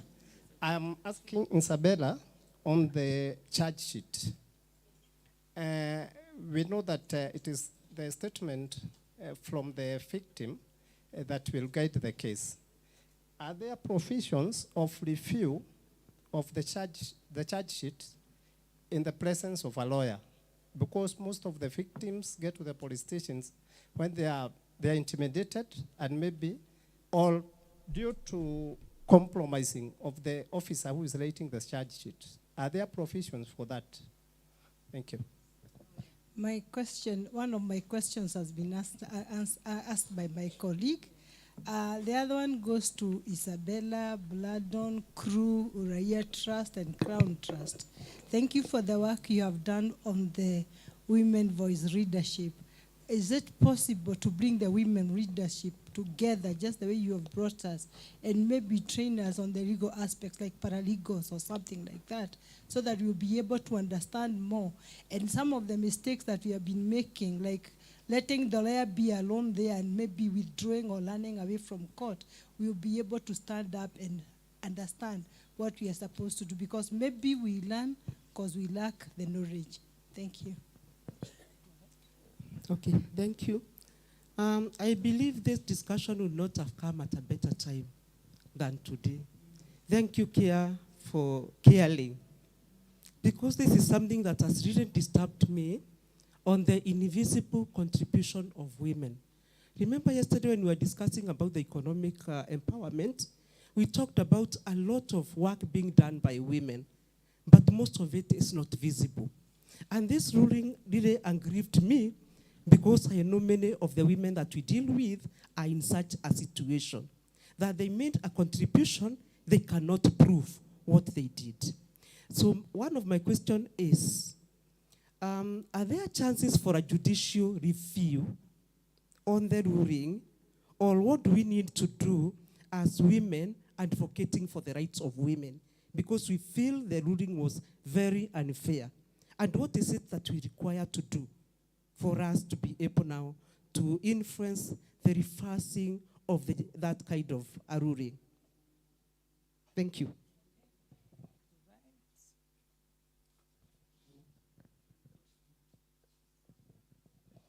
For the first time, Sheikh has a question. Asante sana. Mimi niko na maswali kwa mawakili wetu. Maswali ambayo kwamba ataweza kutupambanua na kutuweka wazi. Swali la kwanza ni hili: ni nani anayefaa kupatiwa wakili wa kiserikali? Swali la pili laja hivi: kuna katiba ya nchi na kuna vitabu vitakatifu. Kwetu sisi Waislamu, Qur'ani yaturuhusu kuoa mke zaidi ya mmoja, kama vile Mungu anavyosema, fankihu ma taba lakum minan nisa'i mathna wa thulatha wa ruba'a wa in khiftum alla ta'dilu fawahida. Oweni katika wake mnaowapenda wawili ama watatu ama wanne. Utakaposhindwa kutekeleza utaratibu unaostahili, utakaposhindwa kutekeleza uadilifu, basi oa mmoja. Hiyo ni sheria ya Mungu. Napenda kuuliza mapasta waliopo hapa, kama mapasta hawapo, natumai kwamba mapasta mpo viongozi. Je, Biblia imeweka wazi kuhusu swala la ndoa? Na iwapo Biblia imeweka wazi kuhusu swala la ndoa, iweje sheria za nchi ama katiba ya nchi iwe na nguvu sana kuliko sheria za Mungu? Swali hili naomba lijibiwe. Alafu lingine ningelipenda kuuliza ni kwamba kuhusiana na ndoa zinazotambulika kikatiba ni ngapi ama ni zipi? Asanteni. Yako maswali mingi, lakini kadri yanavyojibiwa tutaendelea kufikiria mengine. Kwa Kijaluo tunasema kwamba bado tunaendelea. Alright, go ahead. Okay. Mine to Isabella and Braddon, but completely different. We have formerly imprisoned women program where we are cleaning the certificate of good conduct. And part of the challenge is the court, where you're supposed to have, depending on the nature of the case, there are some documents that you're supposed to have so that you can present them to the CID headquarters for the cleaning up.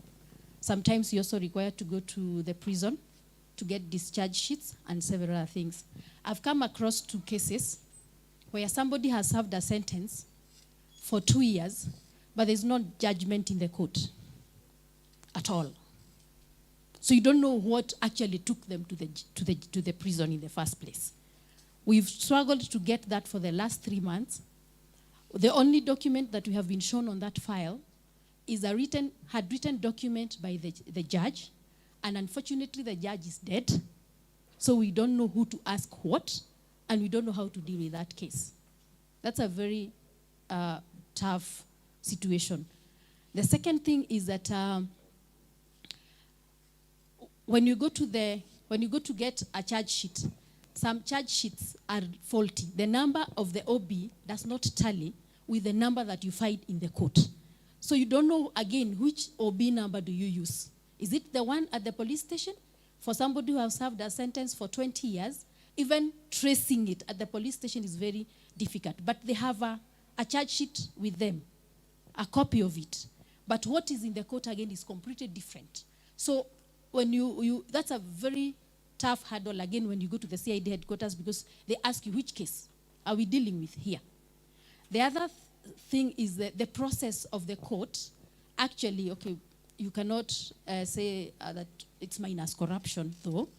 But again, getting the documents that are required, processing them, Sometimes they tell you they're typing them. Sometimes they tell you they're photocopying them. That process is so tedious. And the criminal registry, I think, is one of the toughest to work around.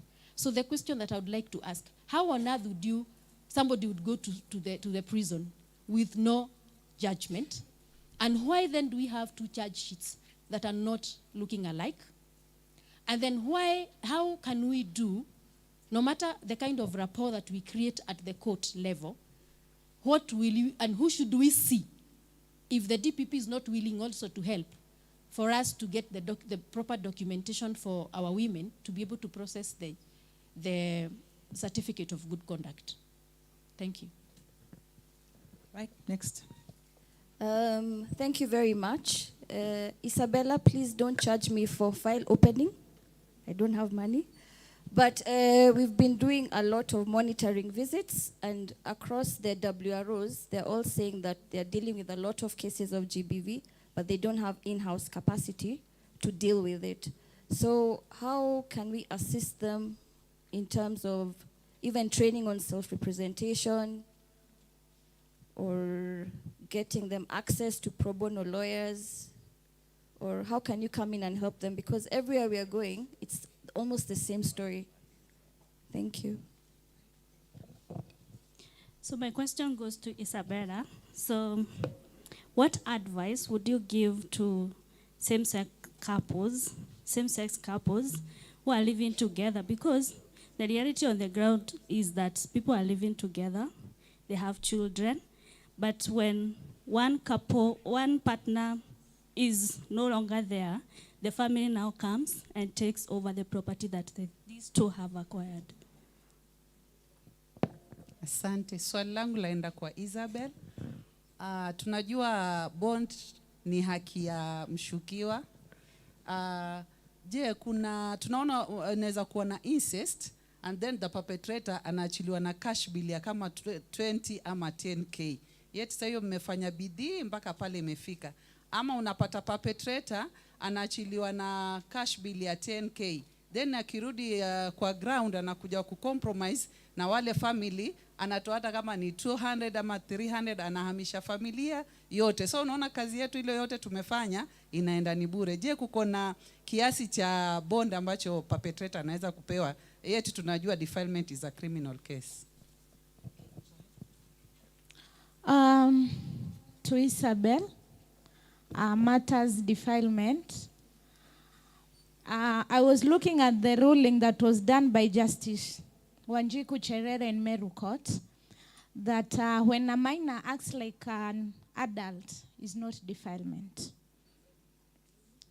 Yes, so I would really want to know your thoughts about it, because sisi tunafanya kazi ya jamii kule mashinani, na utapata like in my house kuna siku kuna msichana alikuja spent there for 2 weeks.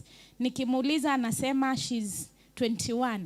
But after kufuatilia nikapata huyo msichana alikuwa amewekwa na my house boy. So kuuliza ananiambia ako 21. Nikimuuliza ID ananiambia kwamba ameiacha nyumbani, but I came to realize she's in form 3. So nikawa nashikanisha hiyo ruling na story kama hii. So what happens?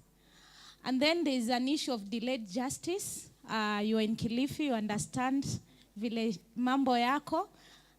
Certain police station has over 200 defilement cases zenye hazijasonga, over 200 cases. Na ukienda ukifuatilia utapewa tu sababu nyingi ambazo hazina msingi. So in a such scenario, what do we do? Kwa sababu police station moja iko na over 200 cases zenye hazisongi na hazijafika hata kotini. So what do we do? Thank you. Isabella, you are quite kind to tell us much more about prenuptial agreement, and I heard that well. And thank you for your generosity on that. Now, here is a question that I have thought about. What about children? Now, this is the perspective that I'm approaching when I'm speaking about this. Now, when a woman comes, for example, into marriage with children, let's say 1 or 2, then maybe after their marriage life, then they have other children, and then they decide to call it a quit. I'm sorry for my word selections. Then Now, is there an agreement that takes care of these children? Do we have anything that we can do before the marriage that is going to ensure the security of the children? And then now I'm going to try to be much more fair enough to ask the second one to Braddon. It's about family. According to your views and let me say opinions, and how I heard you present yourself, you are for family. Because the Constitution really recognizes family as the basic unit of the society. Now, here is my thought. Is there any way that the Constitution defends the family such that now, as you were saying, Isabella, though the question is to Braddon, that your advice would be that no one goes for divorce. If there is a way we can solve our things within ourselves, that would be the best way. Now, then is there anything that, or any way that the Constitution defends the family, such that, I'm thinking of a situation where in the society we have like a tendency of when we have anything weak, maybe we are not accommodating each other's weakness. When something raises up, then we feel like, oh, I'm going to dispose this lady. Or I'm going to let go of this man. So is there any regulation, like when really is a marriage qualified for a divorce? I'm just thinking loud, yeah. So, Brad. Thank you very much. This one is going to be a comment, and I think it's a comment that probably might sort most of your concerns. Okay, go ahead. Okay. Thank you very much. Yesterday I came late, and so I was not able to say what our organization does and what we are able to partner with the organization. There are several women who are asking about trainings on self-representation, paralegal trainings and such things. Our organization, Amuka Africa Justice Initiative, that's what we do. And we have been doing some of the training that we're going to be doing on paralegal training for women for this week. Some of the women in the room are attending.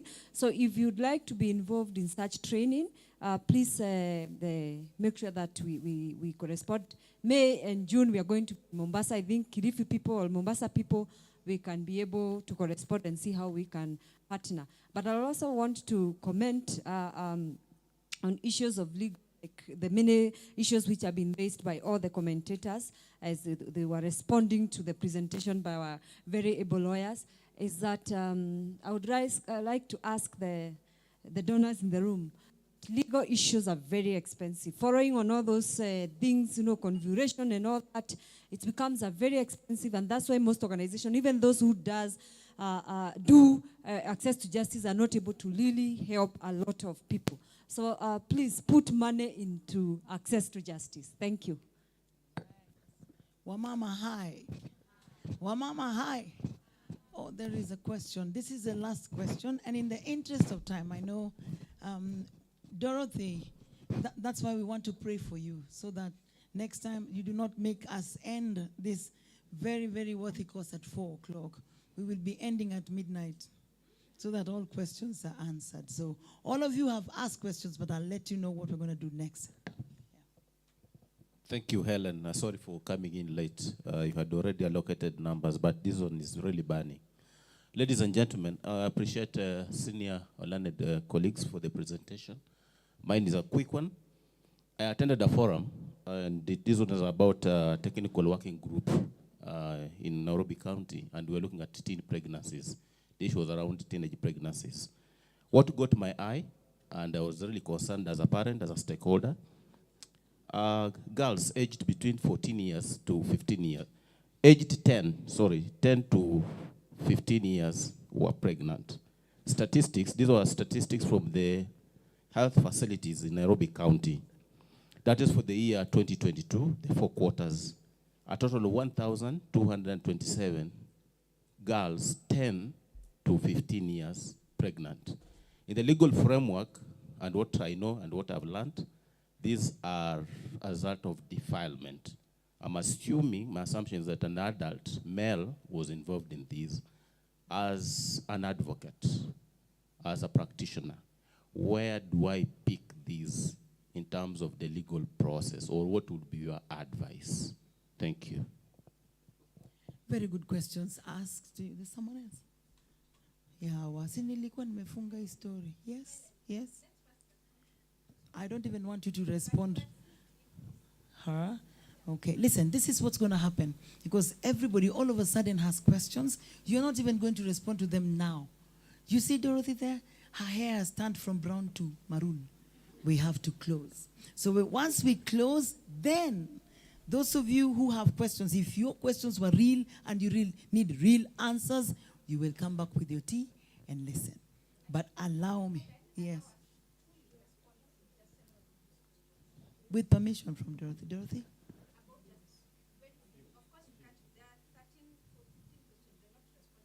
Yes. Yes.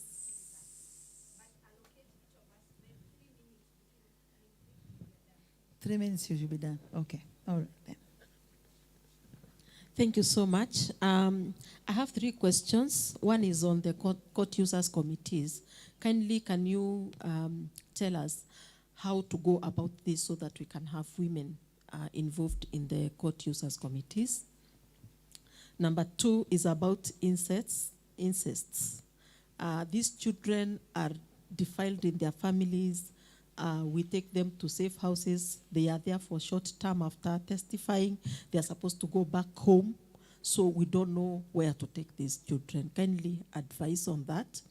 Then for support services, for example, SLI, we are also stuck on getting those. And whenever you need those services, sometimes the cases delay even more because they are never available. Kindly advise.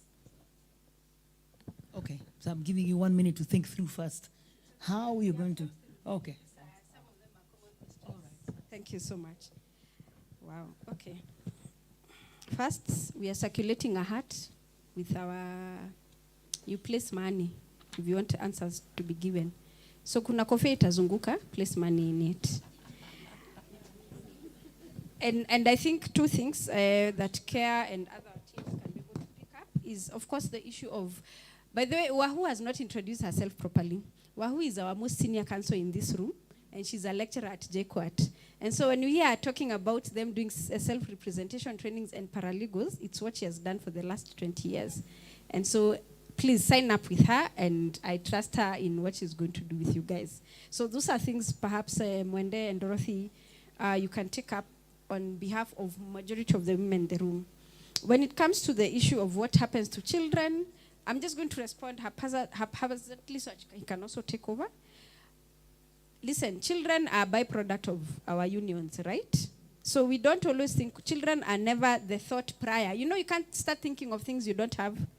So children, when you're doing a divorce, during the divorce process, we do 3 things: divorce, division of matrimonial property, and custody of children. So all those things are read, all those laws are read together, and all those things are usually done in tandem, depending on how acrimonious the process is going to be.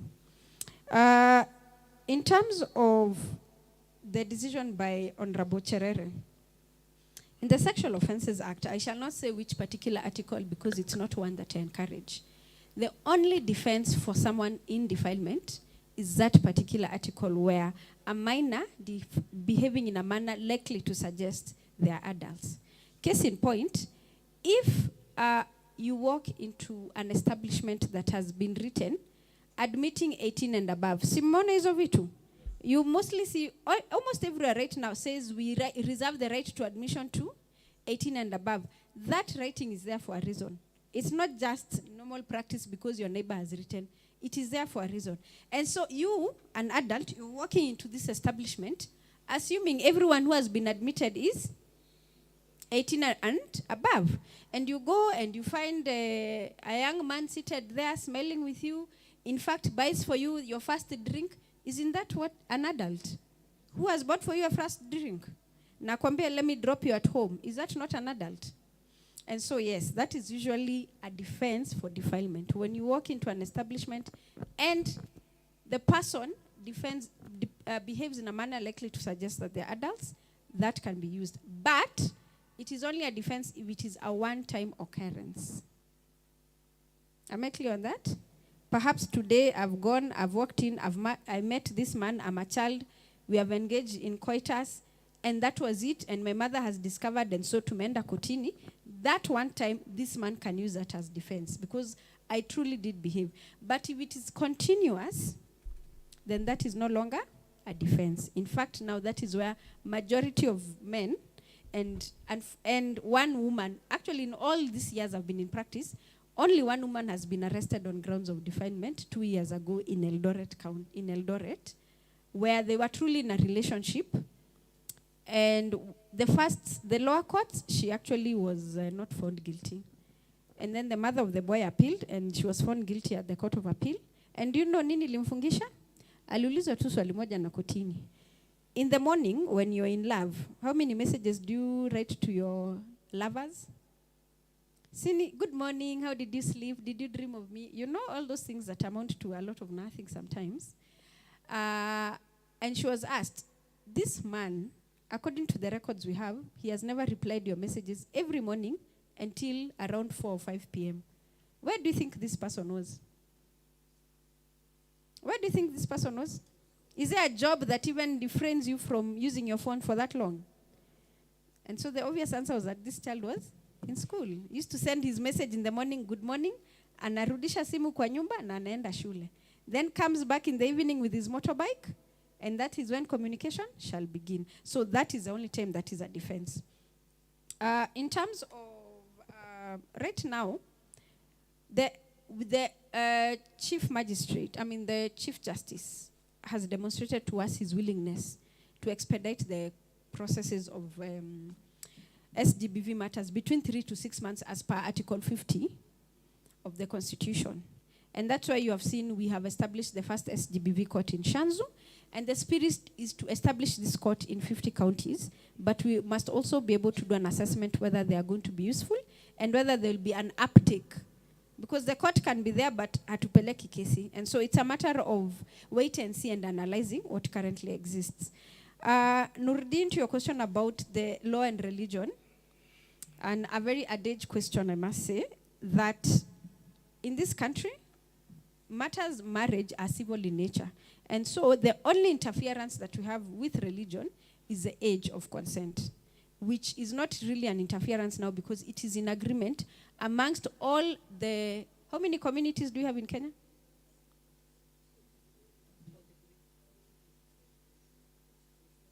Ata sitawambia, by the way. Utilize your Google and the internet on this. And please do not forget the Indians. Weren't the Indians given citizenship? Yeah, so do your homework. So Indians and Muslim brothers were the ones where 18 was really an issue, but it has been agreed upon. And so civil marriage, because it's civil, you guys can marry even 15 as per your religion. When it becomes a criminal matter, for example, you cut your wife, you remove her hands, now that is where you enter into the Kenyan law system. And that's why we recognize Sharia law even to date, but only on civil matters. On criminal matters, you get into the Kenyan system. In terms of the judgment, there was a judgment. It was only that it was written. Because it would have handwritten, yes, it was a handwritten judgment. Please, we'll talk more about that one. Okay, let me not deal with that one. Legal fees, the one who asked about legal fees, it depends, but the list for writing a will, we are guided in terms of what amount of property are you coming to write a will for. If it is in millions, I am definitely also the benefactor of millions. If it is Kenya shillings, thousands, thanks, go to the next lawyer.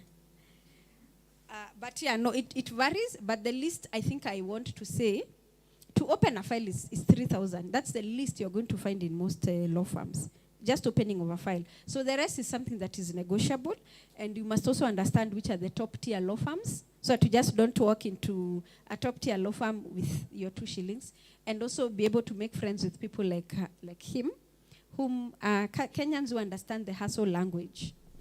For the matrimonial property, you don't need to review, but you need to do a search yearly, as you have been guided by counsel here. It is important.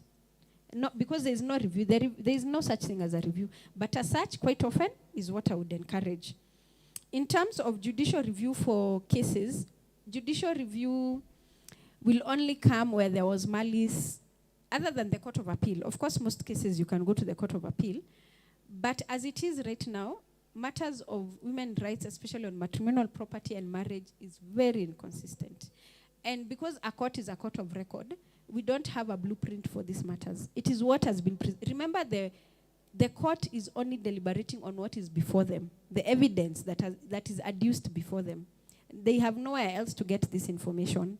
And so they work and truly make the judgment based on the evidence that has been presented in court. And that is why counsel here has laid a lot of emphasis on need of us having a sit down perhaps with CARE and the principal partners to find a way to ensure that victims have representation to be able to seal the lacuna that currently exists in terms of self-representation.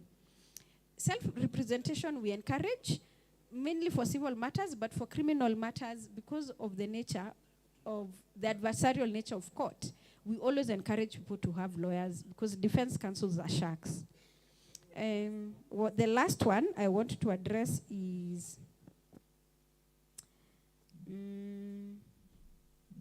the issue of bond.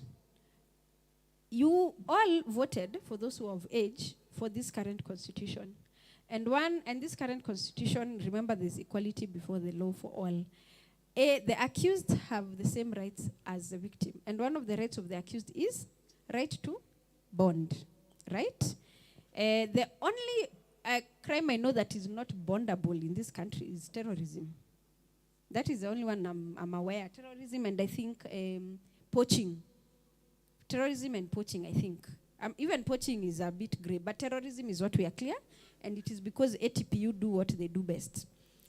However, for sexual offenses matters, if you inform the court that this, and that is why legal representation is very important, because we are in a position to assess the situation and the files. We're in a position to inform court to do what we call a social impact report that is done by the probation office, where the court can then start saying, after umekula plea, they do a social impact report where the probation will come and say, this man is either a chief in this region, is so-and-so, has money, and so I would suggest do not give this person bond. But we must be informed prior that this person is either at flight risk or has a chance of compromising the situation. Otherwise, in the absence of that, the court has no, the discretion is for them to decide whether to give bond or not. But I'm seeing the practice right now is that there are some courts where if it's defilement, they're actually not giving bond until the child testifies, and then that is when the person is being bonded. Thank you. Okay, let's clap for her. Only one. Thank you so much. I think let me pick from where she has left. That most of the courts that I've done is that they don't give cash bail when it comes to defilement, especially the magistrates who understand the issues of defilement. So they give a bond, because with a bond, either use your logbook, your title deed, so that you can be a surety. So when the person now runs away, you as a surety, you are told, in the absence of that person, either you produce him or you be the one looking for that. So I've seen most of the courts don't give the bail. You know, it is easy to give cash, but when you are giving your title deed or your logbook, it is a different thing. Somebody asked on forms of marriages. A quick one is that there are 5 of them, or there are 4. There is the Christian marriage, Islamic marriage, the civil marriage, customary, Hindu, and also the Hindu marriage. So there are 4. There is a lady who talked about a judgment. I don't know if, did you say it is unwritten? And the person is in, yes. So, and he's out.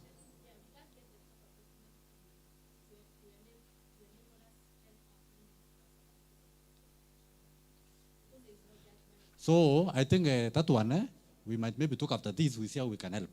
Yeah, we can see if we can do some letters and she'll get help. So I think also somebody talked about the occurrence book having issues. And that is why we say that it's good to have people trained, especially you now, actors, on how an OB should be. So that you can tell the IO that, why have you brought a different number of the OB from the other one? And also you are able also to follow up to ensure that the charge sheet is able to convict the the perpetrator. And that is why it is good, you as the actors now, having been, when you are aware of that, you will not be moving like any other person. You will tell the police officer, I'm for the victim, and it should be done this way and this way. Another thing, there is also a mom here who has said that the Supreme Court ruling that emotional support is not part of that. Unfortunately, in our country, is that it is the apex court. You cannot go to any other court apart from that. So I wish there was another court now after that for us to appeal. But I think what we can maybe work on is formulating the laws that will favor now that part. So maybe we amend our laws accordingly. Somebody asked me, I think there's a friend there who said, how does the Constitution protect family? Article 45 is the article which talks about family. And he has said that how can we protect it from people to divorcing? For you to divorce is that why are you divorcing? You cannot just stand and say that I want to divorce now. There are the grounds for divorce. Was there, and there are grounds like 4 of them before you are given divorce. And divorce are not handled like other cases. Even it can take 5 years because they say that these people might come back together. So and that's why when a lawyer like her goes to court and says that your owner have served, he has not come to court, he says go and serve again, reserve again, because the law protects family. And that's why even there are cases, even if you win, they normally say parties bear their own costs. They don't award you cost of that case because they say that family is protected. So it's not easy for you to just file a divorce. There is a friend here who has said maybe that is Justice. He has talked about those 10 to 15 years. Those are areas now that we need to do a follow-up. Maybe the victims to report, then now we come in and assist so that they can process the perpetrators. So what you can do is that link up with the perpetrators so that you can know also that are they serious for you to help them. Because some after doing that, they say that we thought we are paid to do this. They don't know that it is for their own cause. But it's something that you can do. The CUC, maybe that is the final that I can say, is that if you are active in your villages or in the courts near your home, there is no way that you'll not be part of CUC. So what I want to say is that if you are an active people in your home and you are known, you just write a letter that we could like to be part of CUC, and they will give you that opportunity. Up to there, because of time, allow me to end. Asante. Thank you so much.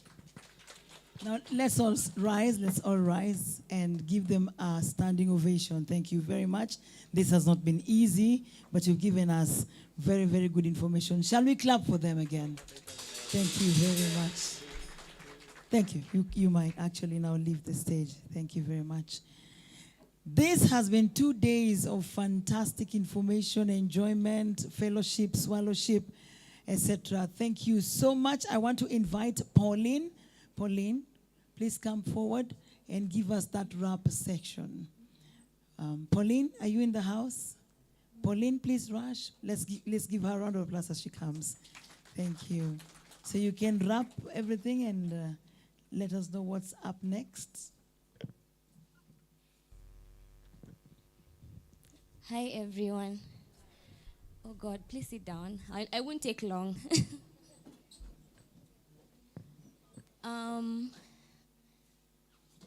I'd want to show you I don't know who knows about the Gender Resource Center, which is basically the WVL website. Please raise your hand up if you've heard about it or know anything about it. Perfect, I can see some good number. So we have a Gender Resource Center for WVL, which is basically a website that has all of your details, success stories, and just everything about WVL, the brief, and what WVL does. Just waiting for it to load. Okay.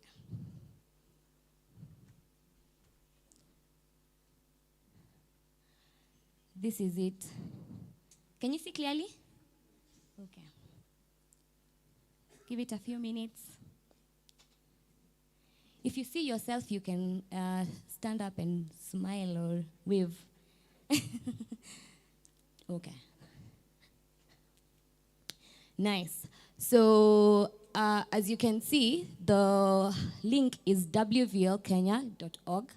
So if you've never gone, if you've never visited this page, this is the best time to take your phone and type it so that you can have it on your history, because Google never forgets. Yes. So in case you forget, you can also just type women voice and leadership, and it will this will be among the top 3, because the first one I think would be from the Kenya International website, which has the Kenyan part of WVL. Then you can see the principal partners. At least that I know everyone knows about the principal partners. Then the most important bit about this is the WRO's directory. Please, Job. WRO's directory.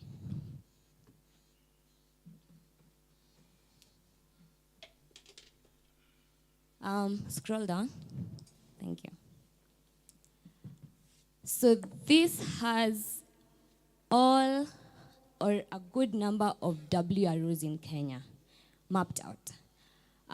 If you go to, and they're organized they're in alphabetical order, so you can, kidogo to just go up.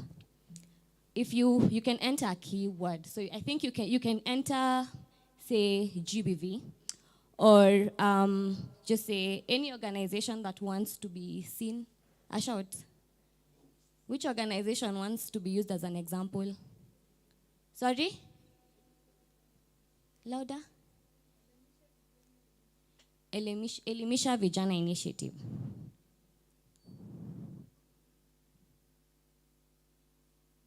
Actually, just leave it at Elimisha, then search.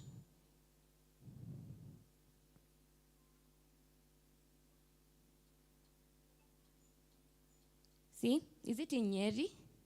Perfect. So go to view.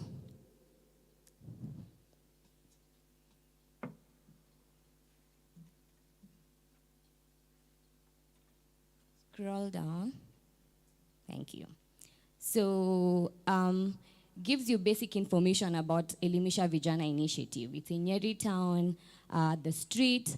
Then if you'd want to know about Elimisha Vijana and you want to call the person, if you want to find out anything, you go to contact person. The third one. Thank you.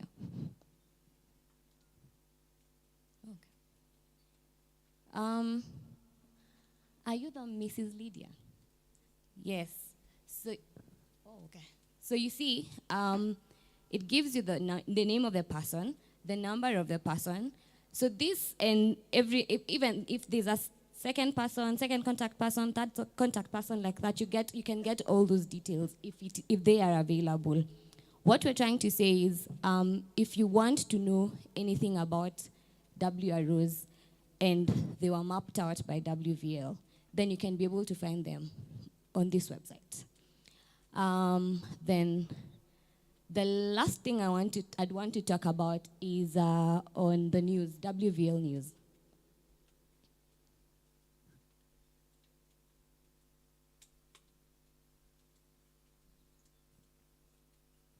Okay, so you'd imagine that this is just basic information, events, everything about WVL.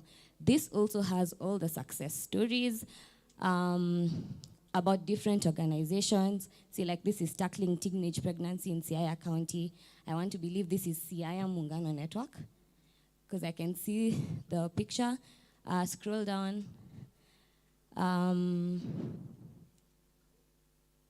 There are articles, Longisa, Beacon of Hope, so different stories. I can see Endoroys, I can also see my picture there. So yeah, you can read about different WROs. So this is the part I'd want to have your attention. So most of these stories are written by citizen journalists. Do you know who citizen journalists are? Who has an idea? Oh, no one has an idea? Us. Awesome. So some of these citizen journalists are also not you guys. You get? So there are people outside who are trained as citizen journalists and come to you guys. Which organization has ever been visited by a citizen journalist? Raise of hand. Good.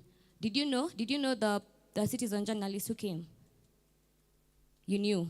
Was it but someone in the, among the WROs?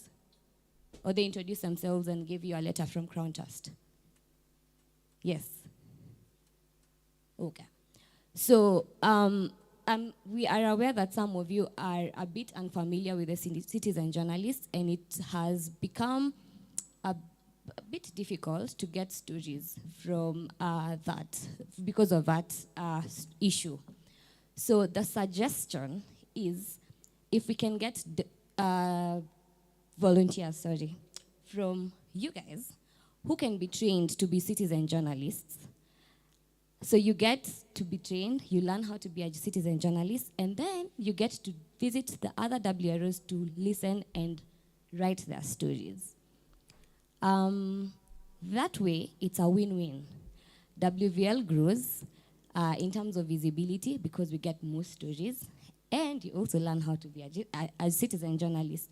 So you'll get basic skills on writing, photography, because you'll have to take a picture and attach it on your story, and other things about citizen journalism. So if you'd want to be a citizen journalist, first of all, I'll be so happy if I see some like 3 hands, 4 hands, 10 hands, 50 hands of people who are willing to volunteer to be trained as citizen journalists. But then also, awesome, kindly come to me, see me, and I can write your names. Then we can organize with the principal partner who is supporting you to be able to get your contacts, and then we can move forward. Is that okay? Again, just encourage me by lifting your hands again. Anyone who is volunteering to be trained? Can see a number of you. Wacha nijaribu kushika hizo nyuso, mzuri, beautiful and handsome. Okay, noted. Thank you so much. In case you have any question about the website, you can also see me. I'll give you more insight. Thank you. Let's give her a proper clap. Thank you very much, Pauline. Now I have a little exercise. Everybody check under your table. Just check under your table and see whether you can find a pen written on it, LinkedIn. LinkedIn. Find a pen. Let's see whether you can find a pen under the table or anywhere around you. LinkedIn. If you find that pen, I have a reward for you. Then check on top of your table. Check on top of your table. LinkedIn, anybody found it? Okay, check inside your bags. I'm very serious with this, by the way. I'm very serious. LinkedIn. If you have that pen, I have a reward for you. It's a pen. On it written LinkedIn. It's on your phone? Yeah, it could be inside the bag that you have just been given. Check out. Check, and see whether you can find a pen written on it, LinkedIn. If you find that pen, oh, you are the luckiest of them all today. Hata chini ya meza hujaona? There's somebody lucky today, yeah? Under the table, space, check out your neighbor, inside somebody's hair. We're looking for it. Yes. Keep looking. If you have it, that is our secret reward person to be rewarded today. Check if you have it. Anybody found it? Anybody seen it? Iliwekwa mahali iko kwa simu. LinkedIn kwa simu. Madam, hata kama ndio kwa digital. Somebody found it? Anybody found it? Oh. So you're not lucky today. All right. Keep looking. You'll find it. It's only one. If you find it, you are the luckiest today. Otherwise, thank you. You found it? Madam, that one is written on it, Safaricom. Yeah. What is it? What's written on it? It's one of our favorites, but let's see who can find it. If you can find it, did you find it? Is that LinkedIn or is that Daystar? Okay, that's Amwick. Okay, check. We are looking forward to reward somebody with some a very good gift that when you go home you go smiling. Madam, check. It could be under the table. It could be in your shoes. It could be in some. Yes, let's see whether you can. Is that LinkedIn? Sorry, this is Care. You people don't want to be rewarded. Share. Roho yako ijakwambia kama labda kuna mtu ambaye akona angalia kofiani inaweza kuwa LinkedIn. Kama iko hapo, iko wapi? Tunataka kupatia mtu zawadi. Anyhow. Okay.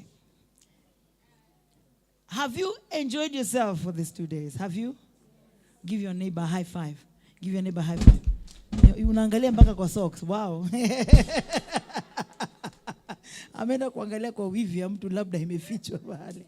All right, thank you. I want to invite Dorothy. Dorothy has worked so hard that this event has been very, very successful. So we're going to invite you, Dorothy, please.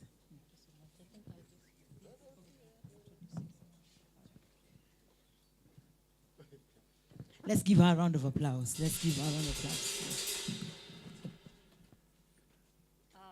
Ladies and gentlemen, good afternoon once again. And it's such an honor to see this day come to fruition the way it has panned out for the last 2 days.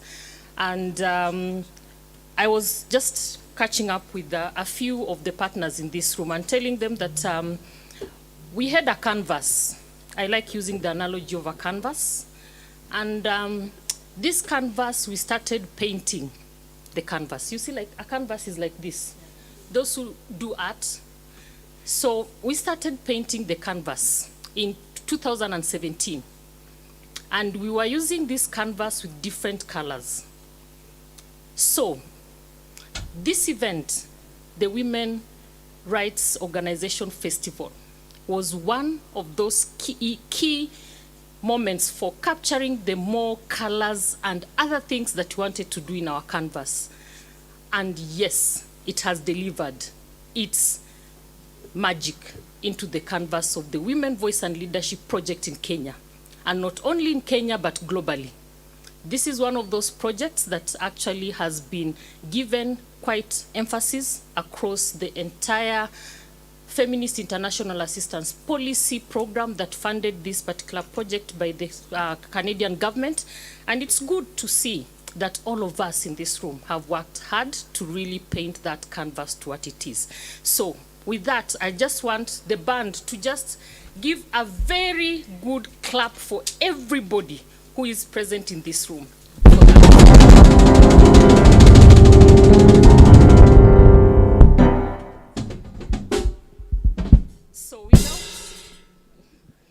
Thank you so much. Without much further ado, I would like to, first of all, introduce two people that are part of the Care Kenya team. And one of them will be coming back to do closing remarks on behalf of the management of the Care International in Kenya. And these two colleagues, one of them has just joined us, is the new baby on the block, but is part of the team that you'll be seeing more frequently, working together with you in the work around gender coordination and support around our gender equality outcomes for this particular project. So I take this opportunity and pleasure to introduce Terry Maindo. Terry, kindly just come forward so that you can be able to say hi to the partners. And she's 1 week old. Actually, she joined last week, and we told her this is an opportunity to meet all the partners, and you'll be working very closely with Terry in terms of working on the gender equality outcomes for this project. So, Terry, kindly, you can say hello to the partners. Okay, good evening. Good evening.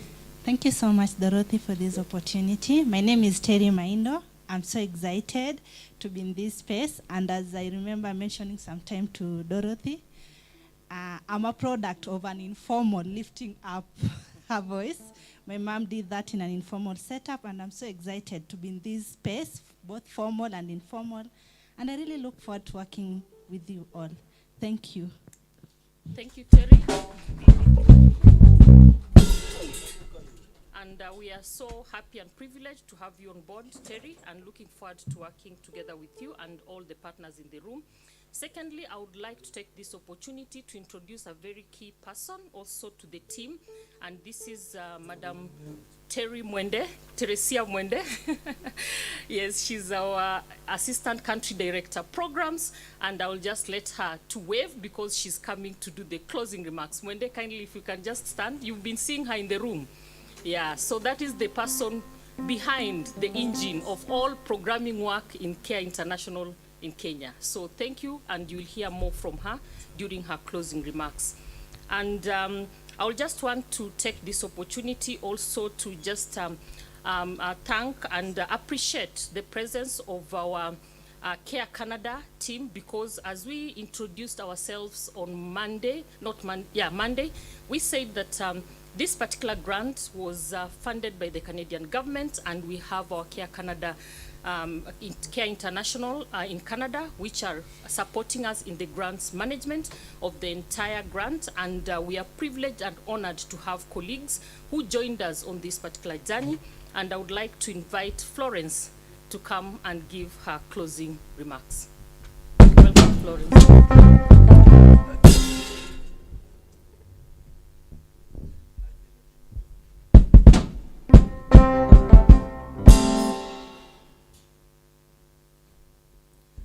Hi again, everyone. Good afternoon.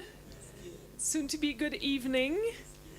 Very sorry for having kept you so long, but I'm sure that there was a lot of learning for everyone involved, a lot of growth and a lot of teaching.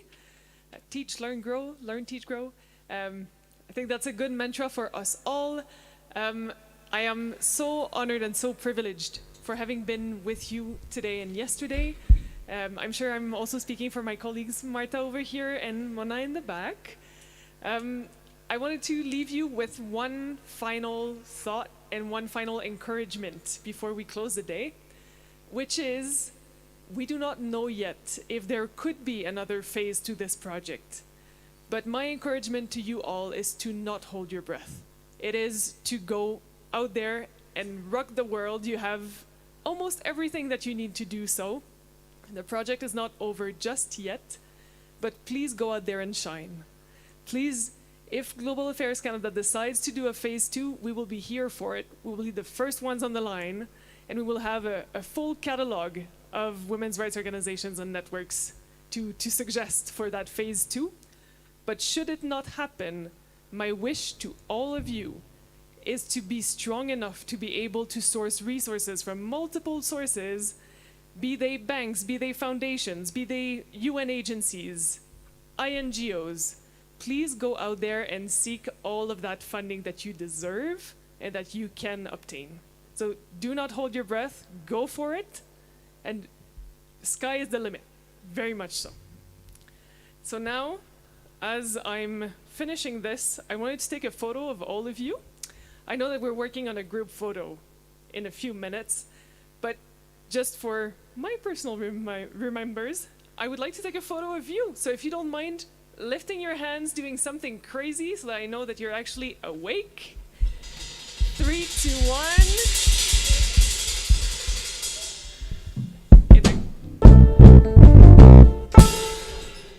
Thank you so much to you. It took 3 photos to fit everyone.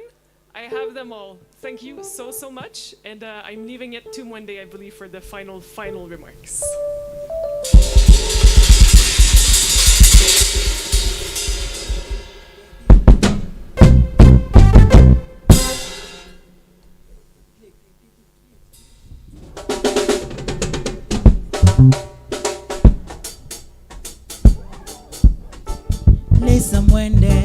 Lisa Mwende, hatuja kuona jana lakini leo tunaona. Lisa Mwende. Thank you all, and good afternoon, good evening. I'm really happy to be here today. A lot of you did not see me yesterday. Interestingly, we have 2 CARE meetings taking place in this in this hotel, and we purposely made sure they both come here. Interestingly, both funded by Global Affairs Canada, So the team we have upstairs running a sexual and reproductive health rights program. And then we have the WVL program here. So we purposely made sure that we have both of them here so that the senior management team could attend both meetings. So yesterday I went up and Leah was down here, and today we swapped. That's why you didn't see her most of the time. So just to say that it saddens me that I was only here for one day. I've really listened to the discussions and the deliberations going on today, and I was like, wow, I must have really missed. I should have been here yesterday. And I know a lot of people are even wishing we had a third day, right? Especially I've seen a lot of excitements when the discussions came up and the legal issues. Everybody was very keen, and everybody wanted, was hoping that we would continue with the discussions. So when Dorothy first came to me and she told me, we are having a WVL festival, I asked her, what exactly is that?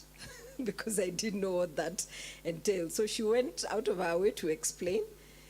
I have to say, I have really been wanting to come to the field just to see what the WROs are doing.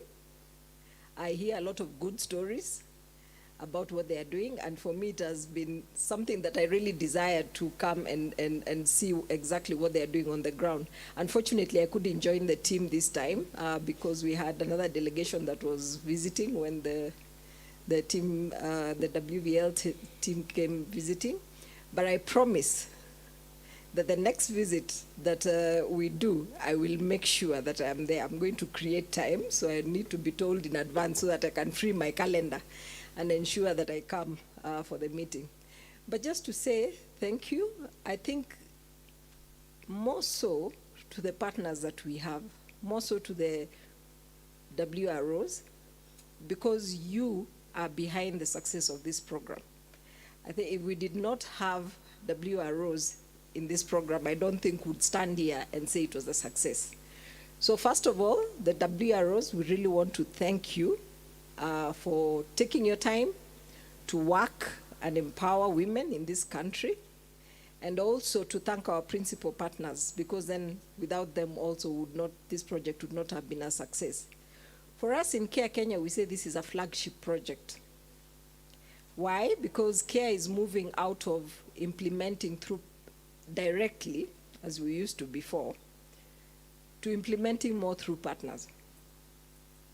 And for us to be able to implement more through partners, we need to ensure that we have that relationship with our partners, that we are able to sit down and discuss what are the challenges that are facing the communities, how can we be better able to help them, how can we share the resources between CARE and the partners that we have, including human resource. So we learn from you, we all learn from each other, and that is the beauty of this particular project. So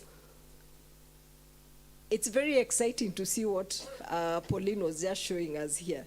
I think I attended the first annual partnership meeting, and that was when the first mention of that directory was, that's when I first heard about it. And it was very different then. So it has really improved over the last few months, I must say, because then I know you wouldn't search by thematic areas. It was more or less with the counties and the particular organizations. And I keep challenging Dorothy about this, and I'll say it again. So as CARE, we want to implement through partners. We have a whole directory of partners that we can implement through, and especially if we want to reach the grassroots. So for us, this is a rich resource to be able to partner with WROs to implement projects beyond the WVL project. I know a lot of you are involved in climate change and SGBV issues, child protection issues, a lot of the other thematic areas that CARE is also looking into. So for me, I don't think I need to look far if I'm looking for a partner to work with, because I know there are a lot of partners here that are able to address a lot of the issues that we are seeking to address together. So I missed the resource mobilization bit. I would have really wanted to be here just to hear what exactly are the needs that are coming up from the WROs, and especially how we can be able to work together with CARE to ensure that we are mobilizing resources also for the WROs. So I just want to take this moment to, first of all, thank Global Affairs Canada. I think they've been one of our greatest donors within CARE. As I've mentioned, the other program we have is actually a 7-year program. So you can imagine. So we've had very good funding from Global Affairs Canada, especially to address issues on women and girls, and we really want to take this opportunity to thank them. I also want to thank our CARE Canada colleagues for coming all the way and for the support that you've been giving us even as we implement this project. I think it's, you have tirelessly, made sure that we are on our toes and ensuring that we run the program. But also to the WVL team led by Dorothy, I think they've done a very good job, we have to say that. And we want to ensure that they will continue to do this. For me, my greatest joy would be after this program, I would want to go visit the WROs 5-10 years later and find that there's growth and that they are causing real impact on the ground. I think at the end of the day, the most critical thing is that we are creating impact on the ground and that we are empowering women. So I know we don't have much time. So I would have wanted to tell a lot of stories, especially for me. Maybe I should just say one. This one makes me really passionate about it. And like, when I joined CARE, I came from, initially I came from a research background. And then I joined CRS. And as researchers, sometimes you're a bit detached from what is happening on the ground. And then I joined CARE. I would have told you a story about CRS, but let me talk about the one for CARE. So one time I went to the field to visit one of our projects, and we were doing work in a health facility, giving water treatment chemicals in the health facility to enable them give safe water to the patients. And as I was sitting there talking to the medical officer, a little girl came in. She was about maybe 5-6 years old, and she had her brother strapped on her back, and she was actually bringing him to hospital. Very sick. In fact, when I first saw that child, I wondered, you get a shock and you're like, I hope he's still, So the doctor took the child, put him there, and he had very severe malaria. And my concern, when I sat down and thought about it, I wondered, so this is a little girl. She's supposed to be going to school, right? So of course she can't go to school because she has to bring her brother to hospital. But I asked myself, at first I was annoyed. I asked myself, where are the parents? Why does she have to be the one to bring her brother to hospital when he's that sick? So I asked the little girl, where is your mom? She told me my mom went to the market. And I asked her, and where is your dad? She told me my dad went to the farm. And so I asked her, so what happened? She told me my brothers had to go to school. And so I was told that I have to be the one to bring my little brother to hospital. And I sat and I wondered in how many ways has that child been violated? Because 1, she can't go to school. 2, she can't be a child like she's supposed to be. She's already being made to take up grown-up responsibilities. And it really disturbed me, and I started wondering if children, girls at that age, are already being denied the opportunity to go to school. What's the future of that girl when she becomes a woman? And that really disturbed me. I remember I sat there for so long, and the medical officer kept on telling me, this is very normal. And I was really shocked. And so I asked him, so he went and he was prescribing a lot of medicine for the child. And I was asking him, so who are you giving this medicine to go and administer the drugs to the little child? Because I couldn't understand. It's a 6-year-old girl. How will she know that at 10 o'clock I'm supposed to give 2 teaspoons, And so I had to tell him, I think you need to keep this child here with the brother and administer the drugs. And then in the evening, send the little girl to go home and bring the parents so that then they can take over. Because I found it so, but the reason why I'm saying this story, it really touched me actually. And for the first time, I asked myself, I wish when I go for some of these trips, I could carry my children along so that they can see. They can begin to understand that their life is not, the kind of privileges they have is not the kind of privilege every other child has. And so for me, when we are talking about addressing issues of the girl child, addressing issues of women, it's such, I think about it with such passion, and I'm like, we really have a lot to do. So it's very exciting for me that we have this program. Just to mention that I was actually among the team that developed the proposal for this project. So it's very exciting for me to see it come to this level. So thank you all. I would really want that this becomes an event that we do every other time. I think it's been very exciting for everybody, and I'm sure a lot of people would really want to be able to participate in another forum like this. So thank you so much. I wish you all safe journeys back to your homes. And for those who will be remaining behind, we shall continue with the deliberations. So thank you. I'm greatly honored to meet you all, even though I have not managed to speak to everybody, but I was hoping at least I've interacted with 1, 2, 3 people. Thank you. So I'd like to invite Dorothy back so that she can give the final announcements. Thank you.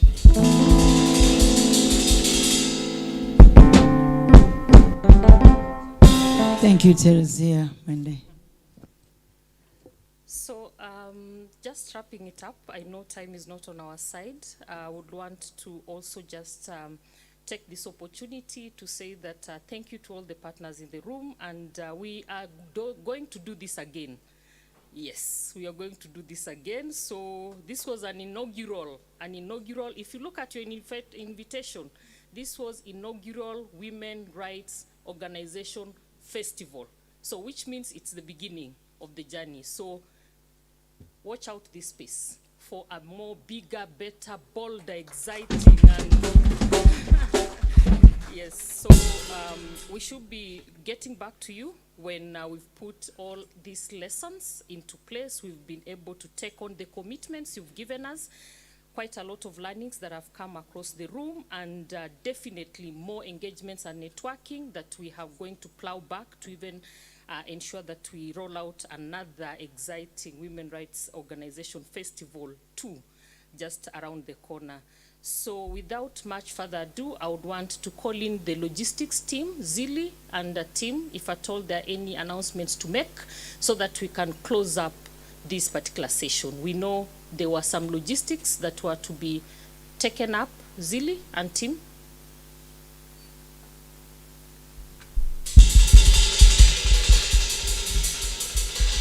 Clap for Zili as she comes.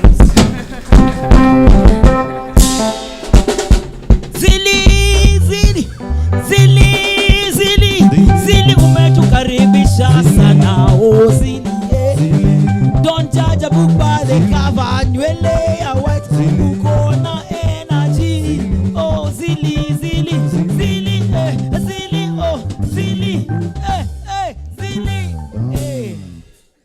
Hello everyone. I hope you can see me from behind this podium. Okay. So I do not want to add anything to what has been said. I would just like to give some direction. I know the team from Job will be setting up a place for us to take photos. As they do that, there is tea that is getting rolled out here. You could grab something small to energize yourself as we transition to the place they would have shown us. For our principal partners, we have some IC materials for the WROs and the networks that will be distributed as we head out. So please ensure you get something for your organization.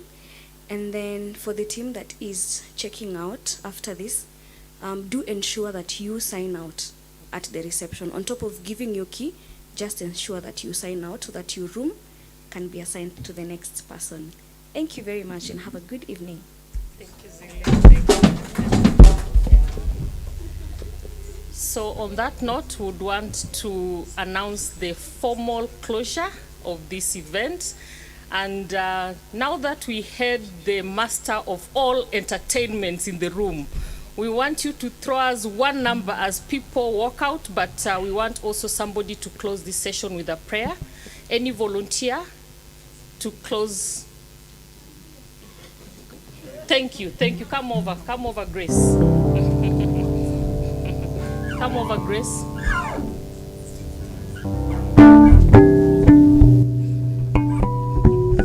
Something else.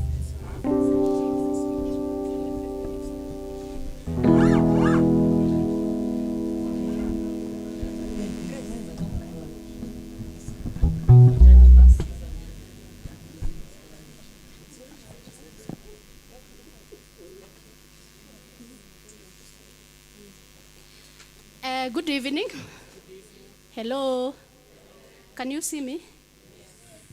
And now we have come to the time of prayer. And because we are diverse in our religions and all that, we are going to stand up, all of us. Please stand up. And we are going to sing the national anthem. Okay? So, give me the key D. Okay, one. Attention, everyone. Oh God of all creation, Blessed is our land and nation. Justice be our shield and defender. May we dwell in unity, peace and liberty. Plenty be found within our borders. Thank you. Thank you very much, and safe journeys back home, back to your respective stations, and see you soon, and thank you for everything. Thank you.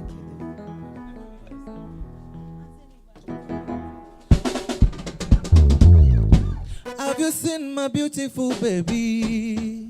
Yeah. Have you seen my tomato baby? Oh, yeah. Baby, suffer the cool me temper.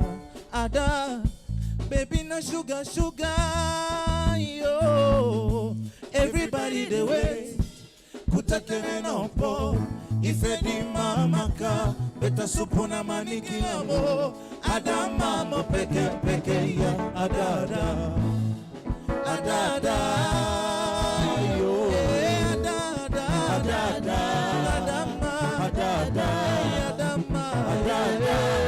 Ada di jorama. Everybody the way. Kutakene no po. Ife di mamaka. Beta supuna maniki amo. Ada mama peke ya. Ada. Yo.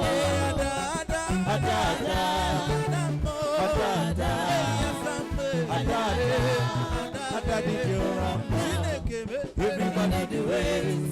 Kutakene no po. Ife di mamaka. Beta supuna maniki amo. Ada mama peke ya. Ada. Yo.